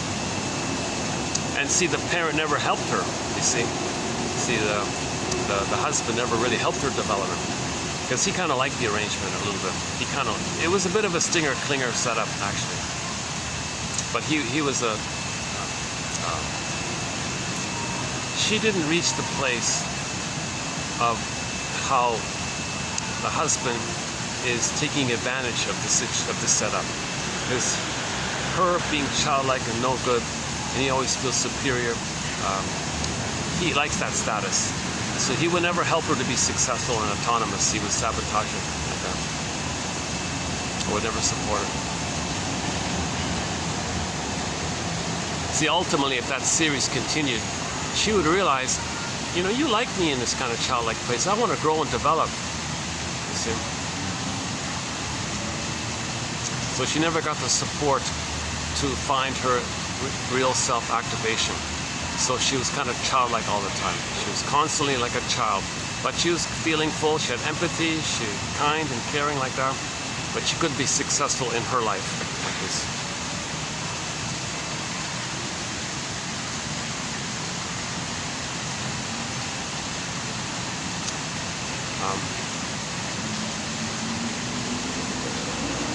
You know, maybe I'm not too familiar with Lucille Ball, the other famous comedian. Maybe she might be in a stinger mode. If she was more aggressive in her, like more cynical in her humor, or more. You see, so she was the #1 comedian. Joan Davis was #2, right? Interesting about that, right? Joan Davis was considered the #2 comedian of the time, and Lucille Ball was #1. I'm not sure, was Lucille Ball more negative in her humor? I don't know. But then we got a lot of negative humor characters, like the Honeymooner, that bombastic, cruel, vicious guy, right? Always threatening violence. Then you got all the Archie Bunkers and the Al Bundys and all these crude characters. You know, those are the stinger places. If most sitcoms are based on put-down humor, that's quite a... So you got two kinds of humor. You got the stinger place humor, where you make fun. You feel better at other people's expense, called Schadenfreude. But some comedians are playful and helpful towards others. So everyone's better off. Everyone's a little more enlightened. And no one takes pleasure in sadistic humor. It's like a playful, intelligent humor. Some people have that. You know? That's humor from the depressive position. So you got the paradise schizoid, earlier time of the stingers, and the depressive time of the clingers and the pleasers. So if a comedian, you know, kind of relieves you and doesn't insult you, that's the depressive place. If the stinger humor is you're mocking someone else and others laugh at them, that's the stinger place.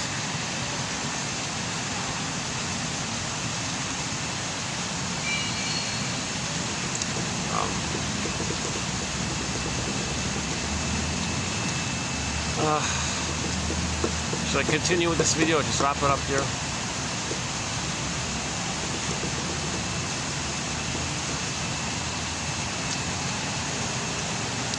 Yeah, it's getting dark already. Yeah, okay, let's see. What time is it?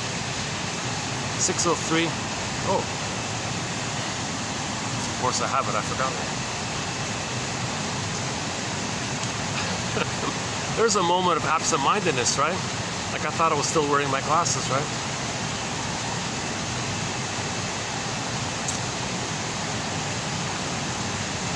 Well, I want to acknowledge yesterday's video and today's video. Your humble compiler was a little bit absent-minded. But if you click the more link, you'll get the quotes. And that's what it's about. It's between you and the quotes.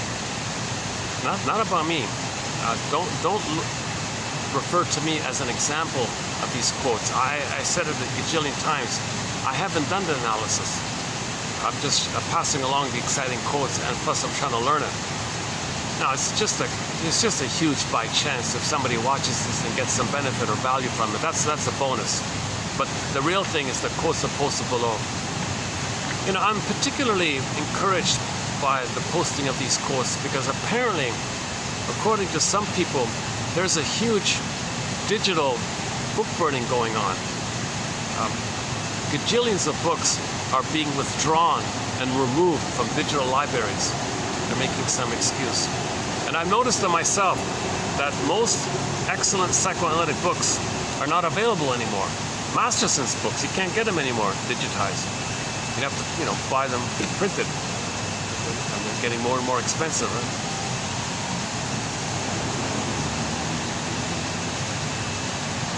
I think Karen Horney's books you can get Ironically, you can get most of Burglar's books, which is great. But so a lot of these codes come from books which are now no longer available, or now much harder to get, harder than ever before. It should be easier. Actually, it's getting harder. So one theory about this is one author said this about it. If people have feelings, if people get back their feelings, they'll be nice to others. If people don't have their feelings, then it's easier for them to hurt others. Then if others are hurt, they're impoverished. And that creates a pool of poor paid workers who hands over the stuff. Okay, that's a replay of what had happened to them.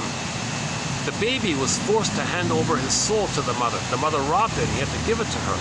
He felt impoverished by this. He feels guilty, now in debt to her. So he puts others in debt because he feels guilt to the mother.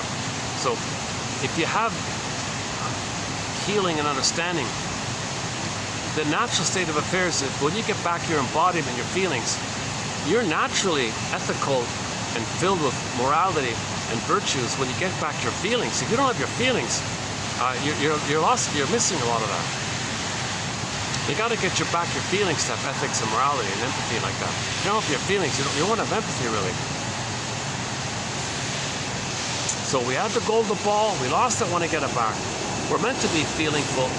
We're designed to be ethical, feelingful beings. Which is better, with or without? I wonder. Maybe I'm just starting to get used to this. This is very rare for me to speak without the glasses. Yeah, maybe I'm feeling tension with the lens or something. Eye strain or something.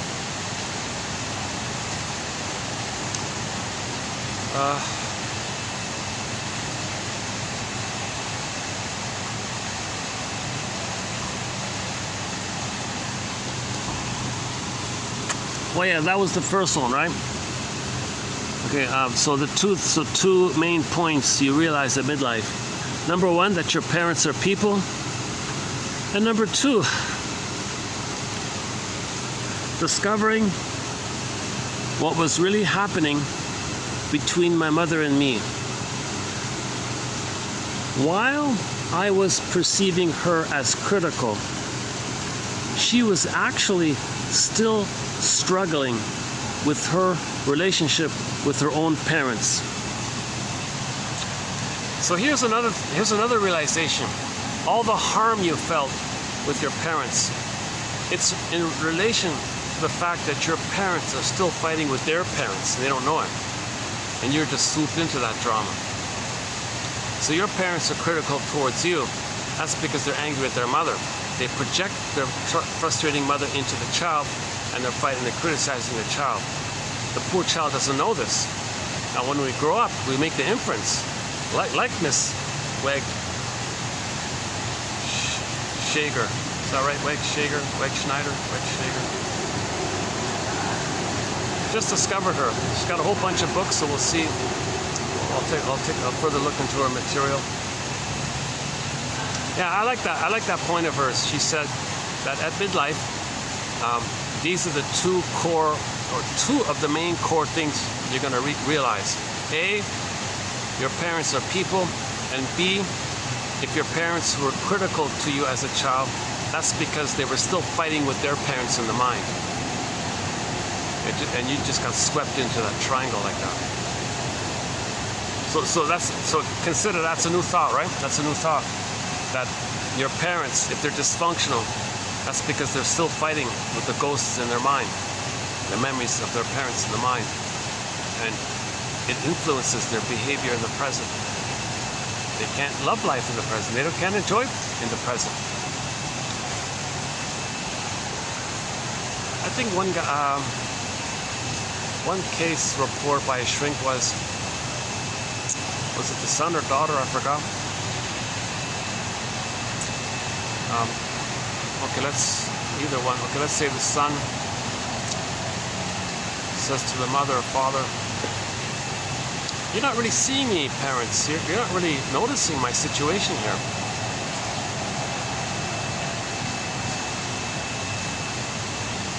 Those parents can't see the reality of the present because they're swimming in the emotionality of their past, and they transfer the past into the present. The present is still the past.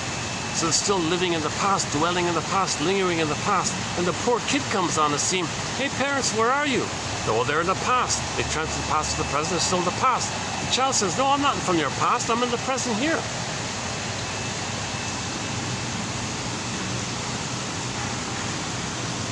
Oh, here's that one about the tolerance issue. Yeah, see, I'm not tolerant to caffeine. Acquired increased tolerance. Okay, let's just save that for next video here. Okay, let's save that for the next one.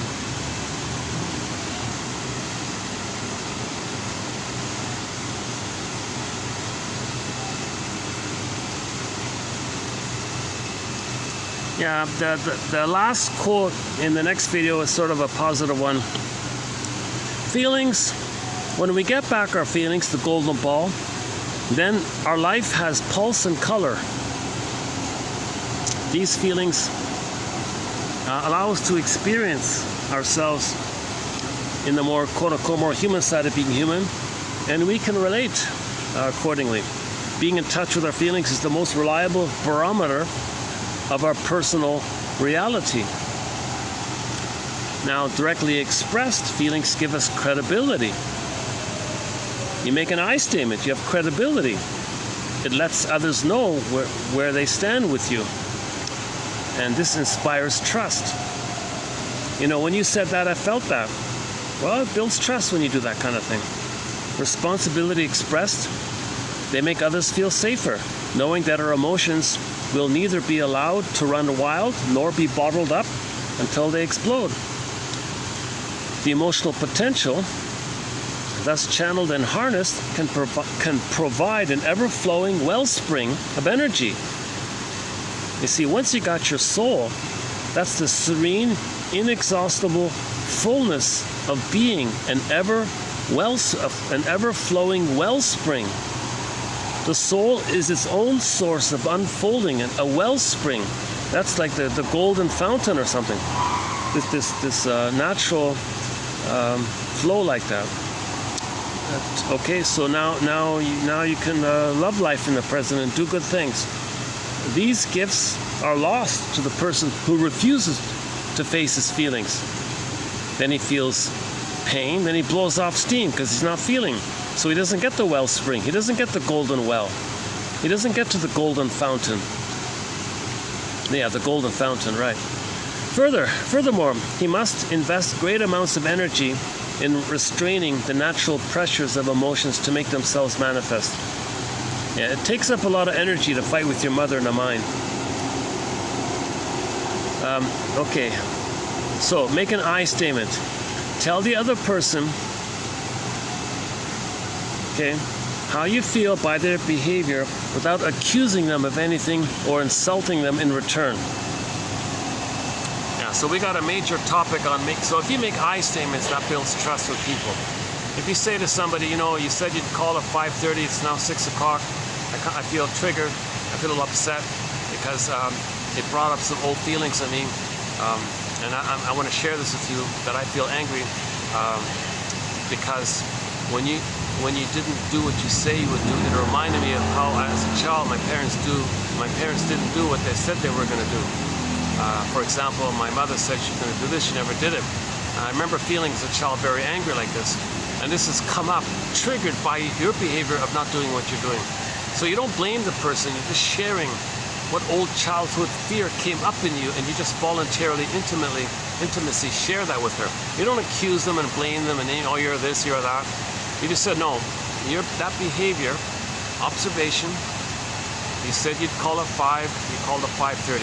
It's a fact, a neutral, basic fact, right? You're not blaming them. I noticed you said at 5:30, I noticed you said at 5 you'd call, and it's now 5:30 and you're called now. It turns out, friend, that this is a trigger for something in me in my childhood. As a child, I had a need to trust my parents and rely on them. And I remember as a child, there were occasions when my parents didn't follow through and do what they said they were going to do. And I remember feeling angry at that time. I bottled it up, but it was there. Now you doing this kind of unpacked it for me here. It brought up, I want to share this with you. How are you with my sharing with this? You criticizing me? Oh really? Okay. Now let me backtrack. My sharing isn't meant to blame you for how I feel. My feelings are in relation to my parents, to my mother from childhood. I'm sharing this with you because you're my friend, and I want to be friends with you. And what you did brought up stuff in my childhood. Can I share? I'd like to share this with you. How are you with that? Oh, I see. So you're not blaming me. That's right. So, okay. Now maybe now that other person might voluntarily say, oh, I see, I didn't realize it brought up so much pain in your past. Well, the reason I called late was because I was being passive-aggressive against you. I didn't know that. Please go on. Yes, well, a week ago, you said you'd do whatever, and you didn't do it. And I resented it. That reminded me of my parents not following through. I had a need to trust, and they betrayed me. And last week you didn't do what you said you were going to do. So I'm angry at you, and I'm expressing it by being passive aggressive. So I'm angry at you, but I'm expressing it passively by being late. I see. So last week, what was it that? Oh, I said I'd lend you the salad bowl or something. That's right. Oh my God, I think I forgot. Yeah, it's coming to me now. I see. That's right, I did say I was going to lend you the salad bowl, and I didn't follow through. So what's going on with that? Yeah, okay, I guess I forgot about it because I was angry at you for something. Oh, really? What was that? So my forgetting to give you the salad bowl, I was being passive-aggressive because I was angry at something you did in a prior place. Go on, what did I do that triggered your anger? Okay, well, a month ago. And you go on like this, right? So the I statements, okay, this is called making I statements. Some little thing in the present, that's the observation. F and N, as I said before, F and N. It brings up old childhood F and N's.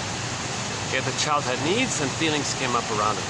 You share that to the person. That's called an I statement. Okay, you can learn about it by Mr. Rosenberg's book called Language of Life, NBC, Language of Life. Or go to 2360. 2360. You'll find an abridged version of Susan Campbell's version on how to make an I statement. It comes from a book of hers entitled From Triggered to Tranquility. It's a good title, eh? From Triggered to Tranquility. So she does her version of the I statement. She wrote it in her 80s, and she spent her whole life in the self-help movement or whatever. So I thought that was she did a very good version. She calls it repair statements or something like that. Some kind of repair statement.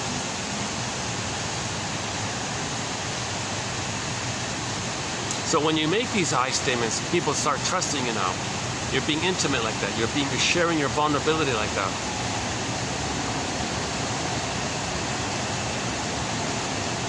Now, you see, now you got to decide if they mock you for it. If you share an I statement and they mock you, oh, don't be so foolish. You're such a child. You're so sensitive. Okay, now that's a tough one. Can you put your giraffe ears on? Take off the jackal ears, put on the giraffe ears. Rosenberg's metaphor, the giraffe ears, and have empathy for them. So when I share my I statements, it triggers in you. Something's triggered up in you. My sharing of vulnerability, of my past feelings, my childhood, seems to trigger something in you. What are you talking about? Well, you're criticizing my sharing of the I statement. Okay, you're right. When I was a child, I had feelings, and I told my parents I had feelings, and they mocked me for it. You're expressing feelings, and I'm mocking you for it. That's for me to know that my mother mocked me for my feelings.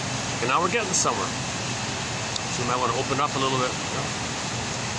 That's the giraffe ears metaphor. We got Rosenberg does the thing with the jackal ears, the criticism, and the giraffe ears, the empathy for self and others. So you turn the ears inward as self-empathy. You turn the ears outward, empathy for the other. The jackal ears turn inward as criticizing yourself. The jackal ears turn outward as criticizing the other. So you want to take off the jackal ears and put on the giraffe ears when you're making I statements like this. I see you're wearing the jackal ears. Oh, really? Okay. So if your friend's criticizing you, he's got the jackal ears. So you gotta put the giraffe ears for yourself inward to give yourself empathy. As he's criticizing you, that might remind you that when you were a child, you were criticized. Give yourself a little self-empathy. You needed acceptance from your mother. You didn't get it, and you were criticized. And the person in the present's behavior triggers the past, so you give yourself self-empathy. So you might want to share this by noticing. I notice you said this with me. I noticed you just said that. That's an observation. You're not criticizing him. You're making eyes. I noticed you said such and such. I noticed you just said that I'm so sensitive, or too sensitive. So empathy. I'm wondering if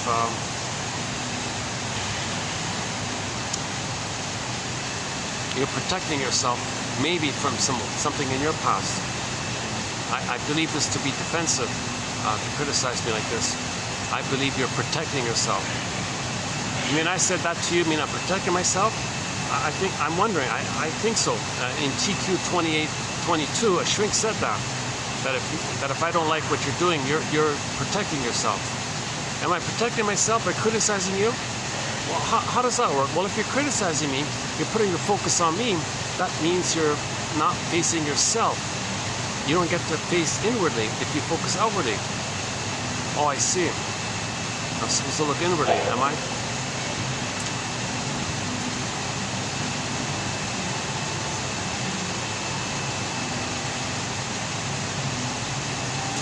And so on and so forth, and so on. It's a practice. It's a skill we got to learn. It's called I statements. How do you make an I statement? Mr. Rosenberg, he didn't give you psychoanalysis. He didn't give you psychoanalytic tradition. He did a self-help technique called how to make an I statement. So he blurs over stingers and clingers. He doesn't care about that stuff because probably he's in the narcissistic place. So that's a defense against it. So he's not aware of it. People in the stinger mind don't understand the clinger mind. So they see everybody as stingers. So that's why a lot of stingers were drawn to his approach, because it can fuel their need for mirroring with others. So it was misused. So you got to interpret the psychic structure underneath.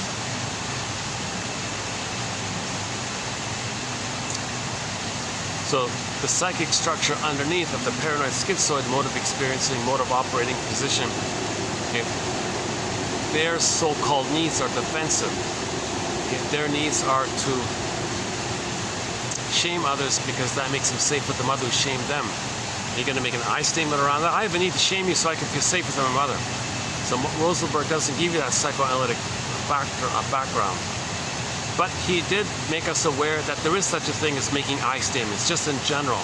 So it's not perfect like that. And likewise, Susan Campbell's is not perfect.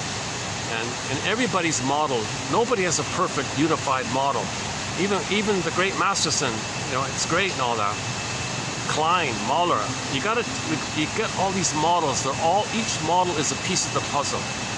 What I like about this is that I've gleaned from all of these pieces of the puzzles the best golden nugget from these golds. So you got all these golden treasures out there. I tried to find the most valuable gems of it. So these 10,000 quotes, I think, are kind of in that area. I'm trying to pick the best of the best, in other words, from psychoanalysis.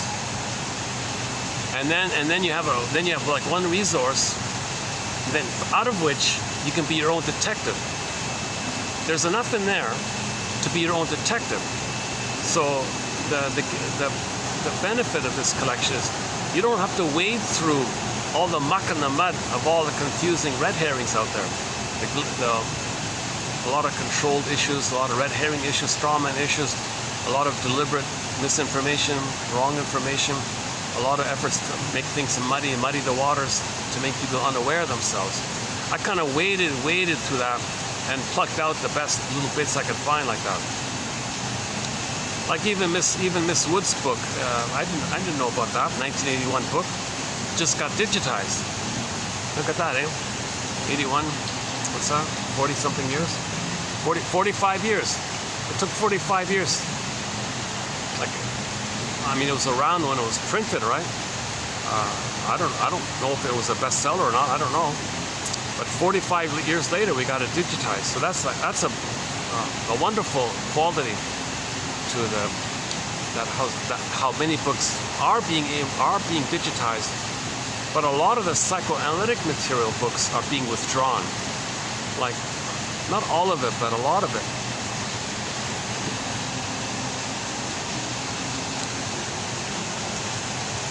Henry Hart did a whole compendium, like a Cole's Notes of Psychoanalysis back in '71. He did a massive undertaking of providing like little summary statements of all the journal articles. That was an obscure little thing. Very few people had it. Luckily, fortunately, one library chucked it and it got digitized just a few months ago. And out of that massive notes, I think I've plucked out roughly 300 they're like little one-liners. I've plucked out roughly 300 of them already. No, hang on. 5 times 30, no, like 100, no, maybe 200, sorry. And I haven't finished yet. It's a massive undertaking. So something like that, like what if, his name is Henry Hart, like what if Mr. Hart's notes, it's kind of like the Cole's Notes of Psychoanalysis, it's pretty good. What if that gets removed? I didn't even know it existed. Luckily, we found it, but that's something that might get removed. I hope not. So before it possibly may get removed, I'm finding the best quotes from it and posting it here. So you'll find it on the YouTube channel here, and you'll get it through the Patreon page link.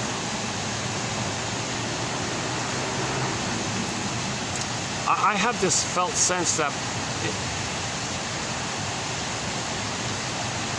it can be given in every iPhone. Like every iPhone would have this file, and somebody can open it whenever they want inspiration for their healing. Now, in the first half of life, everyone's going to ignore it. Who cares? What is it? But it'll be there. And when they're in trouble, oh, wait a minute. Let me check that out. And they read for 10 minutes. Oh my God! Now they're a hero. Now they're on the second journey. Again, I think everybody over 40 can benefit from this encyclopedia on their iPhone. You can read it offline when you're on the beach or whatever. And just scroll down, just read and scroll. There's a lot of great quotes. They're clear, they're fun, they're educational. The jargon is clear, kept to a minimum. No Freud, due to the translation problem. No Jung, all this obscure, made-up jargon. Okay, no Lacan, likewise with the jargon issue. Kohut, minimal. Adler, minimal. A lot of the big names. We got the best of the best. Masterson, Bergler, Karen Horney, Althea Horner, okay, Grodstein, Ogden, Guntrip, Solani, and the list goes on. This is an exciting collection of the best quotes from the best authors, ones who didn't sell out and go to Madison Avenue to cheap people. They're soul doctors. The self-help is a huge contribution. The self-help genre, there's a real contribution there. Like Miss Wood here, today's video, Barbara Wood, she obviously, went into therapy because she's talking about Fairbairn, one of our mentors, William Fairbairn, about the endopsychic structure, this issue of the psychic structure, endopsychic structure. He kind of really gave that idea a huge boost. And the focus that life force is object seeking. That area. All of a child's life force is to find the mother. Okay, how are we doing here? What is it? Oh, I did it again. 6:30. Okay, let's wind down this video here.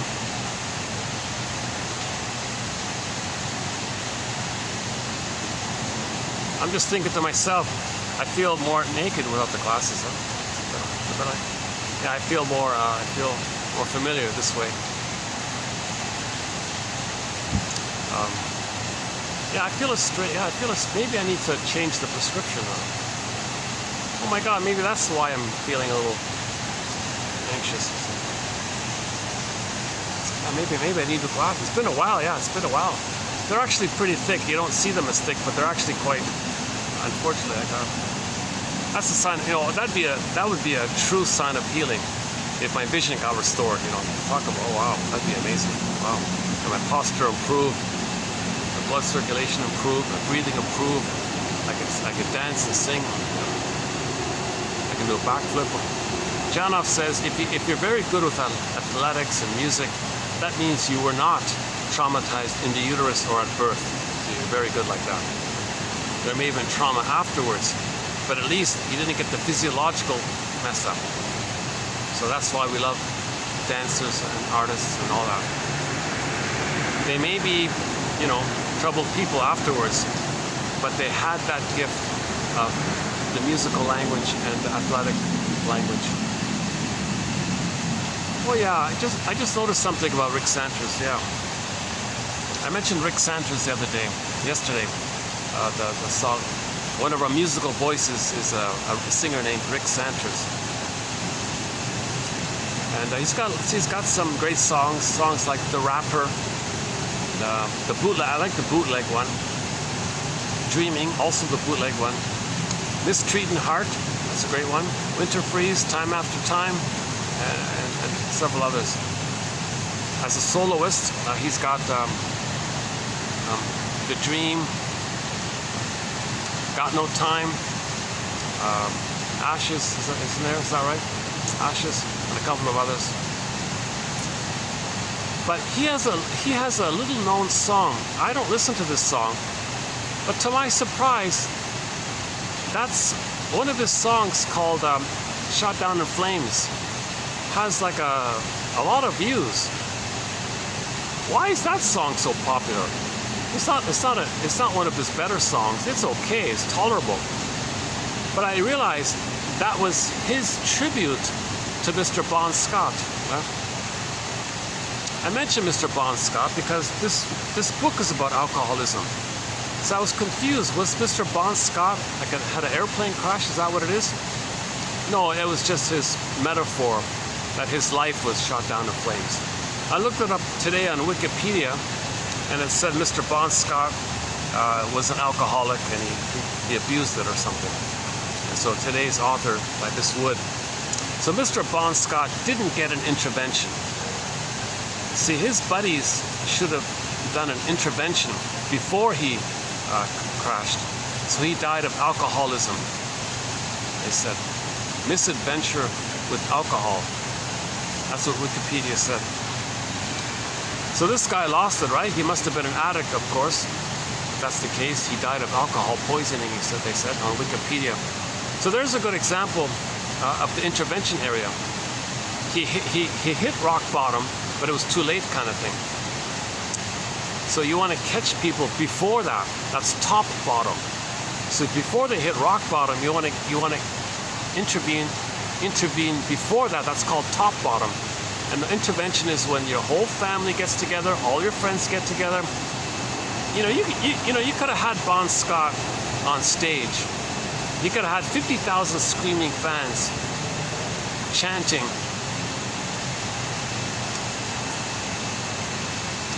dump the booze, no, chuck the booze. Imagine that. Imagine Bon Scott's on stage and 50,000 adoring fans chant to him, chuck the booze, dump the booze. I don't know, something like that. That'd be a massive intervention. He's got to do it. That's got to work. That's got to work. Can you imagine that? I'm not sure of the proper. I'm just free associating here. What would be a good slogan?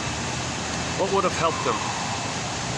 What could the 50,000 adoring fans working as an intervention, they all love the guy, they want to save him, they want him around, they love his music, they love hearing him singing Highway to Hell or whatever it is. He's on a highway to hell. Yeah, look at that, he's on a highway to hell, right? With his drinking. So the intervention could have been,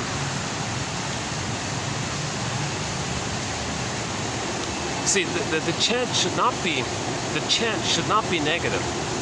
The chant should not say, don't drink booze, don't drink booze, because his unconscious will hear, drink booze, drink booze.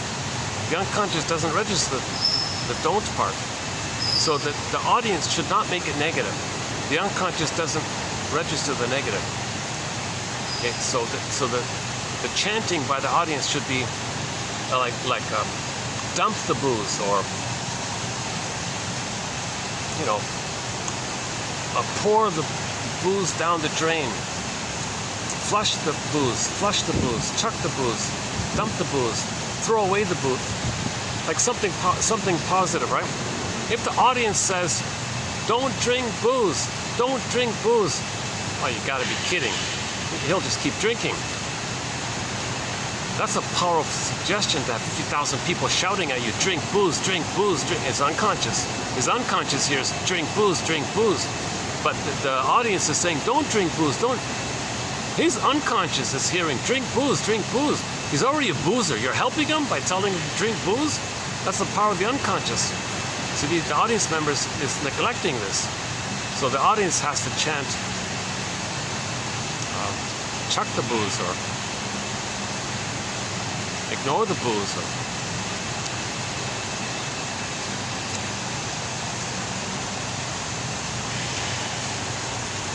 Like if the audience says, don't buy booze. His unconscious, oh, buy booze. Oh, my fans are telling me to buy booze. It won't work.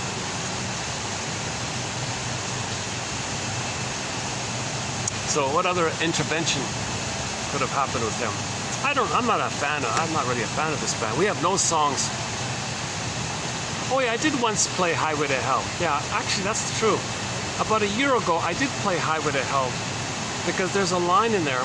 Look, mother, I'm on a highway to hell, mother, mother. Because that reference, the link between his problems and his mother. See, the booze is a stimulating fluid. That's code for not getting the breast milk. The proper stimulating fluid, the nourishing, maternal stimulating fluid. He didn't get it, so he searched for a stimulating fluid. Symbolic breast milk. He didn't get it. It's not going to work. He was disappointed with the mother. The booze disappoints him again. Disappoints again. Then the brain chemistry takes over, and he loses it, kind of thing. Burglar calls it jocose, morose, bellicose, comatose. The baby was excited to get mother's milk, disappointed, morose, bellicose, angry, the pain, endorphins, numbing, anesthesia, comatose, okay, like the numbing, the swoon. How do you replay that? Well, you're excited to get the beer, the bottle, whatever, jocose. And for a minute, the concentrated sugar tricks the brain to release serotonin because the brain perceives the sugar as extra food, and safe, serotonin, safe means serotonin. So for a little while, you're kind of excited. Plus, you're narcissistic. I'm going to do it myself now. I don't need mother. I can do it independently. I can control the situation. I can buy the breast. I control the nipple. I control the breast. Okay, like that. So he's jocose. He's excited. Okay, so what we're talking about is repeating the original. Okay? So he's repeating the original. So when he runs to the beer store, okay, he's all excited. He's going to do it himself. He feels important. He's doing it himself. He's got a great hope. Now he's going to control the stimulating fluid. For a minute there, he gets a little excitement. Disappointed. Of course, the booze is not mother's milk in the past. No time machines. Disappointed. So jocose, morose, always sad. Now the baby was angry, so you might start swearing and oh damn this, damn that, whatever. You might start being bellicose. Okay, then the hangover is the comatose, Burglar says. So yeah, that's the Burglar, one of Burglar's quotes. So we repeat the disappointment.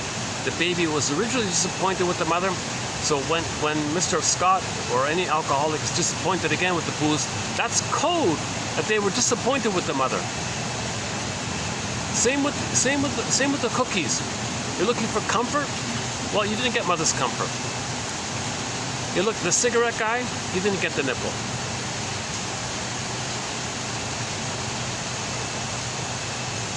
Yeah, like a normal nipple.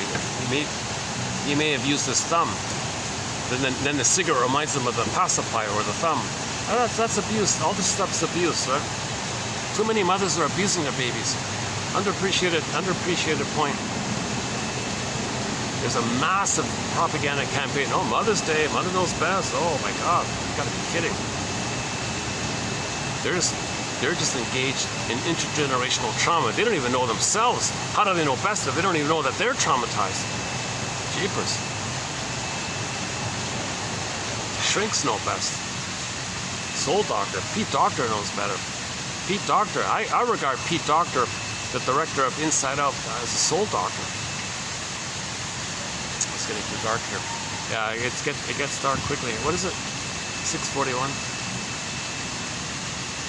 Okay, let's wrap this up in a minute here. We're losing light quickly here.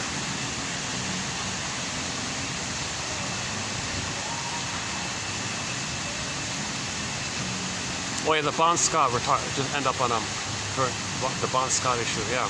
So that Rick Sanchez's song called "Shot Down in Flames" is a tribute song to Mr. Bon Scott, right? I didn't know that. AC/DC's in the news now. That's why it kind of came up. And plus, I often listen to Sanchez as part of my nostalgia. I sometimes listen, yeah. Rick Sanchez was briefly, just for a few months, a member of Triumph. When Rick Emmett left, he kind of partially filled in. The problem with the demise of Triumph was that stupid Phil guy with the screeching, squealing, nails on chalkboard voice. Ugh, oh my God. That totally wrecked it when they put that. They would have been better off just to let Sanders do the Emmett songs. But they brought in this Phil guy, this unknown Phil guy. He screeched, he annoyed people. So if you got 50,000 people listening to nails on a fingernail on the chalkboard, oh my God, that was the end of the band. You should have. I don't know. Maybe he sabotaged it on purpose. I don't know what they were thinking. I'm totally surprised. Everybody's surprised why they brought in that guy, this unknown guy, to fill in for Rick Emmett. You could have just left Rick Sanders. You should have let Rick Sanders did the guitar work, like Emmett's guitar work. Rick Sanders is a great guitarist. He's a great guitarist. Rick Sanders. So the Sanders band had 4 albums in the 80s, and as a soloist, he had 1 album as a soloist in the 90s. And recently, a few years ago, he did a single called "Lovesick." Oh, there's a great song. Oh, there's a great song.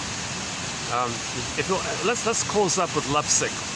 So instead of, I'd love to play "Lovesick" by Rick Sanders. Another lonely castaway on a ship that didn't want to be put out to sea. Lovesick. Lovesick. That's his most recent single. I really hope Rick Santos will put out some more singles. Yeah.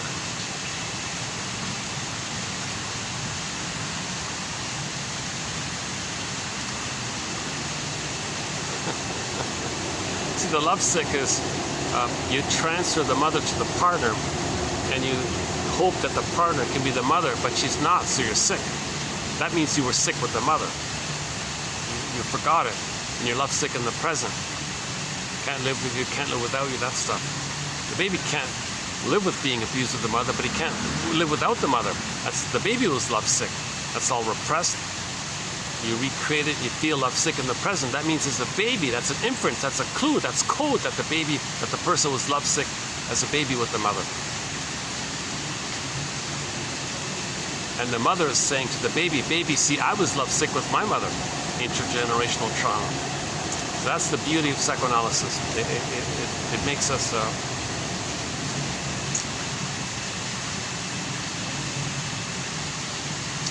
play Kelly Clarkson's music video, Because of You.